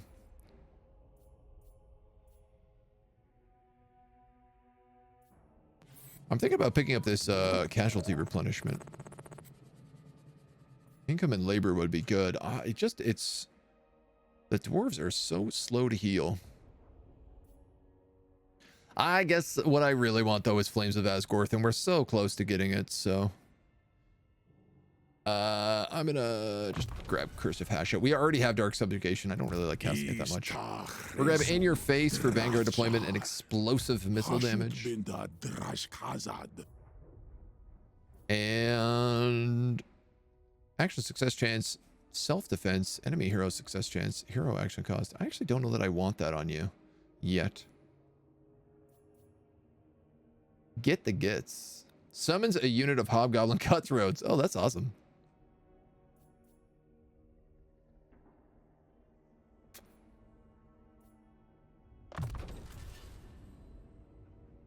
Kind of spreading this guy out right now. I want him mostly as a big hero, but I do want him to have like the upgraded hobgoblins so that he can help our second army whenever that eventually comes around. Now this guy's Wog is done. The rest of his army is weak. Oh good, and Grimgor is right there behind him. Fantastic. Great news. So now we have to flee real bad. He's got the Immortals. He's got Orc Boar, Big Boy, Orc Boar Boy Biggins. Rank 7 Doomdiver catapults as well. Yeah, so he has not lost a battle. He's rank 11. He has Get Snick. What's his movement speed like? Oh, we can just get out of range. We can just barely get out of range. Actually, it says he can't go here, but that's because I'm in the way currently.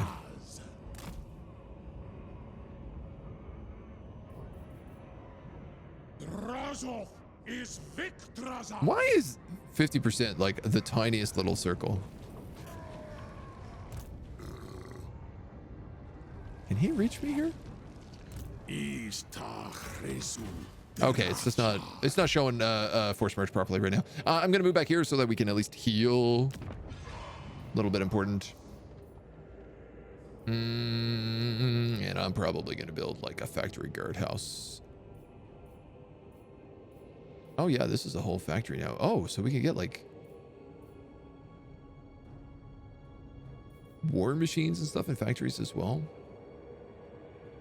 Gold panners, armaments per turn if we make 150 raw materials, which we do. I wanted this to be landmark marble miner's workshop, but I gotta be honest, I think we have to go factory guardhouse, given that this is also the pathway to Greece. Hey, now I can also tell this guy to get the hell off my territory. Would you look at that? All right, we have enough money to upgrade Mount Silver Spear, which also means we have enough money to upgrade Darkhold, which is honestly probably the better choice. I need to get this so we can get Infernal Guard though first. And yes, because Drazhoth is in the territory and we have construction cost minus 10, this is extra cheap, so we're going to do that. And hell, we're going to do that as well. Let's go. Let's get it all.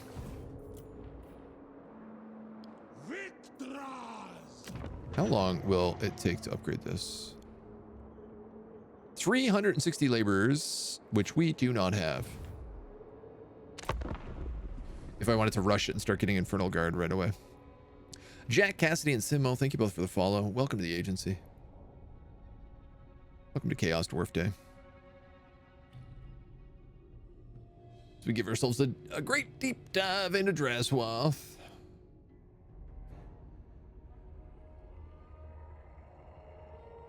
Haven't seen Gorst really poke his head up yet. I'm suddenly realizing. Well, that's good. He got off of my territory. Imric, on the other hand, is big expanding down here. So because Grimgor has gone to war with us and we've been forced to deal with this, I haven't been able, and it's a real shame because he's clearly got his armies over here at Pigbarter. So if I came into Ashridge, I would have been able to like just clean up all that with barely a fight. What's amazing is that this convoy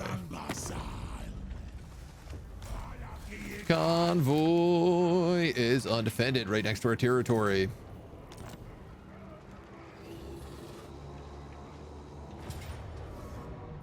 It's a Christmas convoy. What do we get? 8,000 gold and 500 laborers just from the fight alone. Hot damn. I'll take another 73 laborers since we're a bit short on that right now.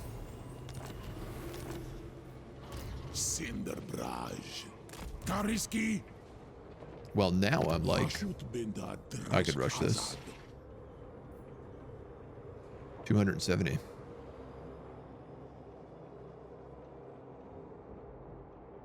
Let's do it. Let's do it. Let's get some Infernal Guard. I'm also going to upgrade them here with We Are Legion. This guy's going to get the last level of replenished troops. Then what do we have? We have one Infernal Guard and we have Infernal Guard with great weapons. We go to the Hellforge. Infernal Ironsworn. I guess we don't get them yet. No. Tier 3. Oh, they're all tier 3. This guy's just got a flaming axe. And ammunition. Oh, he's got the pistols. So let's grab a unit of Infernal Guard, and I guess that's all we can do. So expensive. They will take 2 turns to recruit as well. Infernal Guard with great weapon and Infernal Guard. Who am I going to want here more? The Infernal Guard have silver shields.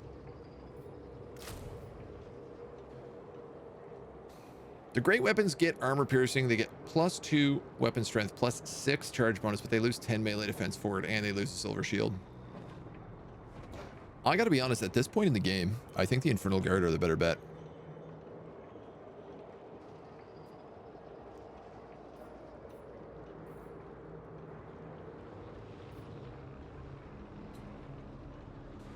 Ah, we also have another blunderbuss available to us.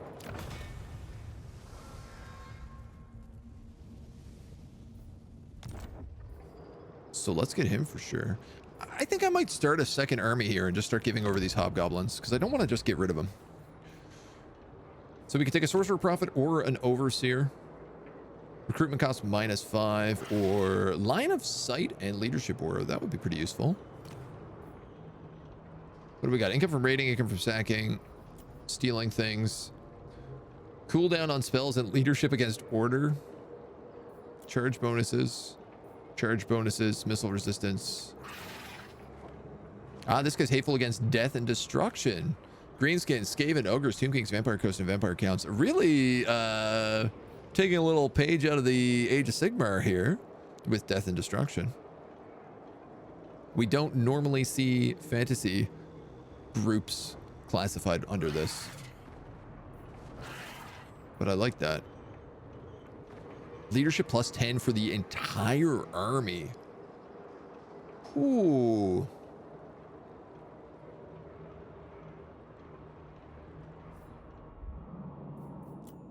And there's a guy who's order, who's high elves, lizardmen, dwarves, and men.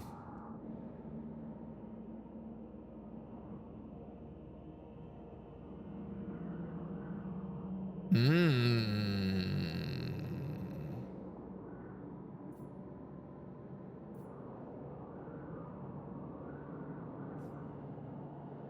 Am I going to need my main army to fight Grimgor? Or am I going to need it to fight Imrik? I like the idea of taking a Hashut caster, because obviously that's who we are. Cooldown 10 to spells. Cooldown 10 to spells.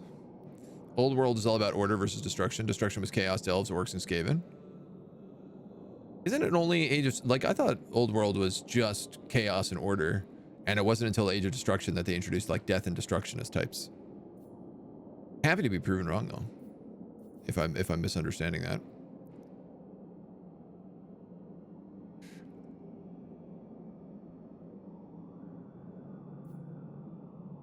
I feel like you're a good choice for Hobgoblins. Because the Hobgoblins have a lot of armor piercing. And that's what a lot of that's going to be. Oh, and he's really not that expensive to take over either. So I'm just going to grab 3 of you. I'm just going to grab 4 of you if that's the case. You're going to take that Blondie and 2 regular Infernal Guard. You're going to have to sit here a little bit for it. So I also have an extra slot here. The real question is... a Bull Centaur Taurock is what would be really good for that last slot. We do have another Castellan, though, so we might as well get one. Armor, enemy heroes, wound, or callous, labor gain, post battles, income from sacking, income from looting.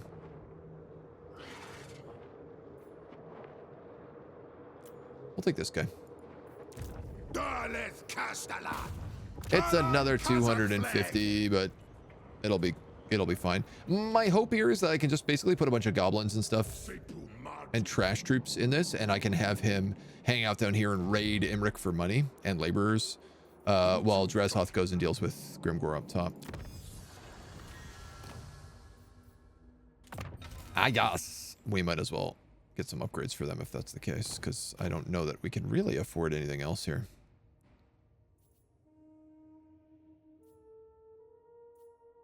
Crushed labor, obsidian, and marble. We do have those 2 marble, but we don't have them yet is the thing. Like, I need tier 3 settlements on both of those. And neither of them are looking to have that anytime soon.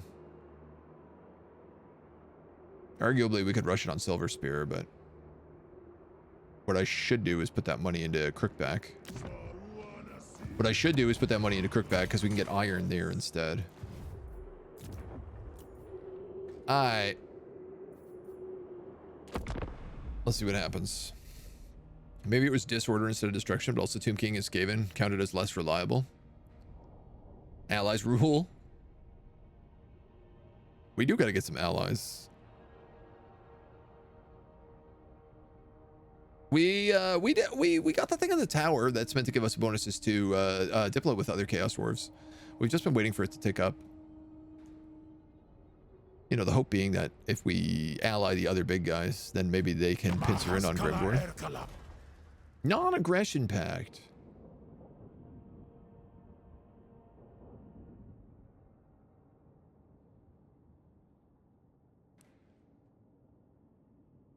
I mean, maybe, but also you're pretty weak, so probably not.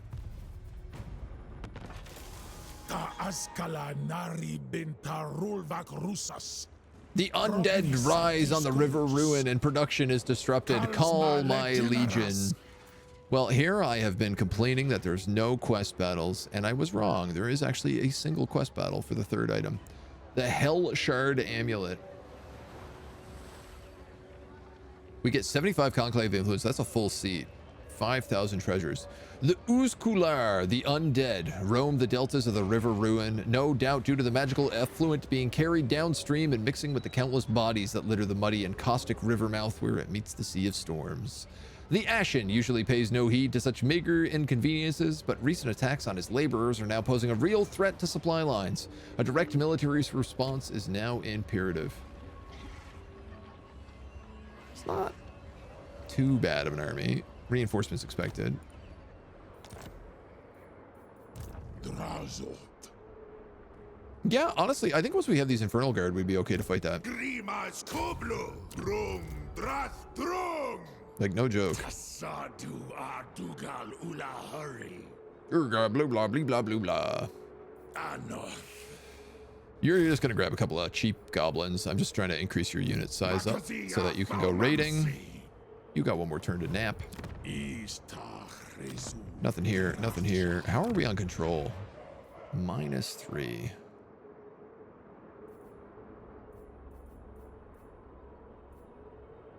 That only gives +1.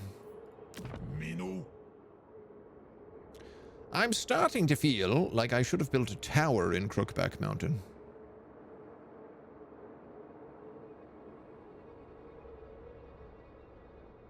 I guess maybe not. The Tower of Gorgoth here.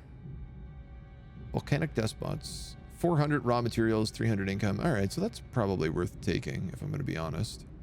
The Demon Stump also has Demon Smith Sorcerers in all provinces, Winds of Magic, and recruit rank. The Bloodthirster's Prison. On the right bank of the River Ruin, an immense pillar of rock juts forth, holding captive the Bloodthirster Baltor and preventing his escape. You see that on the map? No, but that sounds super badass. Grecius doesn't really like me. This has gone down, and these guys have gone up in strength, which I guess tracks. I guess I should have paid 300 bucks a while ago to just make friends. All right, well, that's what it is. We do have enough to get a seat here. Random follower or banner ancillary every 3 turns, and we'd also unlock Industry District. We don't have like any followers or ancillaries. 6% cash replenishment. I feel like this is smart. Mostly just because of the bonus to that, but you know, I'll take some bonuses. All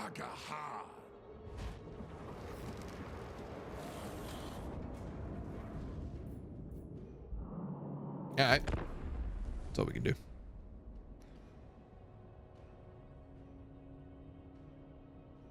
No sign of Grimgor the rest of the way.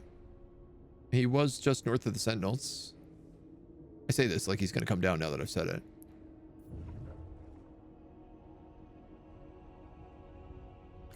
Did I say it or did I say it? Am I right? Or was I right? Perfect timing. How long is this wog going to last, I wonder?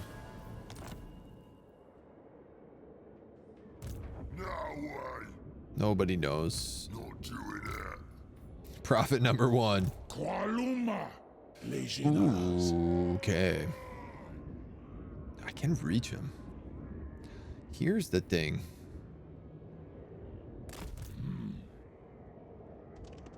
If I can ambush him, I don't have to fight the wog.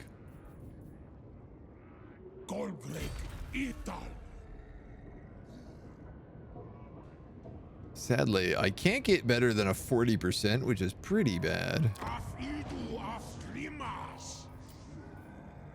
There's a bit of a garrison here. We actually get Chaos Dwarves in this garrison too. Cinderbrage. Dwarf Warriors and a blunderbuss. And you already kind of got that. Mino. Shoggoth. Is up, crew. Yeah, I think we just see if we can snake that ambush.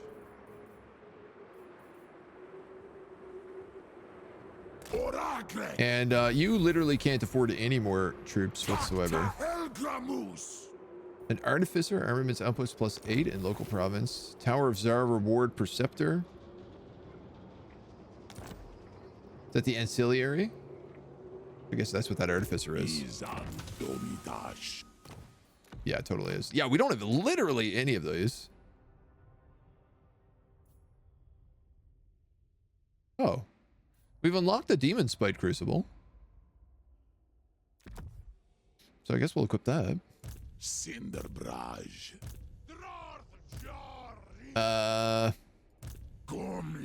I guess this guy's gonna take the Crown of Skulls.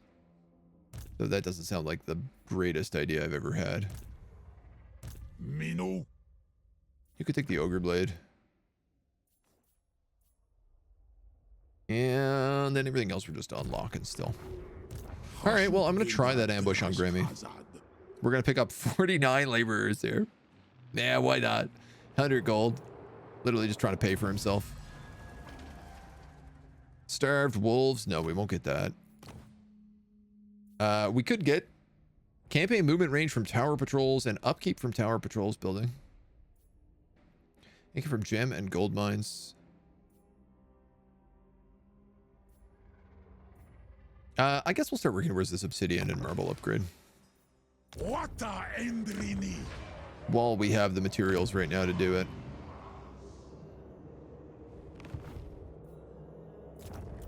I'm a little bit concerned about our efficiency. A convoy dispatch is available. Wait a minute, does that mean we completed a convoy? A long time ago that I didn't realize?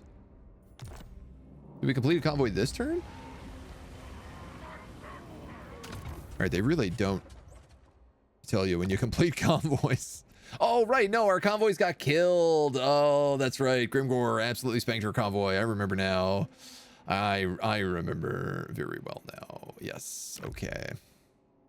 I need laborers. The Haunted Forest looks like it's got some. Is the Haunted Forest going to set me directly through all of Grimgor's armies that are coming at me? Yes. Does it matter? Is he probably like camping me at Zarnagaran? Also, probably. You know what? Med Drakenhof will give me 900 here. Oh, in exchange for armaments. I don't have this many armaments to send out. Ooh, everybody wants armaments this time. Nobody wants money. Well, some of you want money. Trollfjord. That's a bit of a journey.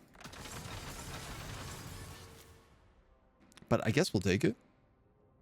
8 turns. Yeah, that's a bit of a journey.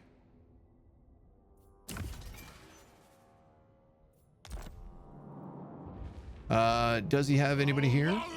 No. So we have a little breather from Grim. We'll see what happens.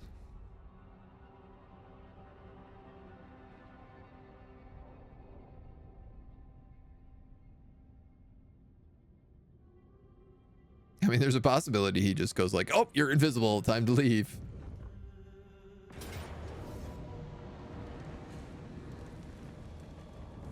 Even though the ambush failed, I don't have to fight the Wog because it's still an ambush.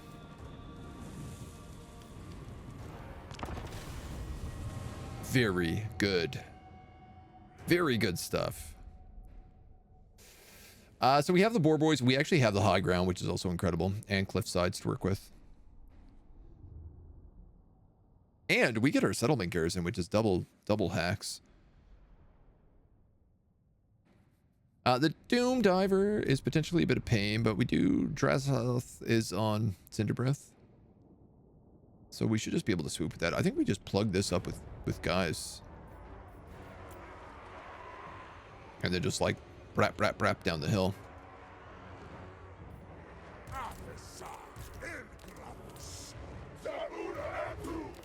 I tell you, I'll spread them like this.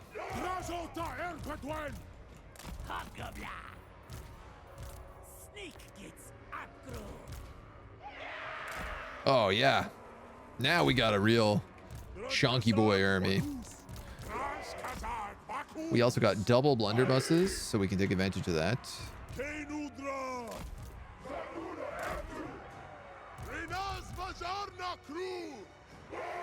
think Those guys gotta go like that. And then these guys like this, and we can put the fire glaives in the middle as well. Gordos can stand there, right front row center.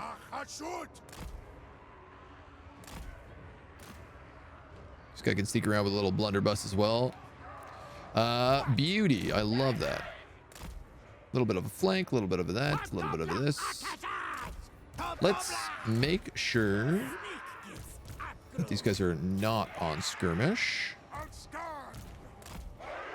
And then everything else should be pretty good, honestly.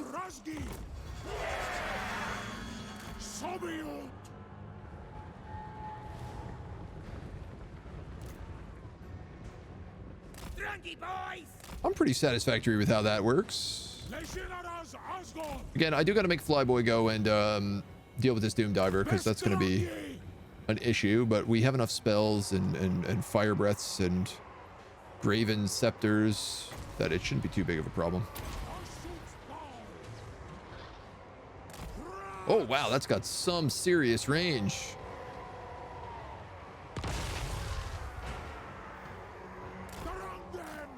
It's managed to also get a level since the last time we fought it.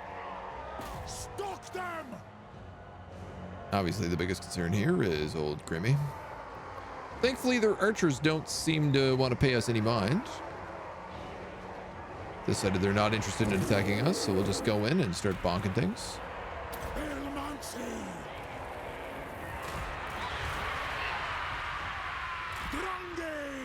Who's this guy? Scrandaruffy. Oh no! The infantry of the Doom Diver catapults have extreme mass for some reason.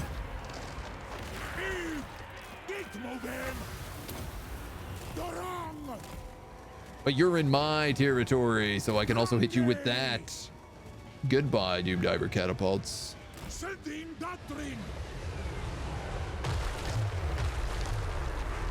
I hope. Kind of. Well, that like sort of worked.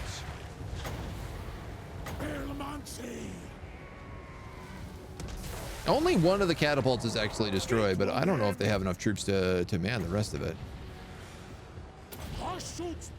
These Black Orcs we're also going to need to spend a little time and energy on. Time and flame breaths on. Other than that, I think we're okay to just keep kind of harassing these guys as much as we can. This secondary army can move in. We're gonna boop on some of these goblin archers.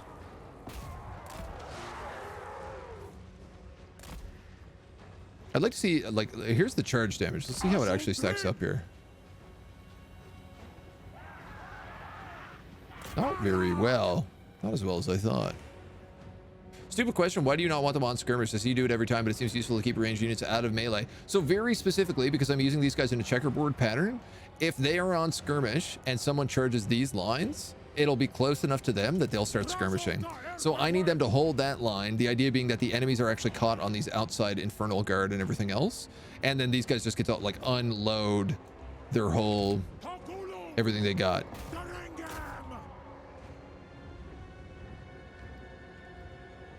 All right, well, they're obviously coming back in here now, so we can, I think, make the play. Let's get out of here. Did we get any archers in this army? We did, actually. We got archers and another blunderbuss. So I'll tell you what, I'm going to put that blunderbuss here. Put that archer here. Again, let's turn them off skirmish.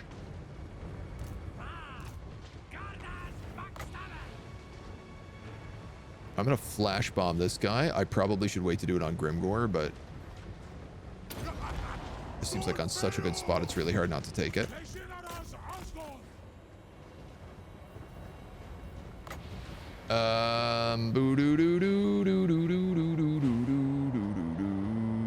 These black orcs are my concern.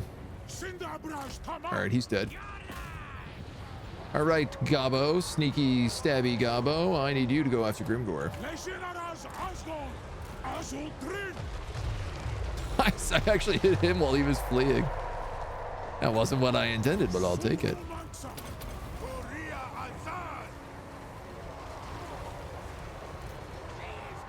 Yeah, so you see what's happened here is that these guys have all gotten caught, and these blunderbusses have perfect line of sight to everybody. So they should, keyword, be able to just like attack as much as possible out that kind of gap. Gorda's got absolutely spanked by Grimgor just then. Oh, wow.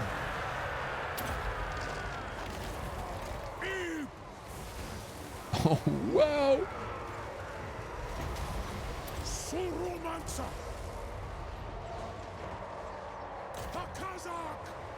Strong versus single character, strong versus combatant. So let's cast that on him as we go after all of these archers in the back.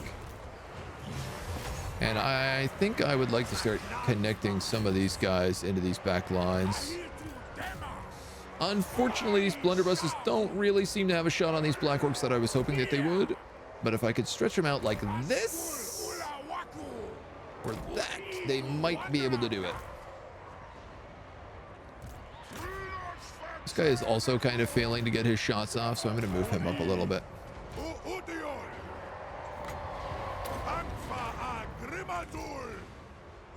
And I really want you just on these guys in the back right now. These fireglaves are still shooting.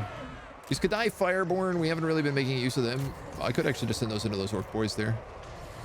These are all mostly laborers, which I'm okay with. Even our dwarf warriors here are holding up really, really strong. I mean, I have spent a lot debuffing everybody around them, so. They flaked some goblins out. I had a feeling they might. Listen, why don't you move down here? Get a little caught in the crossfire, but nothing too serious. You can move back in. Laborers, dwarf warriors, dwarf warriors, dwarf warriors.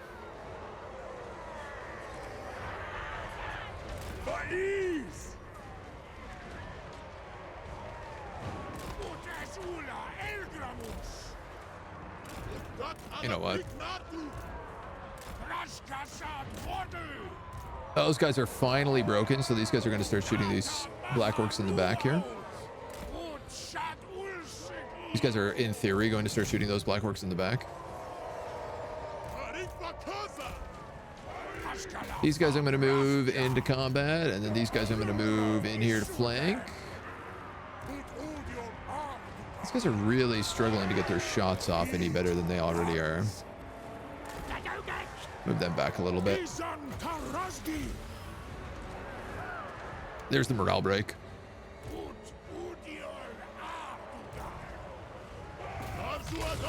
Gentlemen, I would love to make sure that Grimgor does not succeed at getting out of this fight alive.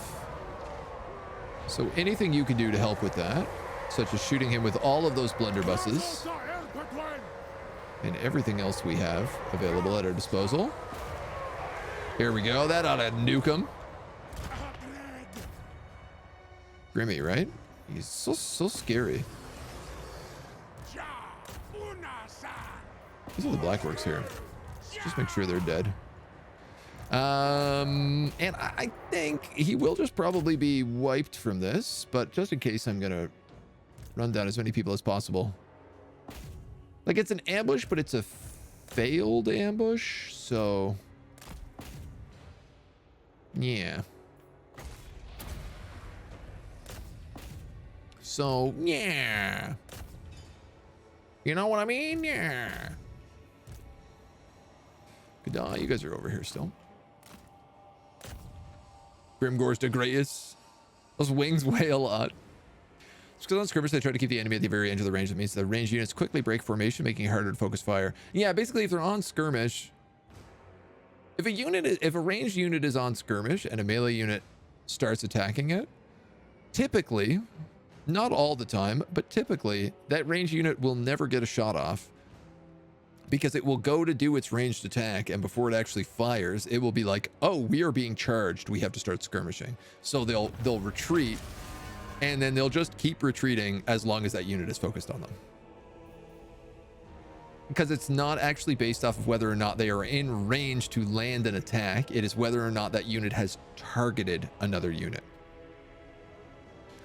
So, for example, if you are in a fight, you can actually have, if you have 2 archers and you say have a unit of goblins and you need to busy both of those archers, you can just have that archer run between both of that goblin run between both units of archers, and as long as you never let them get in full formation and start their like reload animation, then they will never be able to fire. Even though you're nowhere near them, even though you're at like a point in the middle and you're just running back and forth, scaring them, you know, it's like in a baseball when someone's trying to steal a base and they just keep throwing the thing back and forth and back and forth and back and forth, and the guy's just like running in the middle. You could just do that and keep archers like infinitely suppressed, because it's based off of them being targeted, not actually getting charged. Because if it was based off of them being charged, they'd probably just like get charged and never actually skirmish away in time. It's a weird trade-off. Got a couple nice scrap upgrades wiped out here too. This is a great win against Grimgor. So Grimgor is the greatest. It is true. Very few can stand up to the one true Git. Well, apparently all we needed to do was have a unit of Dwarf Warriors just to hold him in place while the blunderbusses shot him in the skull a few times. I think this Infernal Warrior is who he got tangled with. This Infernal Guard. Because he's like the only one who took damage. And Gorda's got riggedy wrecked, right? 300 laborers, I'll take that. Ah, no, he lives. So does this Wog.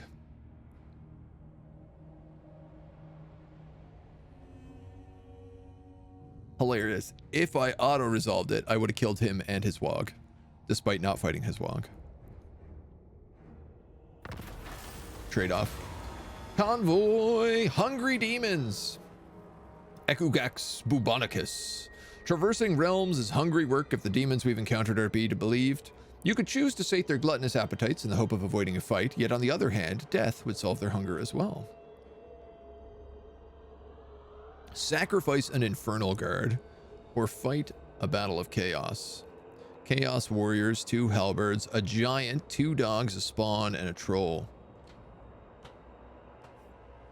Hungry are they? Well, in that case, they can fill their bellies with our blades.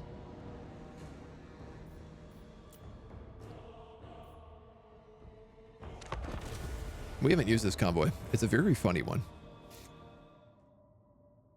It's got Infernal Guard in it, but then it also has like a bunch of big monsters.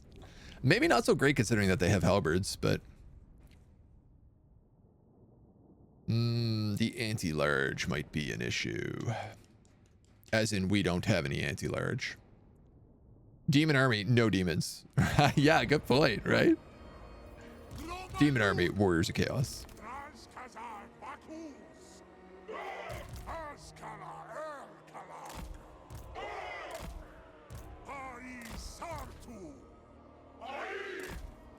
We got 2 units of fire glaives here.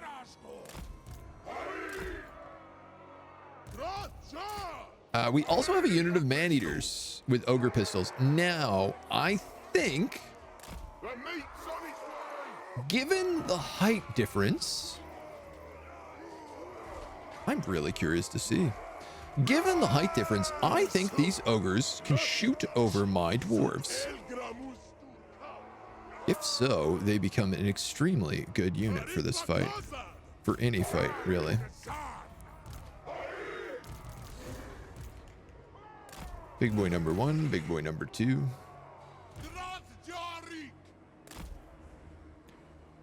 And you're gonna, well, I guess you can actually just go probably right here. So, where's my best place to hide? They want to eat me. So I'm assuming that means I'm on the defensive.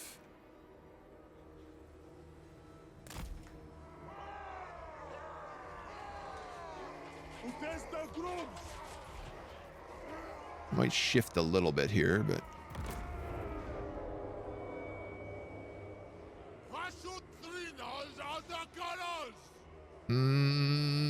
I don't know, maybe like that.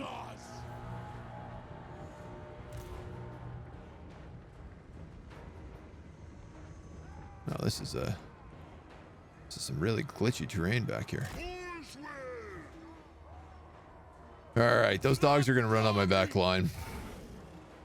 There's no doubt about that, so the Vargolf can deal with them. 80 speed, 95 speed.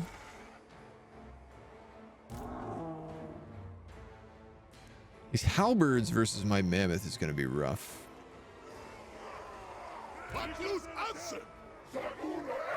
Oh, that's not going to work.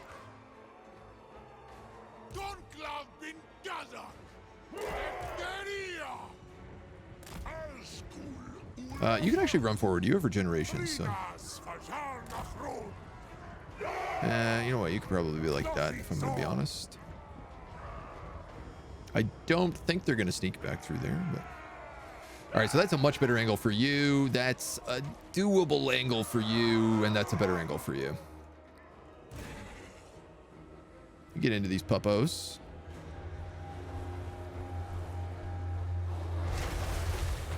Is my Vargolf extra red because he's a Chaos Dwarf Vargolf?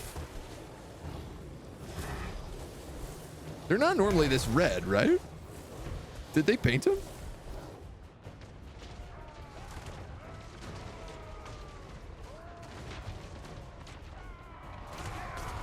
Things sound like laser beams, man.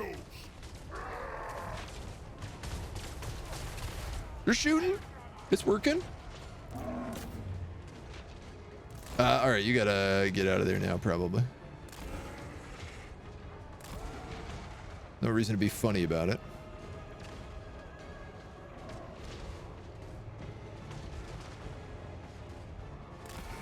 I don't want this guy caught in those halberds, so I'm gonna keep him a little bit busy. This is working pretty well. This is working okay.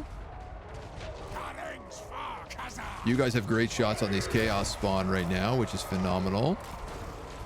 Unfortunately, that's going to come to an end right now.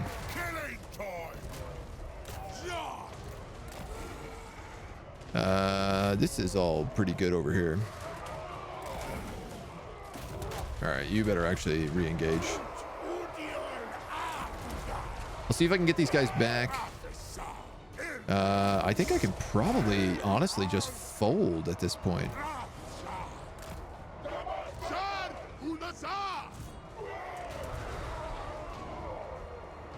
Shoot. I want you guys on those halberds. Everything else in here is okay. Correct me if I'm wrong. These guys have firewall moving, don't they? They do. They absolutely 100% do.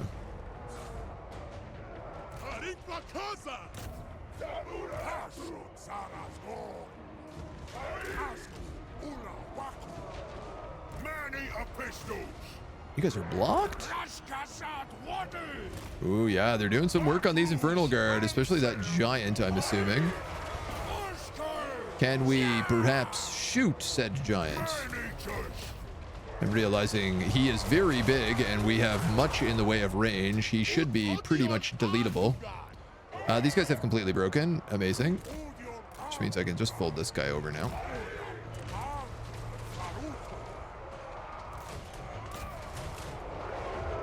This guy's up against some stuff he doesn't want to be.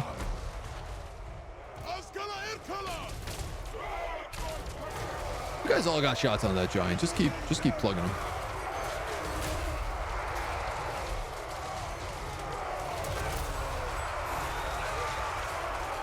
That's what you want to see. Just volley fire after volley fire on the giant. It is a bloody, bloody battle.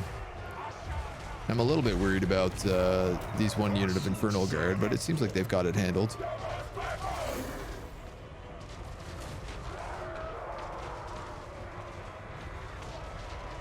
Dude, the Glaives love deleting heroes. It seems to be that these guys are... Yeah. So the Fire Glaives you're meant to use for single unit entities, and the Blunderbusses you're meant to use for big mobs.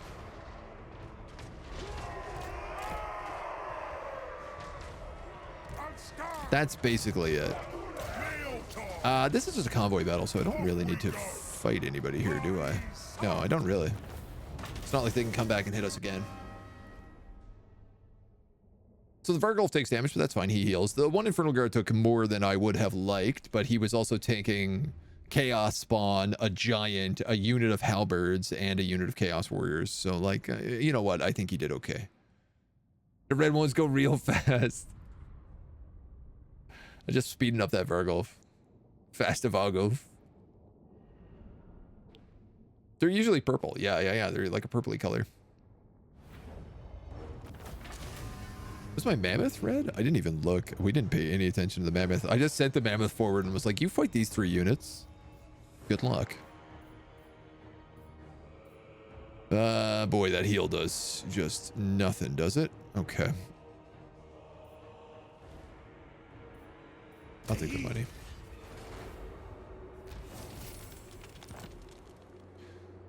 Armor plus 10, armor piercing plus 20, defeated Grimgore. We got a factory complete, tech Greek complete. I guess we'll upgrade next. Actually, I have enough to get martial training or mandatory service. Global recruitment, income from raising, control, and income from raiding. Okay, this gives us ambush, evasion, campaign movement range, or battle reinforcement time. Wow, I don't love most of these. Recruit rank 1 is not bad, especially in exchange for 250 armaments. Experience gain 10%, also pretty decent.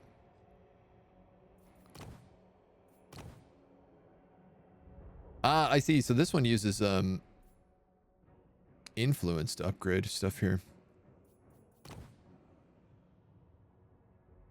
How do I get this stuff? Reduce rations. Oh, this is just, you can get this at any time. You just need 500 armaments. Upkeep -5. Casualty replenishment +5. Ammunition 10, +1 Castellan. Recruit rank +2, local recruitment +1. Extra Hellforge stuff. Wound recovery. Hit points. Wow, okay, so this center tree is obviously worth some money. Yeah, I'm just gonna get this for now. Better way to wagon engineer. Get that marble.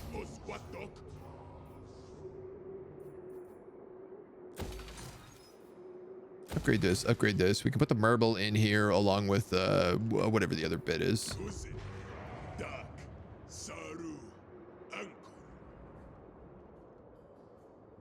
I'm starting to think Grey Hag should be a factory. Seeing as those other 2 spots are just going to be digging stuff up.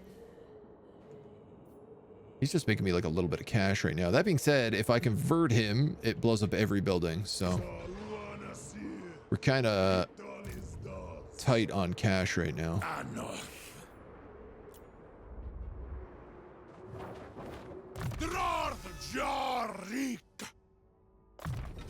Have you hidden stores, even though I don't think you can do it? If I could ally with you.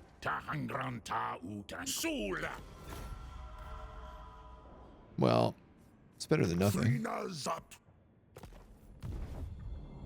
don't suppose non-aggression lets me heal. I'm glad that convoys don't take penalties for trespassing.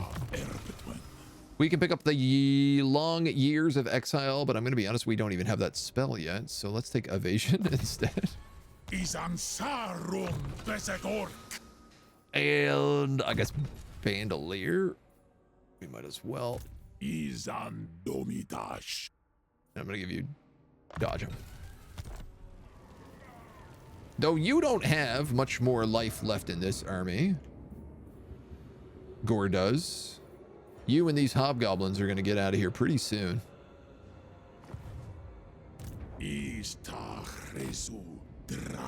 Alright, so we got a greenskin army right here. This is the remnants of Grimgore's army.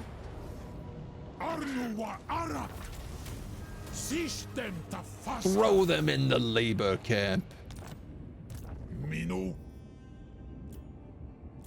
Ooh, mercenaries. And I'm just gonna flee back and heal. That's what I'm gonna do. Now, very cool. None of the regiments of renown count towards your unit capacity caps. Because I'm already maxed out on blunderbusses, and it's letting me get this guy as well. And also let me get the blazing beards of Bazarak. What's your special? Dig in. Oh, cool. The Castellan can normally cast that. These guys, I'm assuming their special is that they're on fire.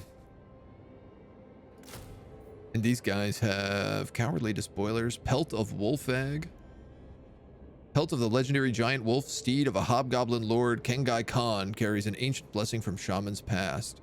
No foe may turn their back on its wearer and leave the field alive. Enabled if enemy units are routed or broken within range, minus 75 speed. This is actually an incredibly good unit. If you specifically only use this guy to chase down routing units, that's busted. That basically allows you to auto-resolve stack wipe. Congrats on your internship at Hashut Corp, where every day is doomsday. Have the Chaos Dwarves been treating you? They've been all right. They got some like cool. They've got a couple of cool things in the way that they do things in terms of like their economy. The way that their settlements build up is like quite interesting.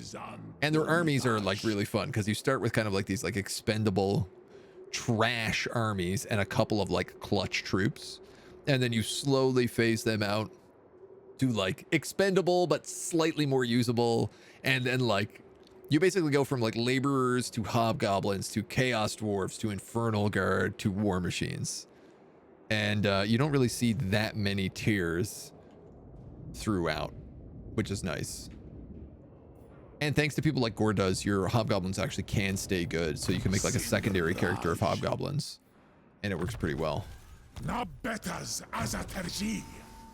like that. Extra powder. Ooh. You're gonna get, what do you have? You have Dodge 'em, Hobgoblin and Hobgoblin Wolf Raiders. So this is all the, what, archers? Yeah. Oh, and you know what? This actually also affects sneaky gits, because they'd get an extra precursor shot. Melee attack and weapon strength. I think I'm going to take dodge him and shoot him for these guys. Also realizing I'm still a unit. I'm still a unit short here, because I wanted a Torok.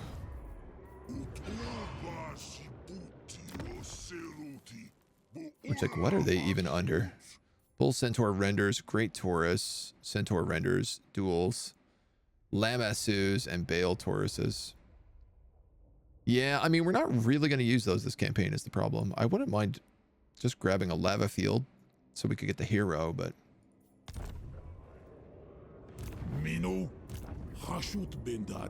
I could just put in something like the blunderbuss here. But we already have 2 blunderbusses and a regular bus, a fireglaive bus, and 2 archers, so that would really offset my army. You know what? I'm broke. I don't know why I'm thinking about adding anybody to my army right now.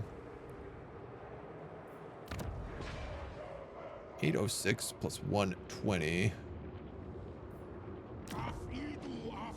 Oh, you do not need new laborers. You have way too many laborers already.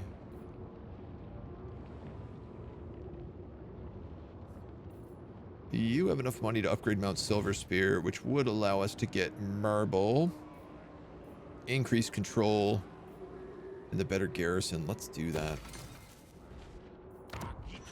These guys are already upgrading, so. Alright. Slave mechanic seems a bit busted. You can insta-build anything, but I'm curious how easily it works in practice. You don't really have a lot of laborers, is the thing. Like, to instant build something costs a lot of labor, and it's pretty rare that you are just like, oh, I can throw away 200-300 labor, at least at this point in the game, 2 provinces in. We've done it once so that we could recruit Infernal Guard early instead of waiting for 5 turns. I guess the flip side of this is also like, while you can instant build everything, everything normally costs like 5+ turns to build. So building is really slow. Convoy encounter, rats in a tunnel. The route is endless. Our beloved convoy has been traveling for what seems like forever with no end in sight. Surely a detour through subterranean tunnels would get our goods to the destination sooner. The pernicious Skaven, however, might have something to say about it. My Vergulf is really wounded here, and my Mammoth's at half HP. And one of my Infernal Guards is wrecked. That said... they have Rattling Gunners.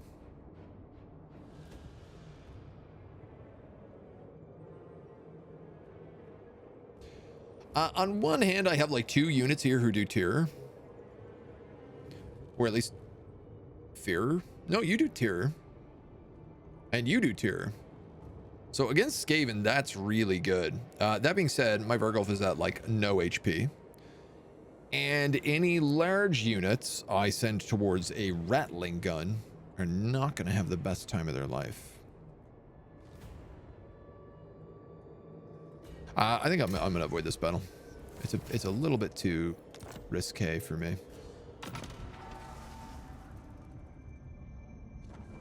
Campaign movement range has been claimed. This does mean in 1 more seat, we'll unlock the military district and tier 2. Blood and Fireborn summon a unit of Kadai.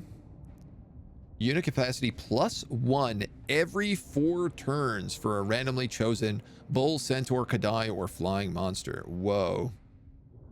Okay. Flame and Shadow is a bombardment for all lords. +1 every 4 turns for a randomly chosen melee infantry or missile infantry unit. I'm almost certainly going to get that. Dreadquake Battery everywhere? Oh, you just get 1 Dreadquake Battery in your own territory. Okay. Wrath of Tsar. This is like the 42 pounders. Construction time, all buildings, minimum of 1 turn. Conclave influence +1 per turn for factory settlements. Cargo capacity. All right, so I need to save up for this. We need like 100 more to get that. So I just gotta hope that somebody else picks this up. We have 3, you have 3. This guy doesn't have 3, so hopefully he spends that, and then I can be the first to get that other big one.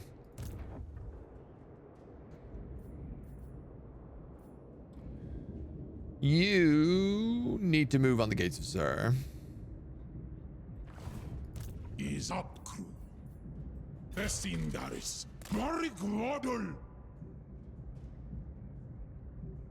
I'm going to move you in encampment because I'd like you to heal up a little bit more as well.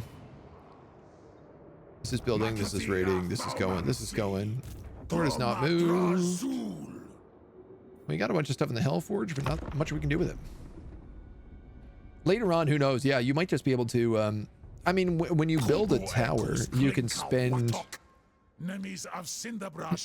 concave influence to automatically build towers at higher levels in the same way that like Skaven can do it with food. Hey, Mona. So you also have that. Like, you don't even really need to build up that fast because you can just start at tier 5. It is very funny to think that if you decide to pour enough labor and influence, you could just like take a place and max it out in seconds. Yeah, Imric. So I knew this was coming, but I was hoping to bait it off a little bit longer. He's not at war with anyone else either.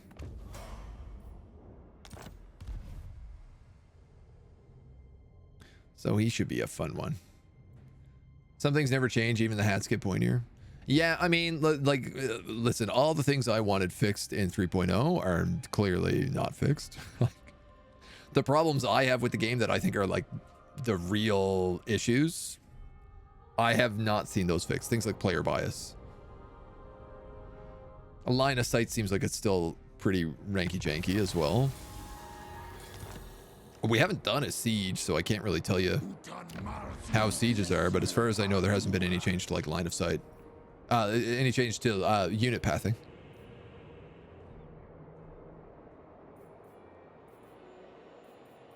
So, you know, that is what it is. What'll this get us? 300 additional raw material a turn. And an additional 30 armaments. Yeah, I'm just going to prioritize that over everything right now. Thank you. And this is actually a good question. What do I put in this last slot? We can make money, but I could also just put in a watchtower. We kind of need money, though, really. Dunfaumancy.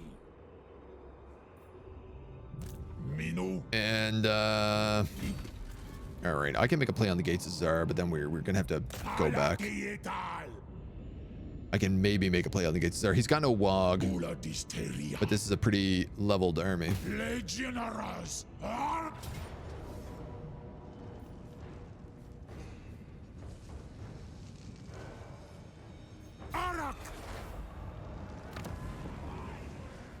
It's got a tier 3 with a guardhouse. The Tower of Gorgoth. Oh, we took that. Oh. Oh. Okay.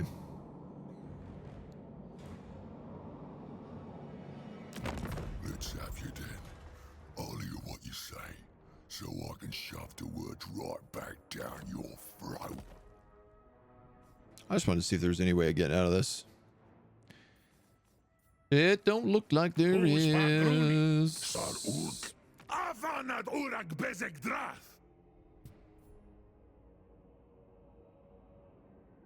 And you're losing everything here. So he's clearly got an army at the Tower of Gorgoth. I would like to build a tower at the Tower of Gorgoth.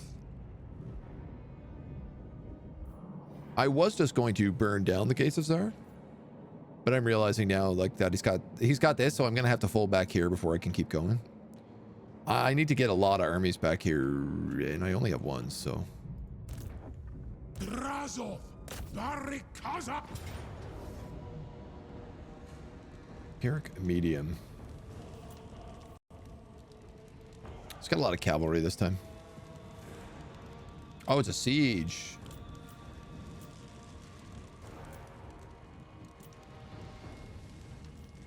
This is clearly a Dawizar siege city. So why don't we fight it? Because I haven't taken a look at a siege. And I mean, also Pyrrhic medium is not a great, especially if there's an army directly south to us. That being said, we're clearly very good in auto resolve, so his advantage is really that he has cavalry, though, and that's not an advantage in a siege, so. Things like player bias are tough to fix because of spaghetti code. Yeah, they have a lot of things that are tough to fix because of spaghetti code, but, like, you know, if you put money into that and you hire developers that can fix it instead of reducing your DLC team down to 20 people and spending all of your company profits in building hyenas, which nobody wants, like, you know, I'm gonna call a spade here. There are ways to fix the problems when you're a super multi-million-dollar company, when you're the biggest development studio in the UK. You can fix the problems.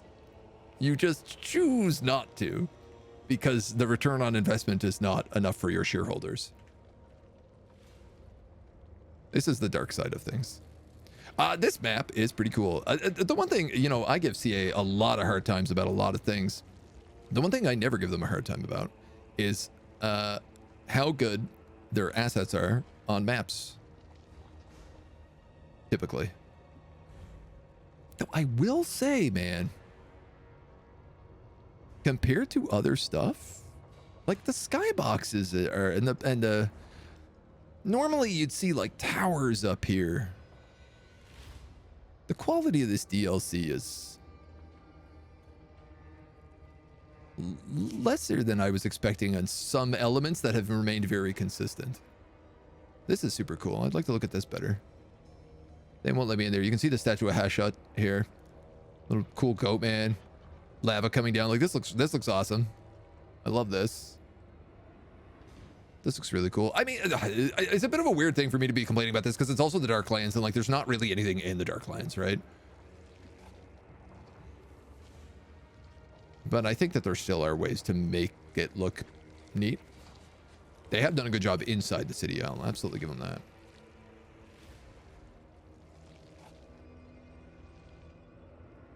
And you can see, like, in terms of map design, we got these, like, narrow corridors and lots of emplacements.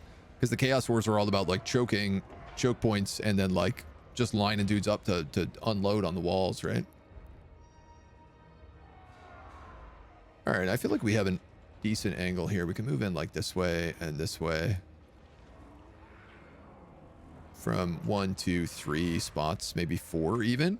We start right up against them, which seems strange. Let's divvy this a bit better, actually.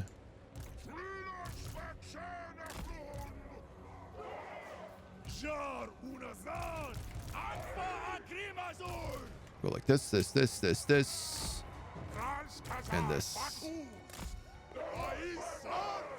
Spaghetti code #1 excuse among game devs these days. Yeah, I mean, like, when I don't know if you guys remember this, when Immortal Empires, not Immortal Empires, when the Warhammer 3 first came out, and they, like, lost all their community managers, and then they hired these 3, like, I'm assuming they're interns. And they wrote the first, like, blog post Warhammer 3, and they had this incredible image of being like, this is what the code looks like, and it was just basically a plate of spaghetti. And I was like, oh man, one of those interns are in so much trouble for that. Like, that is not something you admit publicly as being the problem with the game. Like, someone is going to be in a lot of trouble for that news post. But I think they're all still working there, so, you know, I'll give them that. They at least didn't give their interns too hard a time. I do have 2 sneaky stabby gets. And as we know, sieges are ripe for shenanigans. So I'm just going to put them over here and see if they can't cap these 2 back points without anybody ever noticing. And I bet they can. My money's on yes. We'll put you here. I guess we'll put the Cathay in the other group here. I'm good with that.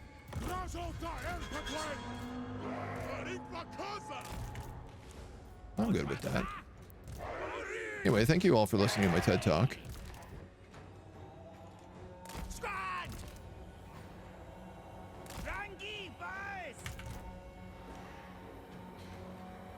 All right, what am I doing here? I think you guys are going to have to move over here, it looks like.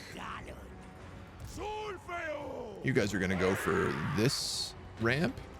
This ramp. You guys are going to have to go for this ramp.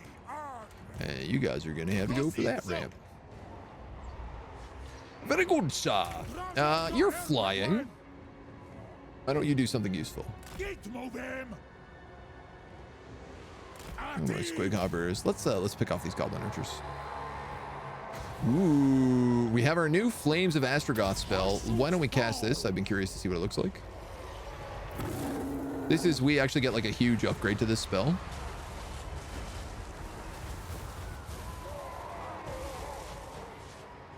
Oh yeah, okay.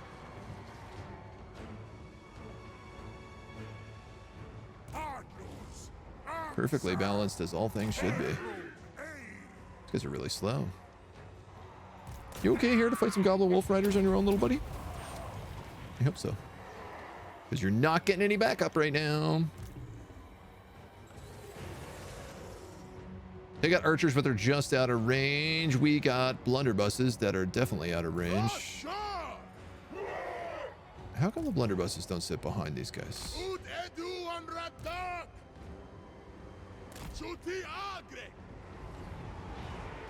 You're having a grand old time. You guys can really start moving in. All of my range units are on skirmish. Hello, Mona.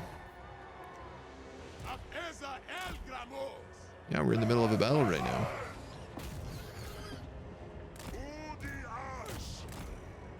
Yeah, you know what? Let's do that, and let's do that. And then this guy I'm just going to put here. All right, you guys are here and here. These guys need to start coming up the stairs. These guys should be able to attack. They can. Excellent. Sano Nazaras. How we doing, lads? Seems like you're getting yourselves figured out.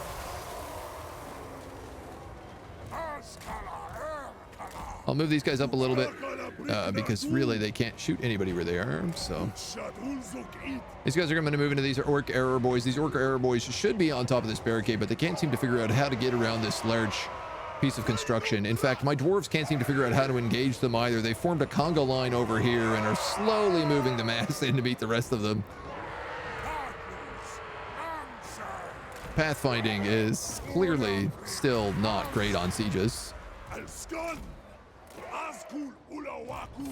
Yeah, you guys can move up. You guys can move up. Gordos has moved up all the way. We can climb all the way up. This cat is all over my labyrinth. Do you want to say hi to everybody? We could take a brief second if you want to say hello. No. She's like, no, I want attention. I want to be fed. You try to touch me, I am jumping immediately out of here. Very good. All right, these guys are going to move on them. These guys are going to move on them. So you notice there, the moment I stopped chasing these guys, they stopped running. But now, once these guys are engaged or coming in for engagement, actually, I guess he turned off skirmish. I guess he turned off skirmish there. See how that works for him. I could blow up this barricade, but it seems like we're having a really bad time here. So why don't I just move forward these troops instead? This is a mess.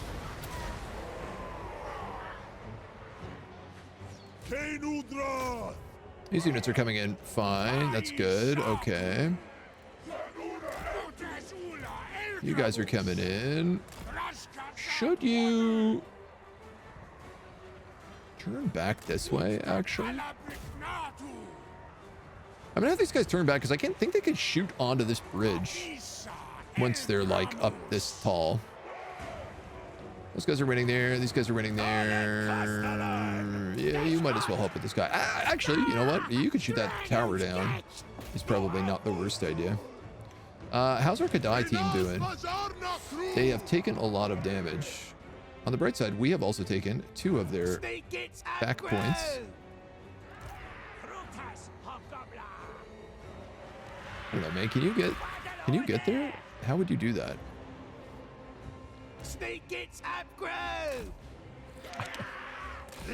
We're just sneaky stabbing right now.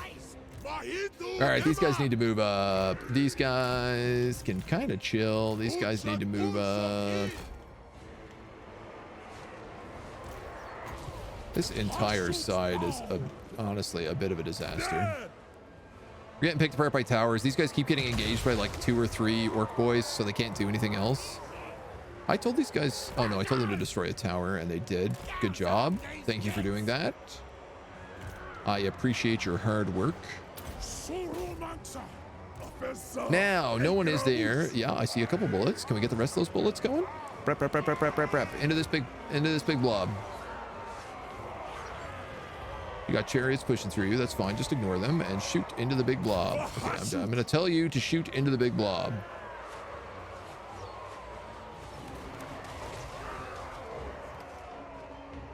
Fine. Shoot the tower. You can't seem to figure out anything else, so. These guys out of the points. Oh, my hero seemed like he ended up having not so good a time in the end. I am losing some guys here. I'm going to try to send in my hero to do a bit of damage. Hope for the best. You guys have engaged. Let's get you on these orc boys. I don't know if that's going to work for them.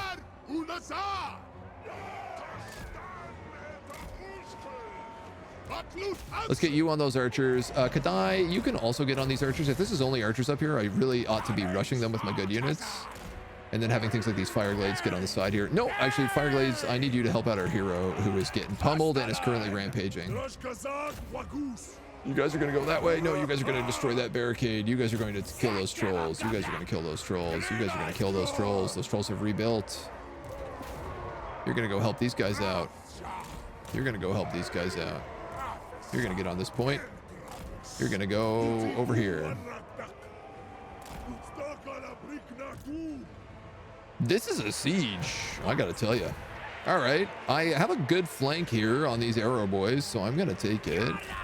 You are about to die. You got 31 HP. Can you get out alive? I don't know. There go the fire glaive, knocking off half his HP.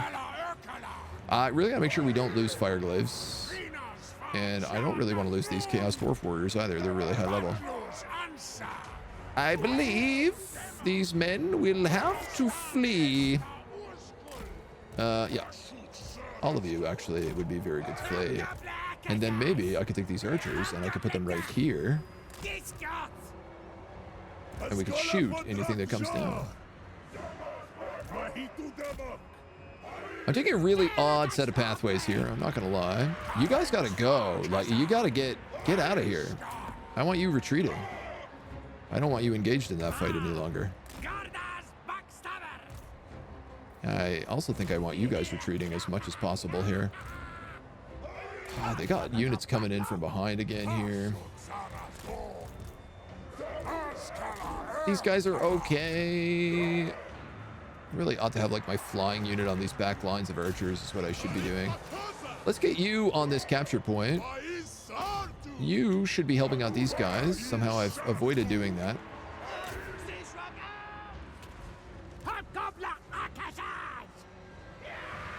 No, no, no. My fire glaives are rampaged. This guy sucks. How dare he? I don't think they can shoot him there. They totally can't. Oof.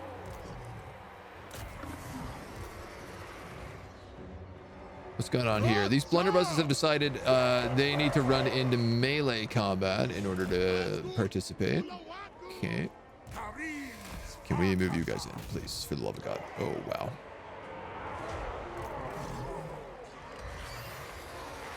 These Kadai still have enough leadership that they're not losing units, but also, like, not great for them right now.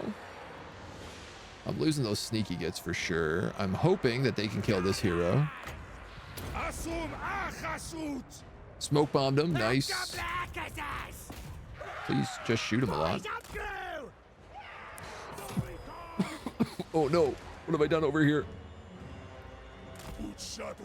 This was a bad move. They are in a very bad spot, getting messed up by trolls really bad.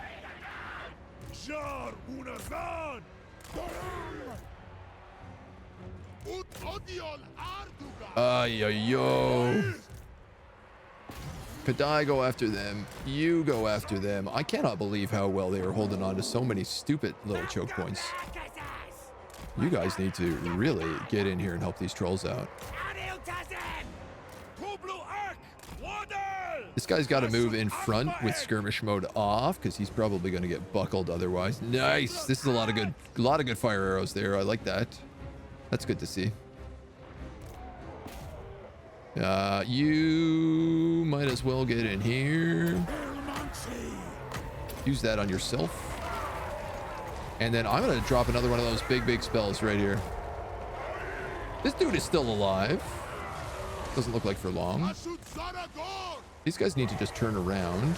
Kadai, I think you got it. Yeah, that cast was huge. Yo, this was Pyrrhic. Not super great at pushing because of how slow they are. They're really good at holding the line, but trying to move forward is a nightmare. I lost rank 8 glaives. That's brutal. Because he managed to get the rampage poison on me. Utter chaos. Is my cat watching? She is. She's actually right there.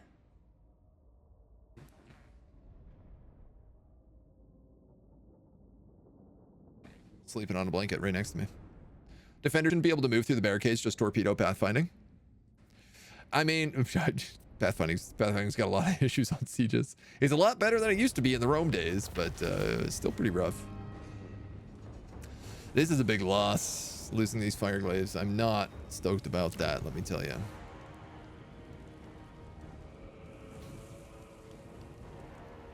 Ooh, I'm gonna make you a factory? No, I'm gonna make you an outpost.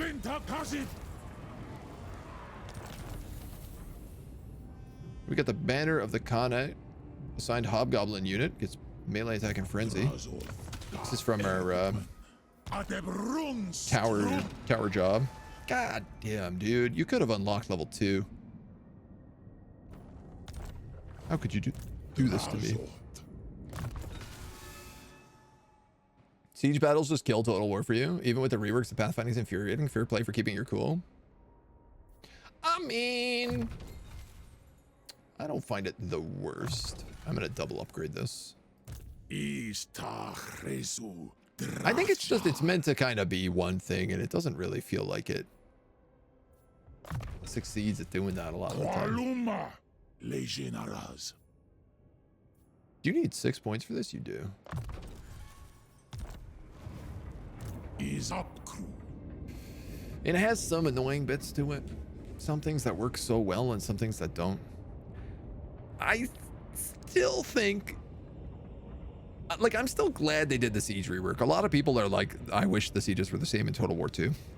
I don't. The Total War 2 sieges were extremely boring and extremely repetitive. At least there's like, I really like the way that, like, your armies move up in different groups. Like, I was occupying different parts of the city there, and that's really cool. That's really satisfying for me to do. To have these small contingents that move as, like, little pockets, you know, that Gordoz is going in with, like, only 3 units to try and, like, punch a hole in while, like, you know, Drazoth and Adelhard do this, like, flanking maneuver around on one point, and a couple of sneaky gits are, like, in the background, like, trying to just, like, disrupt supply trains for a little bit.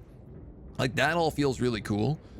But then the things that you can build and where you can build them, I think is just, like, abysmal. You know? The fact that you can't build barricades at every entrance makes no sense, because you'd never have enough defensive supplies to be able to build up things that would break the game too badly. So, like, if you could actually lock off an entire section of the map and be like, if they want to go through this way, they got to smash through a ton of barricades, it would make barricades worth using and actually, like, have them correct. But then things like snap points also have been, like, they said snap points are fixed in 3.0. Like, the line of sight, so archers and stuff are meant to actually shoot from walls now, because they don't previous to this patch.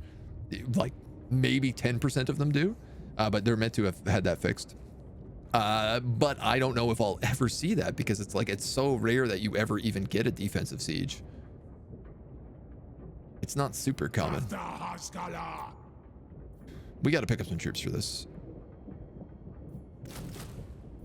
I can only afford one. I'm gonna pick up this blunderbuss if that's the case. Whoa, you're expensive. We got some glittering scales, which apparently we're wearing, and I think I'm okay with that. I'll build an outpost there for now.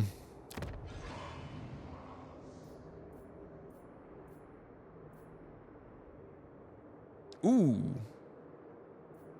Ooh, I could unlock sorcerers and make my way towards Cathay Fireborn, which would be extremely useful for us, and is almost certainly 100% what I'm about to do.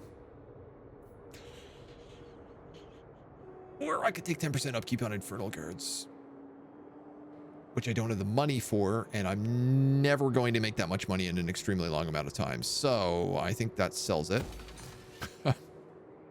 Like, we're upgrading the drill right now, but that's about it. We also need, like, yeah, 4,500 for that marble quarry, 5,400 for whatever this thing is, the carom. I really like the economy of this so far. It's been fun to balance armaments and raw materials and labor costs, and, like, always draining labor, realizing like, oh, I've got to be on the move. I've got to be like attacking. I've got to be raiding, or any combination of all of it. This guy actually needs to be recruiting a new army, but we can't afford to do it. I'm really hoping that Drashoth can take the Tower of Gorgoth. I mean, he knows I'm here, which is a bit of the issue. But he definitely can't reach me in a single turn, so I think we'll be fine. What unit do I really need right now? Cathay is like the thing I probably need the most because they're really fast moving. They're fast moving. They can punch through units. They can get to archers in the back line really well. And then they also just like flank exceptionally well. Any of like the bull centaurs would also probably work. But our guy in specific gets bonuses to Infernal Guard and Cathay units. So,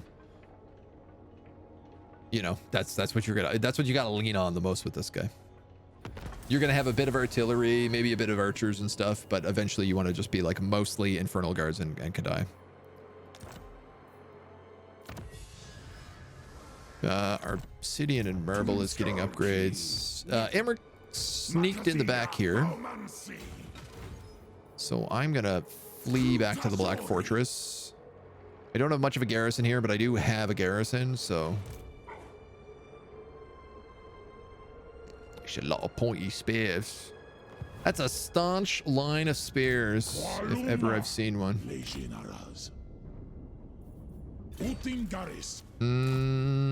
If I move here... I heal a little bit better here. I'm gonna hide here. His army looks like it's pretty much dead. I don't think there's anybody in the Tower of Gorgoth. He's upgrading it next turn, so it's not too bad.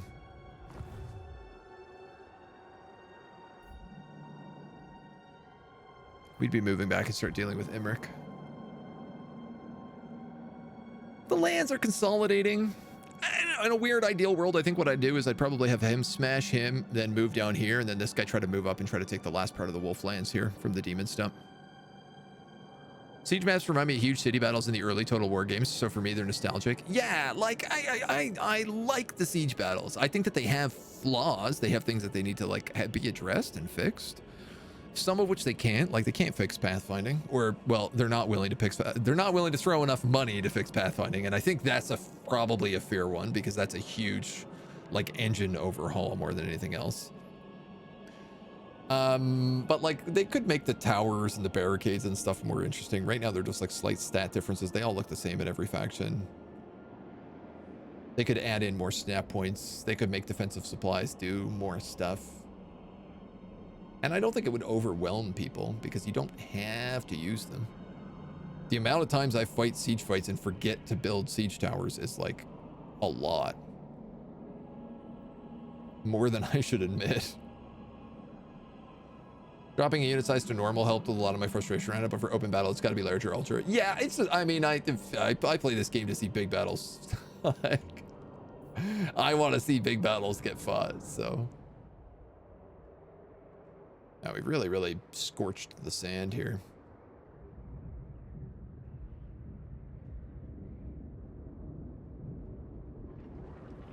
Wow, did this always look like this? It definitely did not, right? This is like new map work here.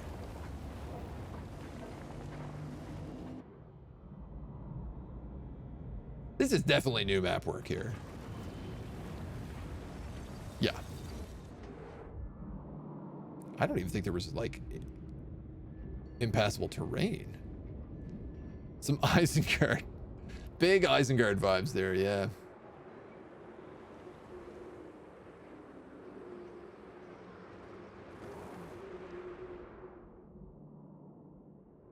I feel like they've changed a couple of things here.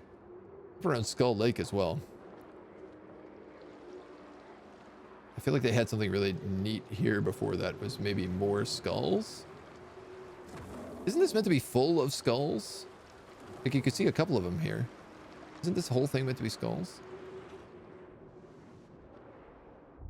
I can't see our other dude. He's up somewhere here in the Stone Sky footholds. I see a lot of chaos corruption though, so I got a feeling he's probably doing okay. I'm really surprised Grimgor made such a push south. It's been strange. It's been a strange decision. I gotta tell you. But I also gotta tell you, that's it for today. That's all the time we got for today. So thank you for joining me at this, our very first look at the Chaos Dwarves. It's been all right. It's been all right.